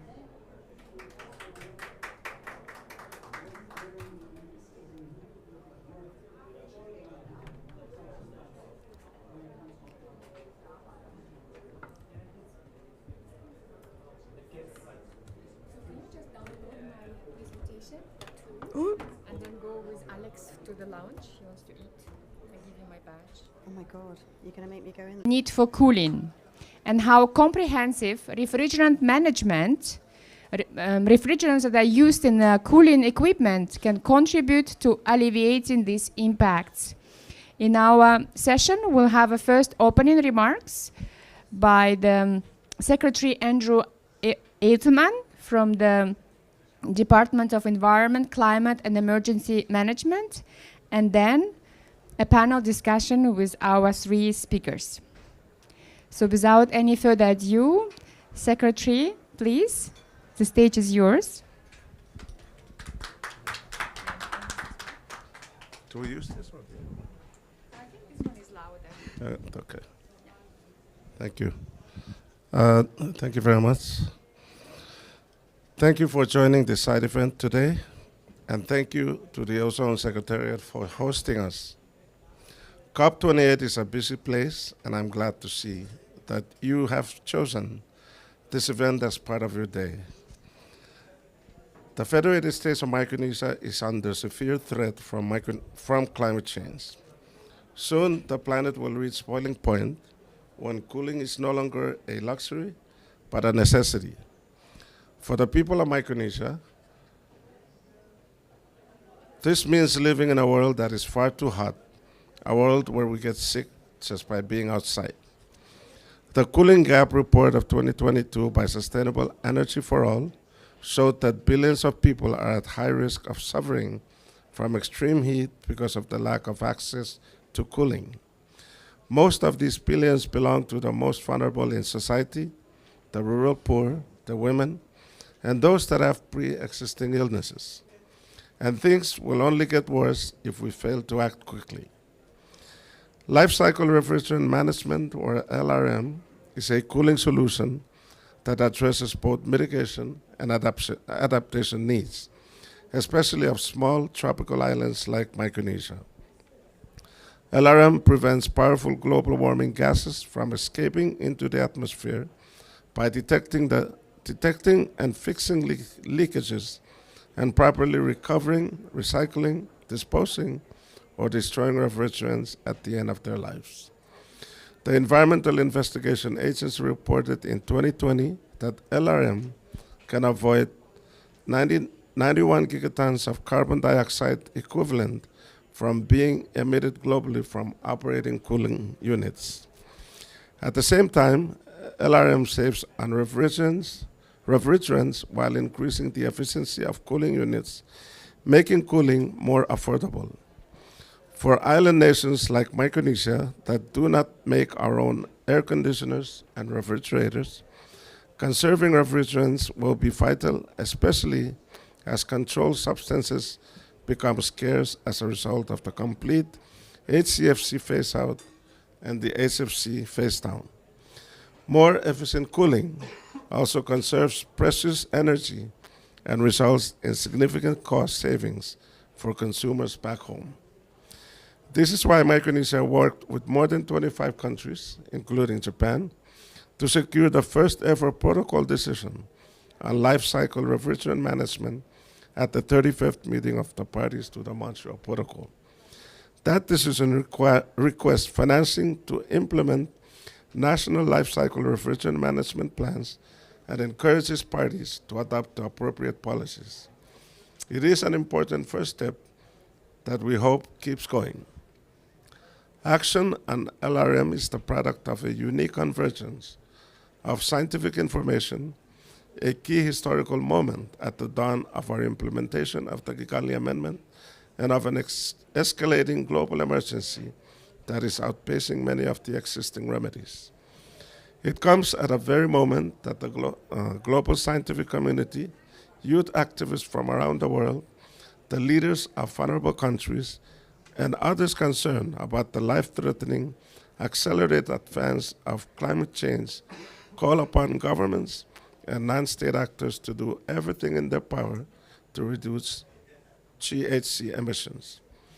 I hope that you will learn much from this side event and leave this space with hope that countries are doing their part in solving the climate crisis, one air conditioner and refrigerator at a time. Thank you very much.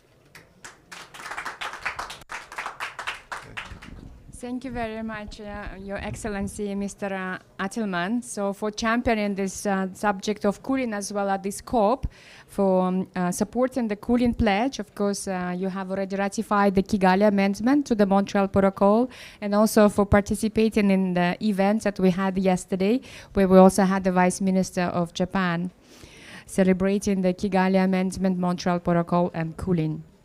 And now I'd like to invite our panelists. So we have a very interesting panel that will discuss this subject from different angles. First, we have Renée Valerie Fajardo. She is a legal advisor to the Federated States of Micronesia in the negotiations at both Montreal Protocol and the Paris Agreement. We have Makoto Kato from Overseas Environmental Cooperation Center of Japan. Japan, of course, is at least within the Montreal Protocol community, is very well known for pioneering this approach of life cycle refrigerant management. And we also have a business perspective on this issue from Laurent Guégan. He is from Climalife company in France that is actually already implementing this approach at business level. So let me start with Valerie. Why do you think Valerie is cooling? Why is cooling and life cycle refrigerant management important for countries such as Federated States of Micronesia? Thank you. So extreme heat is one of those natural, well, not really so natural now that we're experiencing climate change, that has killed thousands over the last century. So, I mean, I'm not a medical doctor, but I did read up a lot on what heat stress is and how it impacts the human body. So what I learned is that the human body generally is able to internally regulate itself, right? So when you get hot, what you do is you perspire. The problem is that in some countries, like tropical countries, you have a high level of humidity. And when it's very humid and it's very hot, your body gets very inefficient at being able to cool itself. And when that happens, we see fatalities and we see heat strokes. Now, the thing is, temperature, so they say that okay, temperatures need to reach about 35 degrees Celsius for that to happen. But the trends show that the last two deadliest heat waves, so the one that happened in 2003 in the EU, and I think the one that happened in 2010 in Russia, they didn't even reach 35 degrees Celsius. They were at 28 degrees Celsius. However, when we look at the trends of heat waves now, of just basically just July 2023, the heat wave that that basically plagued the EU, the US, and China, the temperature in those events have reached 45 degrees Celsius, and that's really, really bad, because at that level, I mean, I don't know how the body can still cool itself, which is why, but to sort of like. Bring that home in FSM. So in the tropics, typically we experience maximum daily temperatures of 31 to 32. But because of future warming, so we're already at 31 to 32, future warming could push that even further. And it is beginning to. So surface temperature on land has increased by about 1.1 degrees Celsius already. And that has resulted in a lot of hotter days, less cooler nights, and exposure for the most vulnerable of the population in Micronesia to heat stress. So when I say those that are vulnerable, it's the elderly, it's the women, right? But also it's those that have pre-existing conditions. So the leading cause of death in FSM is non-communicable diseases. So you're talking about diabetes, cancer, and hypertension. Heat makes all of that worse. It also makes your body less likely to adapt to extreme heat, and therefore exposing so many in the world, but also in FSM, to that kind of risk. Which is why it is important, which is why FSM has championed like initiatives in the Montreal Protocol that make cooling accessible to the population.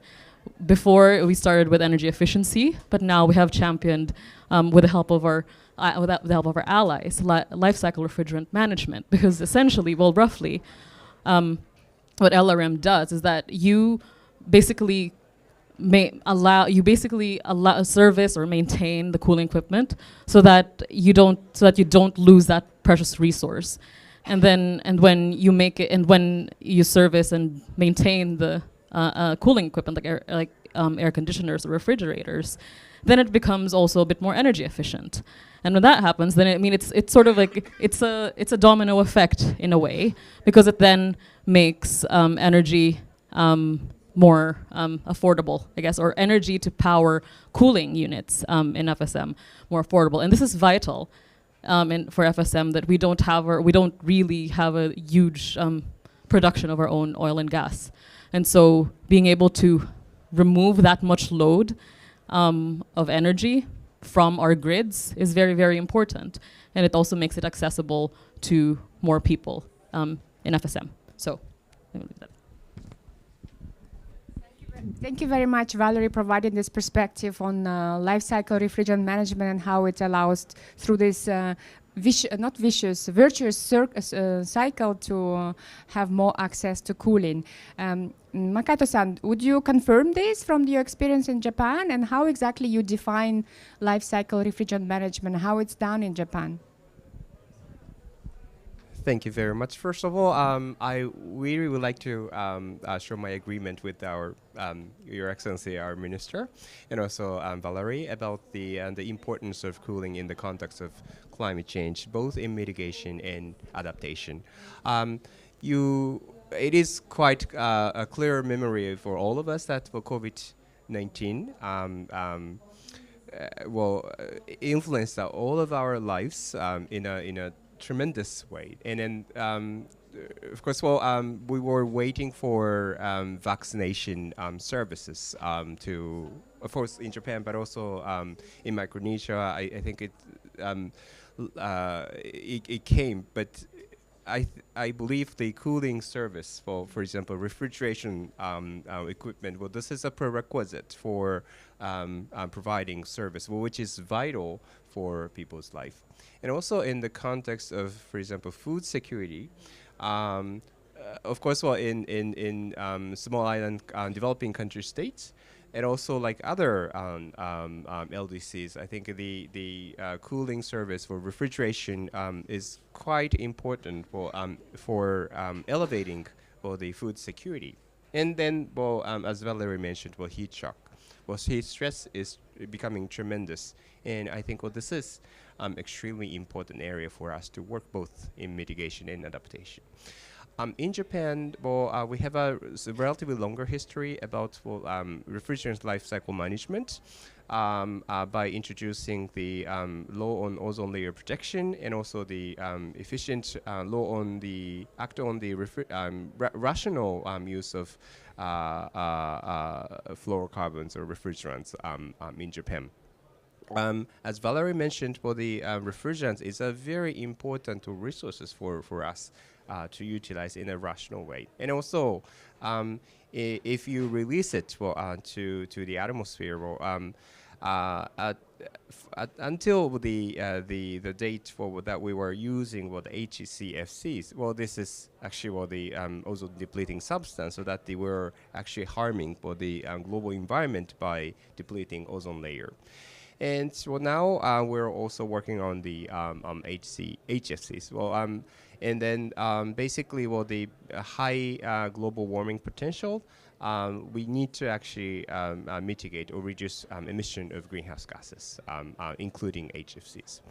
In Japan, well, we have the legal system, which includes for the from the installments, and also the production, and also the installment, also selection of refrigerants, and the leakage prevention, recovery, reclamation, and finally, the destruction. And then all of them are actually systematized in our legal framework.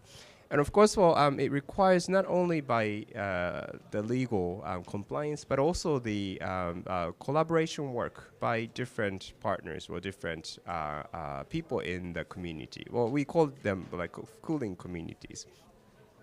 And then, for example, like the manufacturers of air conditioner or refrigeration system, and also the technicians of the maintenance as a service suppliers, and also for the e-waste managers. Well, they are actually all important players, and then they live up on providing those services as a business. So that this is more like I would say, ecosystem of cooling communities, an ecosystem of the service providers or also consumers. So that that is something we are actually implementing in Japan. Of course, this is not 100% for perfect system, but we're improving, and then we have improved a lot on this system. Now, what we are working, maybe this is related to the second question, but I just wanted to touch upon is that in many of our partner countries, refrigerants are sort of like a one-time use, and it's released and it's dumped. One thing is that, of course, this is really not good for environment. Climate change, ozone layer protection, but also this is not for economics. This is not for sustainable use of resources. So that what we are now trying is to provide to share our experiences, and also some knowledge sharing, and also in some cases, technical cooperation and financial assistance, including for the software and hardware type cooperation. This is what we have been doing. But maybe I can talk about this slightly later, when you're coming back to the second question. Thanks. You mentioned a very important point about the business opportunity, setting this up as a business opportunity for the industry to be involved. So, Laurent, how have you seized this opportunity in France? And can you share your experience, how you do it exactly? Thank you. Thank you for the invitation to join the panel. Thank you for your excellencies. Thank you very much. I'm lucky guy. I'm lucky guy because in my company, my boss is a visionary. At the end of the 80s, he started to propose to his customer some recovery cylinders. And he stopped also to propose for the bulk refrigerant. He stopped also to propose disposable in France. And it's also it's a little bit the key. So I have to do a little bit history about what he done for this success, and because it was without regulation at this time. So in 1993, he takes the lead about the refrigerant and air conditioning actors to have a voluntary agreement to the private sector, beginning to the end user, the contractors, the distributors, the producer, and this agreement was validated by the French government. And on this agreement, they put a fee on the virgin product to have a return of free of charge of the waste of refrigerant, including reclamation or destruction. And there is an incentive if the refrigerant is reclaimable. So there is a complete shame about the end of life of the refrigerant. And in 2006, in Europe, disposable was there is a ban on disposable, so it was good because it's what we have done in France. It will be general in Europe, and there is also a ban for selling F-gas to the end user, and certification for the contractors. It's very important for about the shame. In 2008, we start the reclamation of HCFCs, sorry, and in 2015 we start to the reclamation of HFCs to have a circular economy of the project, because 1 kilograms of reclaimed products, it's the same quantity of product non-import or non-produced. And my boss is a visionary because for all the product he put on the market, he think about the end of life of the product and propose a solution for the end of life of the product. And he starts the biosources for some product, because we are producer of heat-transfer fluids. So we decide to reduce the hydrocarbon consumption for the heat-transfer fluid and use the biosource. And also, he makes some education for the contractors to have a good selection of the product and good selection about the energy consumption of all the equipment, not only for the refrigerant, but and to explain them that during the lifetime of the equipment, it's very important to look at everything and compare all the problem. He have some solution for the leaks, to reduce the leaks, etc. So the challenge for Article 5 country we are working. I'm working on since over 10 years, and I saw your contact in Montreal Protocol in Equator. We discussed together that it's very important to manage the end of life, and she started to speak to Japan, and she arrived in Nairobi this year to including in the discussion. And the challenge for the Article 5 country, it's education, because they have to develop the best practice for recovery and to have a selective recovery, because if you mixed all the waste, it's not possible to reclaim easily. So education is very important for this. But I insist about the ban of disposables that we have in Europe, because return an empty bottle or return a bottle with waste, it's the same job. And don't forget, in the disposables, the rest of the gases is more or less 5%. And if there is no shame to take back the disposable, it's an issue. But the biggest issue is the cost of treatment for the Article 5 country. And reclamation, simple reclamation, not with separation of molecule, but simple reclamation.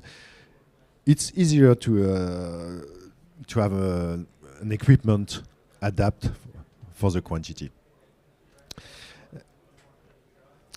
But you have fight also to the urban legend on reclaim blends. Reclaim blends, it's possible. If you have a selective collection, selective recovery, you can reclaim all the blends. There is no issue. Our experiences in Europe, but not only in Europe, I saw a company 3 days ago in Dubai. This company reclaim also the product. You have the same rate of possible reclaimable blends of HCFCs or HFCs. So it's possible. But the cost of destruction for Article 5 country and for Micronesia, for example, it's an issue because it's not possible to have a facility. It's too expensive. To be honest, it's too expensive. So you have to make some Basel Convention to export the waste for destruction. And that's the issue. I have not the answer about it yet, because we don't check it. But with the voluntary carbon credit, it could be a solution to cover the cost of the destruction.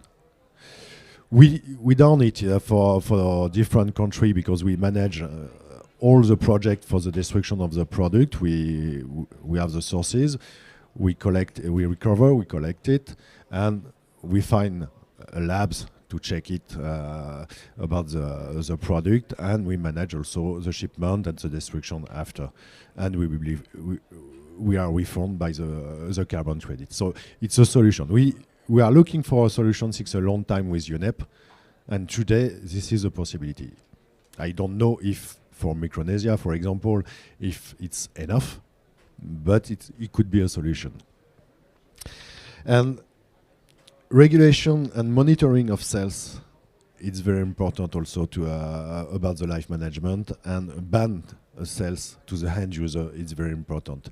If you have a ban to the end user, not only for the bulk, but also for the equipment, you know exactly what's happened in your country, and you secure the equipment, the life of equipment, and also the people are using. There is no dumping with that. It's very important, and certification about the contractors is very important also.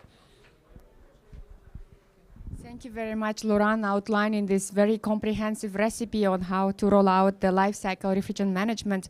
Valerie, do you want to respond to what Laurent suggested, how easy it is to roll out and implement in the scale of a very low volume consuming country like Micronesia?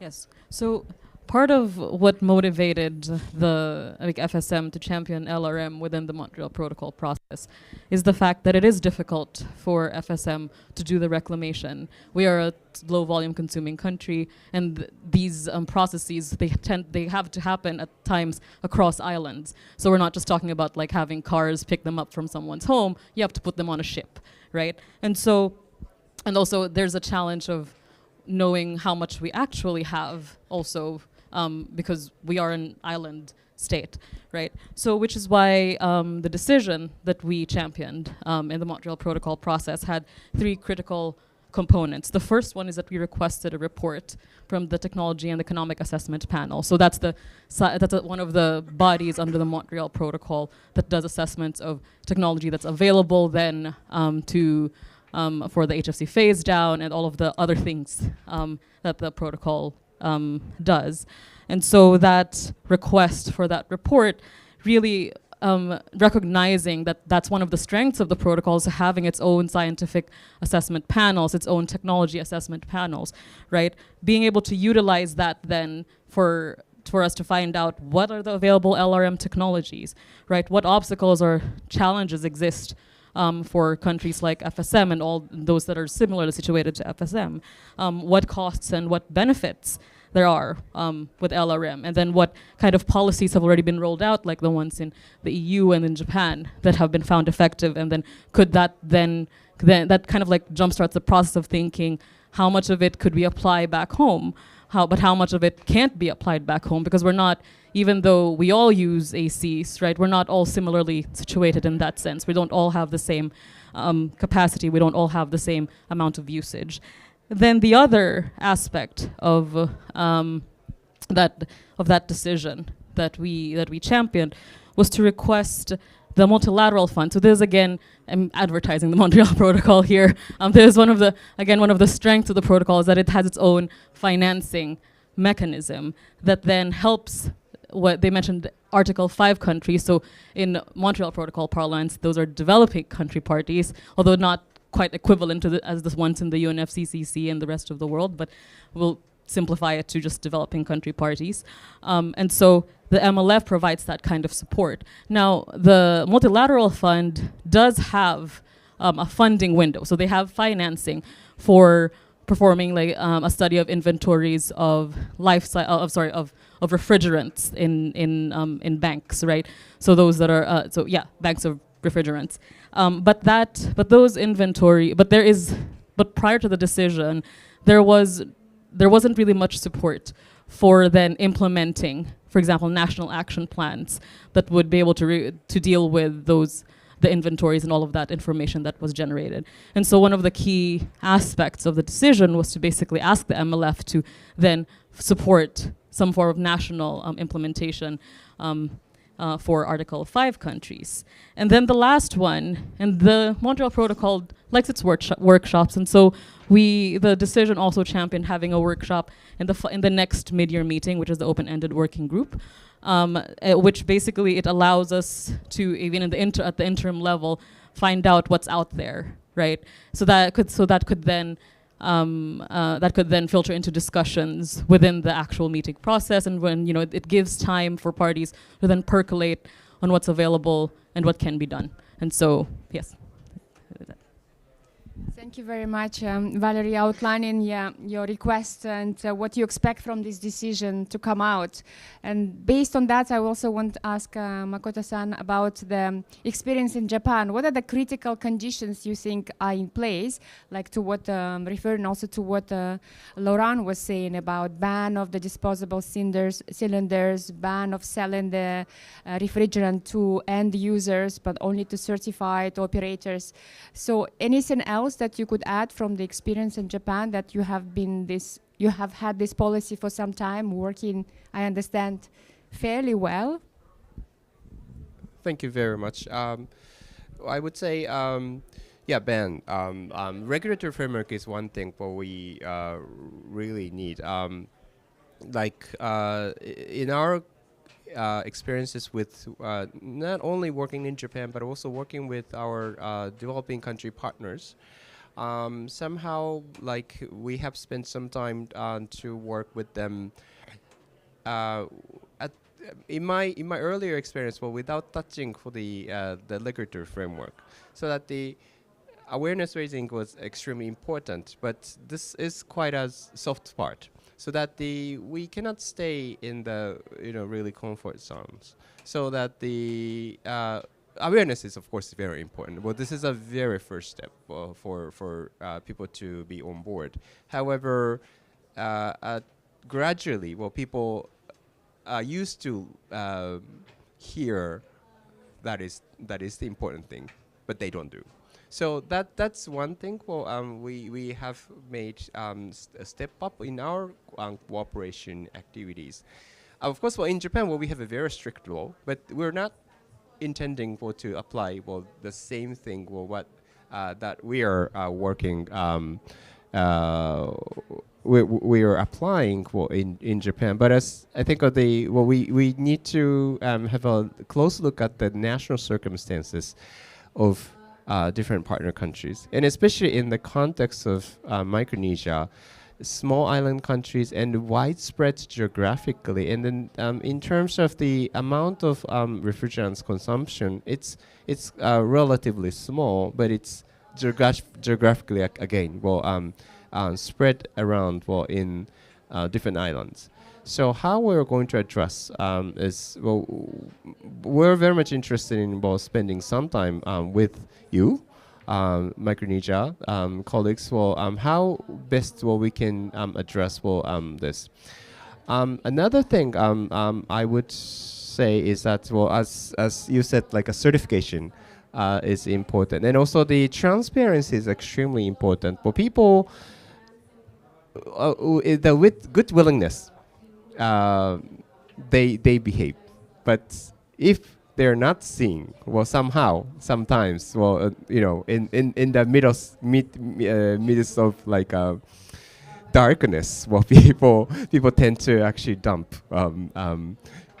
used equipment somehow, and that happens in many countries, including Japan and maybe in Europe. But now we have a very clear tracking system, so that we need to see how this can be applied to different island countries' perspective. But we have ICT technologies at least, so that what we are actually working on this time is introduction of tracking system in Vietnam actually, and then with support by the Japanese government, and also some our private sector partners, as well as CCAC actually. We are actually trying to develop the introduction of the legal system, and also the software tracking system, together with the certification of technicians. So that's something we are actually looking at. Another thing I would suggest in the context of Micronesia, perhaps we have some experiences working with islands, Pacific Island countries in the area of waste management. I think the refrigerant management is not independent from other areas of environmental management, so that when you're actually discarding for the vehicles, cars, air conditioners, refrigerators, well, you're not only talking about refrigerants contained in the equipment, right? Well, you're also talking about for the e-waste, also other parts of that are contained in the wasted equipment. And then sometimes you take, for example, golds and the rare earth from those discarded equipment, and then they are actually recycled. And also by doing so, perhaps economic profitability may be improving. So what probably what is needed probably is that we analyze how those, the flow of those waste management already existing in other countries, and how we can actually link our additional work on the life cycle management. We can add on those areas, so that I have just started studying about this, but I think it's worth. And then I think maybe in case of islands, you can work also with other neighboring island countries. So that's something we're very much interested in working together with Federated State of Micronesia. Thanks. That's excellent. Thank you for outlining this. That first of all, yes, there will be some potential both expertise and support available to countries like Micronesia, but also your idea that the policies around promoting and implementing life cycle refrigerant management need to be really multifaceted. So you will look at this sort of extended producer responsibility related to equipment, so not just the focus on refrigerants, but also the sound policy around waste management, right? So, Laurent, you mentioned also about pricing. That was quite an interesting. I understand the main driver would be for anything related to circular economy and promoting the reclamation is price. So price would be a very good signal. So you mentioned something about your voluntary agreement and pricing of the virgin refrigerant. Can you elaborate a bit more? What exactly you did? Yes, in France, on the voluntary agreement, the life management was done by the distributors. And each distributors put a fee on the virgin product to mutualize the cost of the treatment. And when I speak about treatment, it could be reclamation or destruction. And to help the contractor to take the good practice, because unfortunately good practice need time, we put an incentive, and the incentive, it's a part of payback of the fees, will be returned to the contractors if he make a good recovery without mixture and his product is reclaimable. So it's we arrive to create a motivation to the contractors like this. And after the price of the reclaimed product, it's true that at the beginning it was very, very difficult to resell the reclaimed product, because at the end of the HCFCs in France, the price was very, very low, and the reclaimed product was higher. But with the ban, we ban arrive and the price increased, so it will be possible to reclaim. So it's the second market is the business model is based on the second market prices. And but I would like to add something about the discussion about the monitoring and the overview about the market. It's very also a key to when I speak about certification. It needs also control, and it needs also to know exactly the life of the equipment. It's very important to have it, to know if there is some leaks, if you what you do on the equipment, to and monitor the recovery and the refilling of the equipment to know exactly. And about Micronesia market, for the I speak market because to arrive to recover and to trade, it need to be a market, unfortunately. And we try in different area to mutualize the quantity of different country to minimize the price of the equipment. But I insist about the reclaim equipment. It could be adapted on the quantity and is not so expensive. The biggest price and the biggest necessity, it's laboratory, and it's not so easy for the lab. But for the reclamation, it's not so expensive. It could be adapted of the quantity. I don't know the quantity on Micronesia, but at the beginning of the recovering in France, it was very small because nobody has the habit to recover and to send back the waste. So it was very small, and we arrived to do because we have an adapted equipment. In Japan, it was the same. But you have to manage the control of use of the equipment, but not only for the bulk, but also for the pre-charge equipment. Thank you very much. I wonder if the audience has any questions to ask, given that we have quite an interesting experience of already implemented approaches in different countries. No? And so Japan has been pioneering this approach already internationally. You mentioned your initiative with CCAC. So what exactly you offer, and what exactly countries and members maybe of CCAC can receive from this cooperation? Thank you very much. First of all, Micronesia is invited to work with us, just for TV commercial. But at the top of it, well, on our serious note, we're working with different like in our program, but we have different choices of items.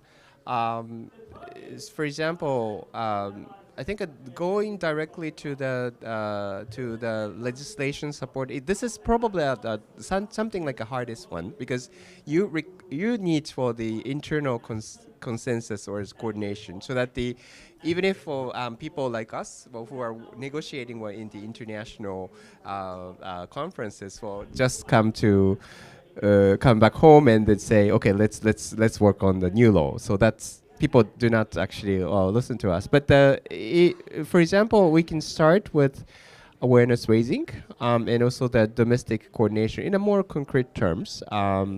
Maybe like a development of plan is one thing, and also like a domestic stakeholders consultation. So we have spent sometimes working with different colleagues in our partner countries to increase the preparedness for initiating the establishment of regulatory and legal framework. And this is one thing. And another thing is like in a more advanced case, we have worked with like introduction of like a policy and measures, PAMs. For example, some of them are interested in introducing a tracking system, as I mentioned, or standardization, and also in introduction of the sort of like a specification of certain techniques and technologies or refrigerants.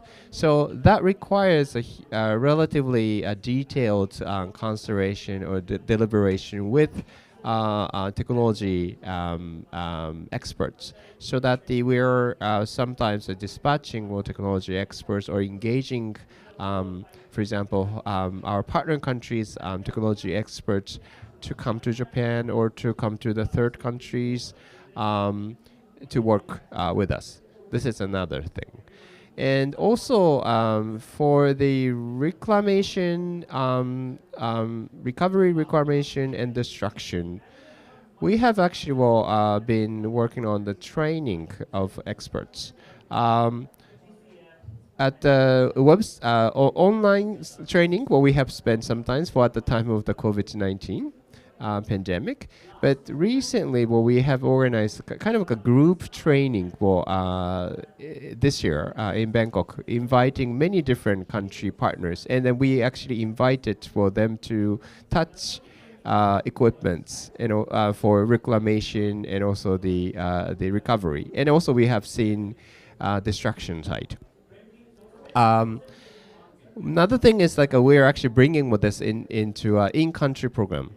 In case of Cambodia, we're in January, we're actually visiting Cambodia to work with local engineers with bringing Japanese and also Thai engineers to work with them, so that in Cambodia, thanks to the support by I think UNEP. They have some equipment, but they're interested in introducing upgraded equipment, so that they were actually working with them. Another thing is working with the carbon market mechanism. I think that the incentivizing collection or recovery and the reclamation and also the destruction is extremely important. Nowadays, everybody is interested so far, but how we are going to cover the costs, including the work by the technicians, but also the shipment, logistics part. It's actually very expensive. And also, I think so. And then actually the destruction part, so that how we're going to cover all this, these costs. That's critical issues. And we're working in Japan. We're working through the Article 6.2 mechanism, the Joint Credit Mechanism, JCM. This is one thing, but also voluntary carbon markets. This is not my government's statement, but I believe it is. Personally believe there are many different venues for us to work with the carbon markets to incentivize for the actions to protect global environment by avoiding the leakage or avoiding for the release of very high global warming potential gases to the atmosphere. So this is something we are also interested in exploring with our partner countries. Thanks. And Valerie, do you have already experience of working with carbon markets in Micronesia? Do you have any idea? Maybe not yet. So maybe the refrigerants could be one way to start that. Sophie, you have something to add? I just have a question now that we're speaking about carbon markets. It's something we're hearing a lot about in the LRM space. Sorry, I'm from the Environmental Investigation Agency. And I think LRM is such an important piece of the puzzle to deal with refrigerant emissions. However, it's a couple steps along the pathway. Number one is reducing the use of these high GWP refrigerant gases. So I think we're quite concerned at the level of interest and discussion in companies getting into the carbon market for HFCs, for HCFCs. Maybe it's a little bit premature in this space. And I think our main concern, and what I'd like to get your thoughts on, is this idea that it might be creating a perverse incentive away from accelerating action to reduce emissions and use of HFCs and HCFCs, in the sense that some countries who can go further and can go faster will not on their phase down and will instead maximize their use, use their entire kind of quota under Kigali, under Montreal, because there's a financial benefit. There's a financial incentive there to maximize so that you get the money at the end. So I was just wondering what your thoughts are on that issue. Very good question. So I guess Japan maybe tries to reply first. Thank you very much. Environmental integrity is the first thing.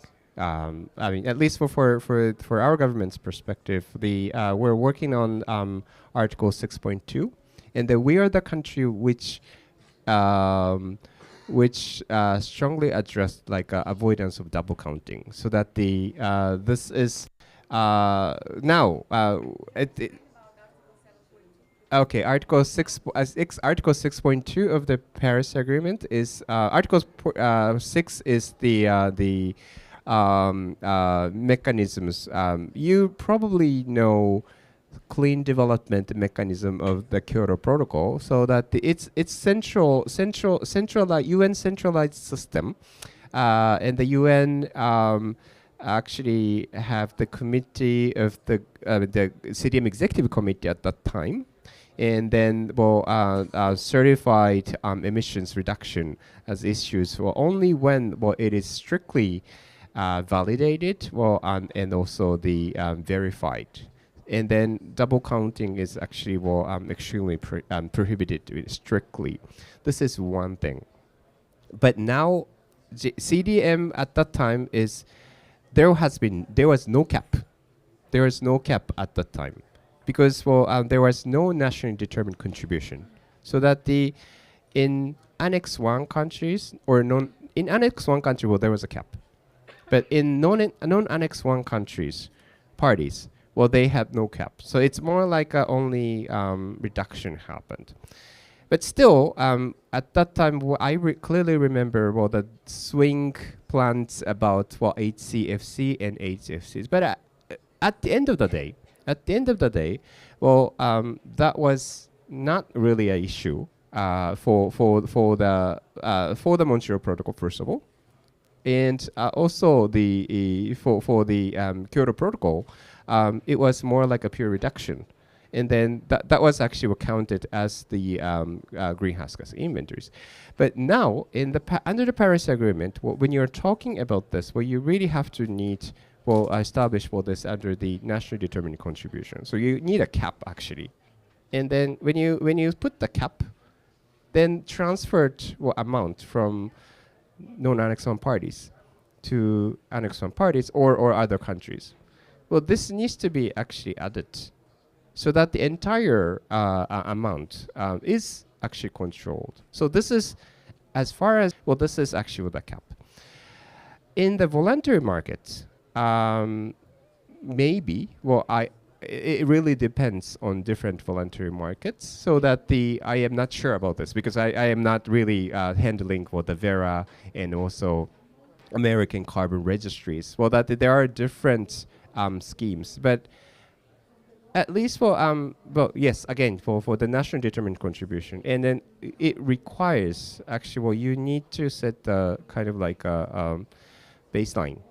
And you need to set the emissions reduction, and then from the projected emission, you're going to reduce, and then that amount is actually transferred to other parties. So that is actually what how it works under the Paris Agreement. So this is my understanding.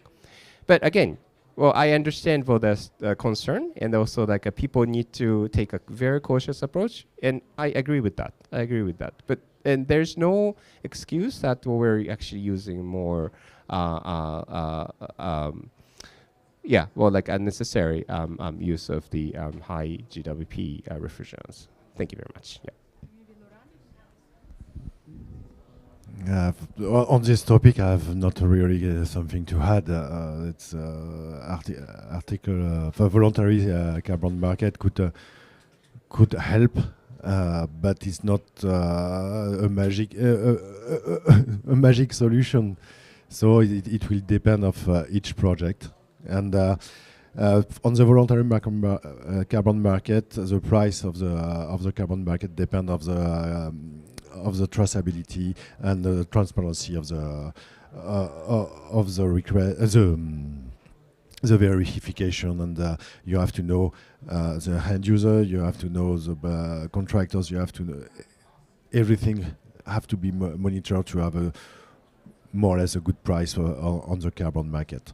It's not if you have no traceability, it's not possible to resell it, and you have to be registered to avoid the double account on the carbon market. Basically, so this is well, I remain well. I have a strong believer of the environmental integrity. What is happening is 100% leakage. That's actually, well, with or without carbon market, but the current situation is 100% leakage. Well, in developing countries, it is simply actually leaked and then released into atmosphere. So this is we really need to tackle. So that's something what we're actually talking about. But again, well, I appreciate your comment, and I really concur with you. Yeah, that's very important part. Thank you. I would like to add also that I'm working over the 10 years on the recovery, and with UNEP, at this time it was Shamila and Herbewell at UNEP, we try to find some solution to recover and treat the waste, and we have no fund, because at this time there is no fund for the collection, no fund for the recovery. And with this, it's a solution. It's not the best, maybe the best solution, I don't know, but it's a solution, and we arrive to take over some waste. Some country have some fund after by the multilateral fund to collect and recover, and the waste are stuck in the cylinder somewhere, and with the time there is some leaks on the cylinder because they have no fund to for the treatment. It's not the good solution also. Thank you very much to our panelists for this very interesting, lively discussion. I wonder if Valerie has some takeaway message from this discussion to say. Sure, but first I'd thank you to the Ozone Secretariat for hosting us. You guys are incredible, and I mean the support that you give to the parties is it's just amazing. So we are very, very grateful. I thank my fellow panelists for sharing their knowledge. These are very complicated topics. I think we can all agree. But your generosity in being able to impart that knowledge, even in a small side event like this, doesn't go unnoticed. I think in conclusion, I'd just like to emphasize that the world is warming at an unprecedented rate, right? And adaptation mitigation, they have to start going hand in hand. And so we look to these solutions. Now, we're not saying that it's something that will solve the entirety of the climate crisis. HFCs are not the end-all be-all of the climate crisis, but we need to make those gains where we can, because we are running out of time. So while of course we advocate for fossil fuel phase out and all the necessary steps to decarbonize, we cannot ignore the non-CO2 gases, especially those that are powerful like HFCs. And so this drive for FSM to know more and to be able to engage in this kind of solution is really for us an act of good faith that we emit very little of CO2 gases, but that doesn't mean of CO2 and non-CO2 greenhouse gases, but that doesn't mean we can't do anything. And we do stand prepared to do our part. And then when we're hoping that this kind of advocacy, but this kind of effort on our part is also something that will start moving through other parties as well to raise their ambition. So thank you so much. Thank you very much, Valerie. So with this, we would like to conclude our event. I think it's very important and very interesting that we move from concept that initially looked like some kind of concept that's maybe not so easy to implement, but there is a wealth of experience and knowledge on that. So that makes really the outcome of this event and our follow-up work on this more exciting. So I will see you at our workshop on life cycle refrigerant management next to MOP, back to back to the next MOP of the Montreal Protocol. Thank you very much.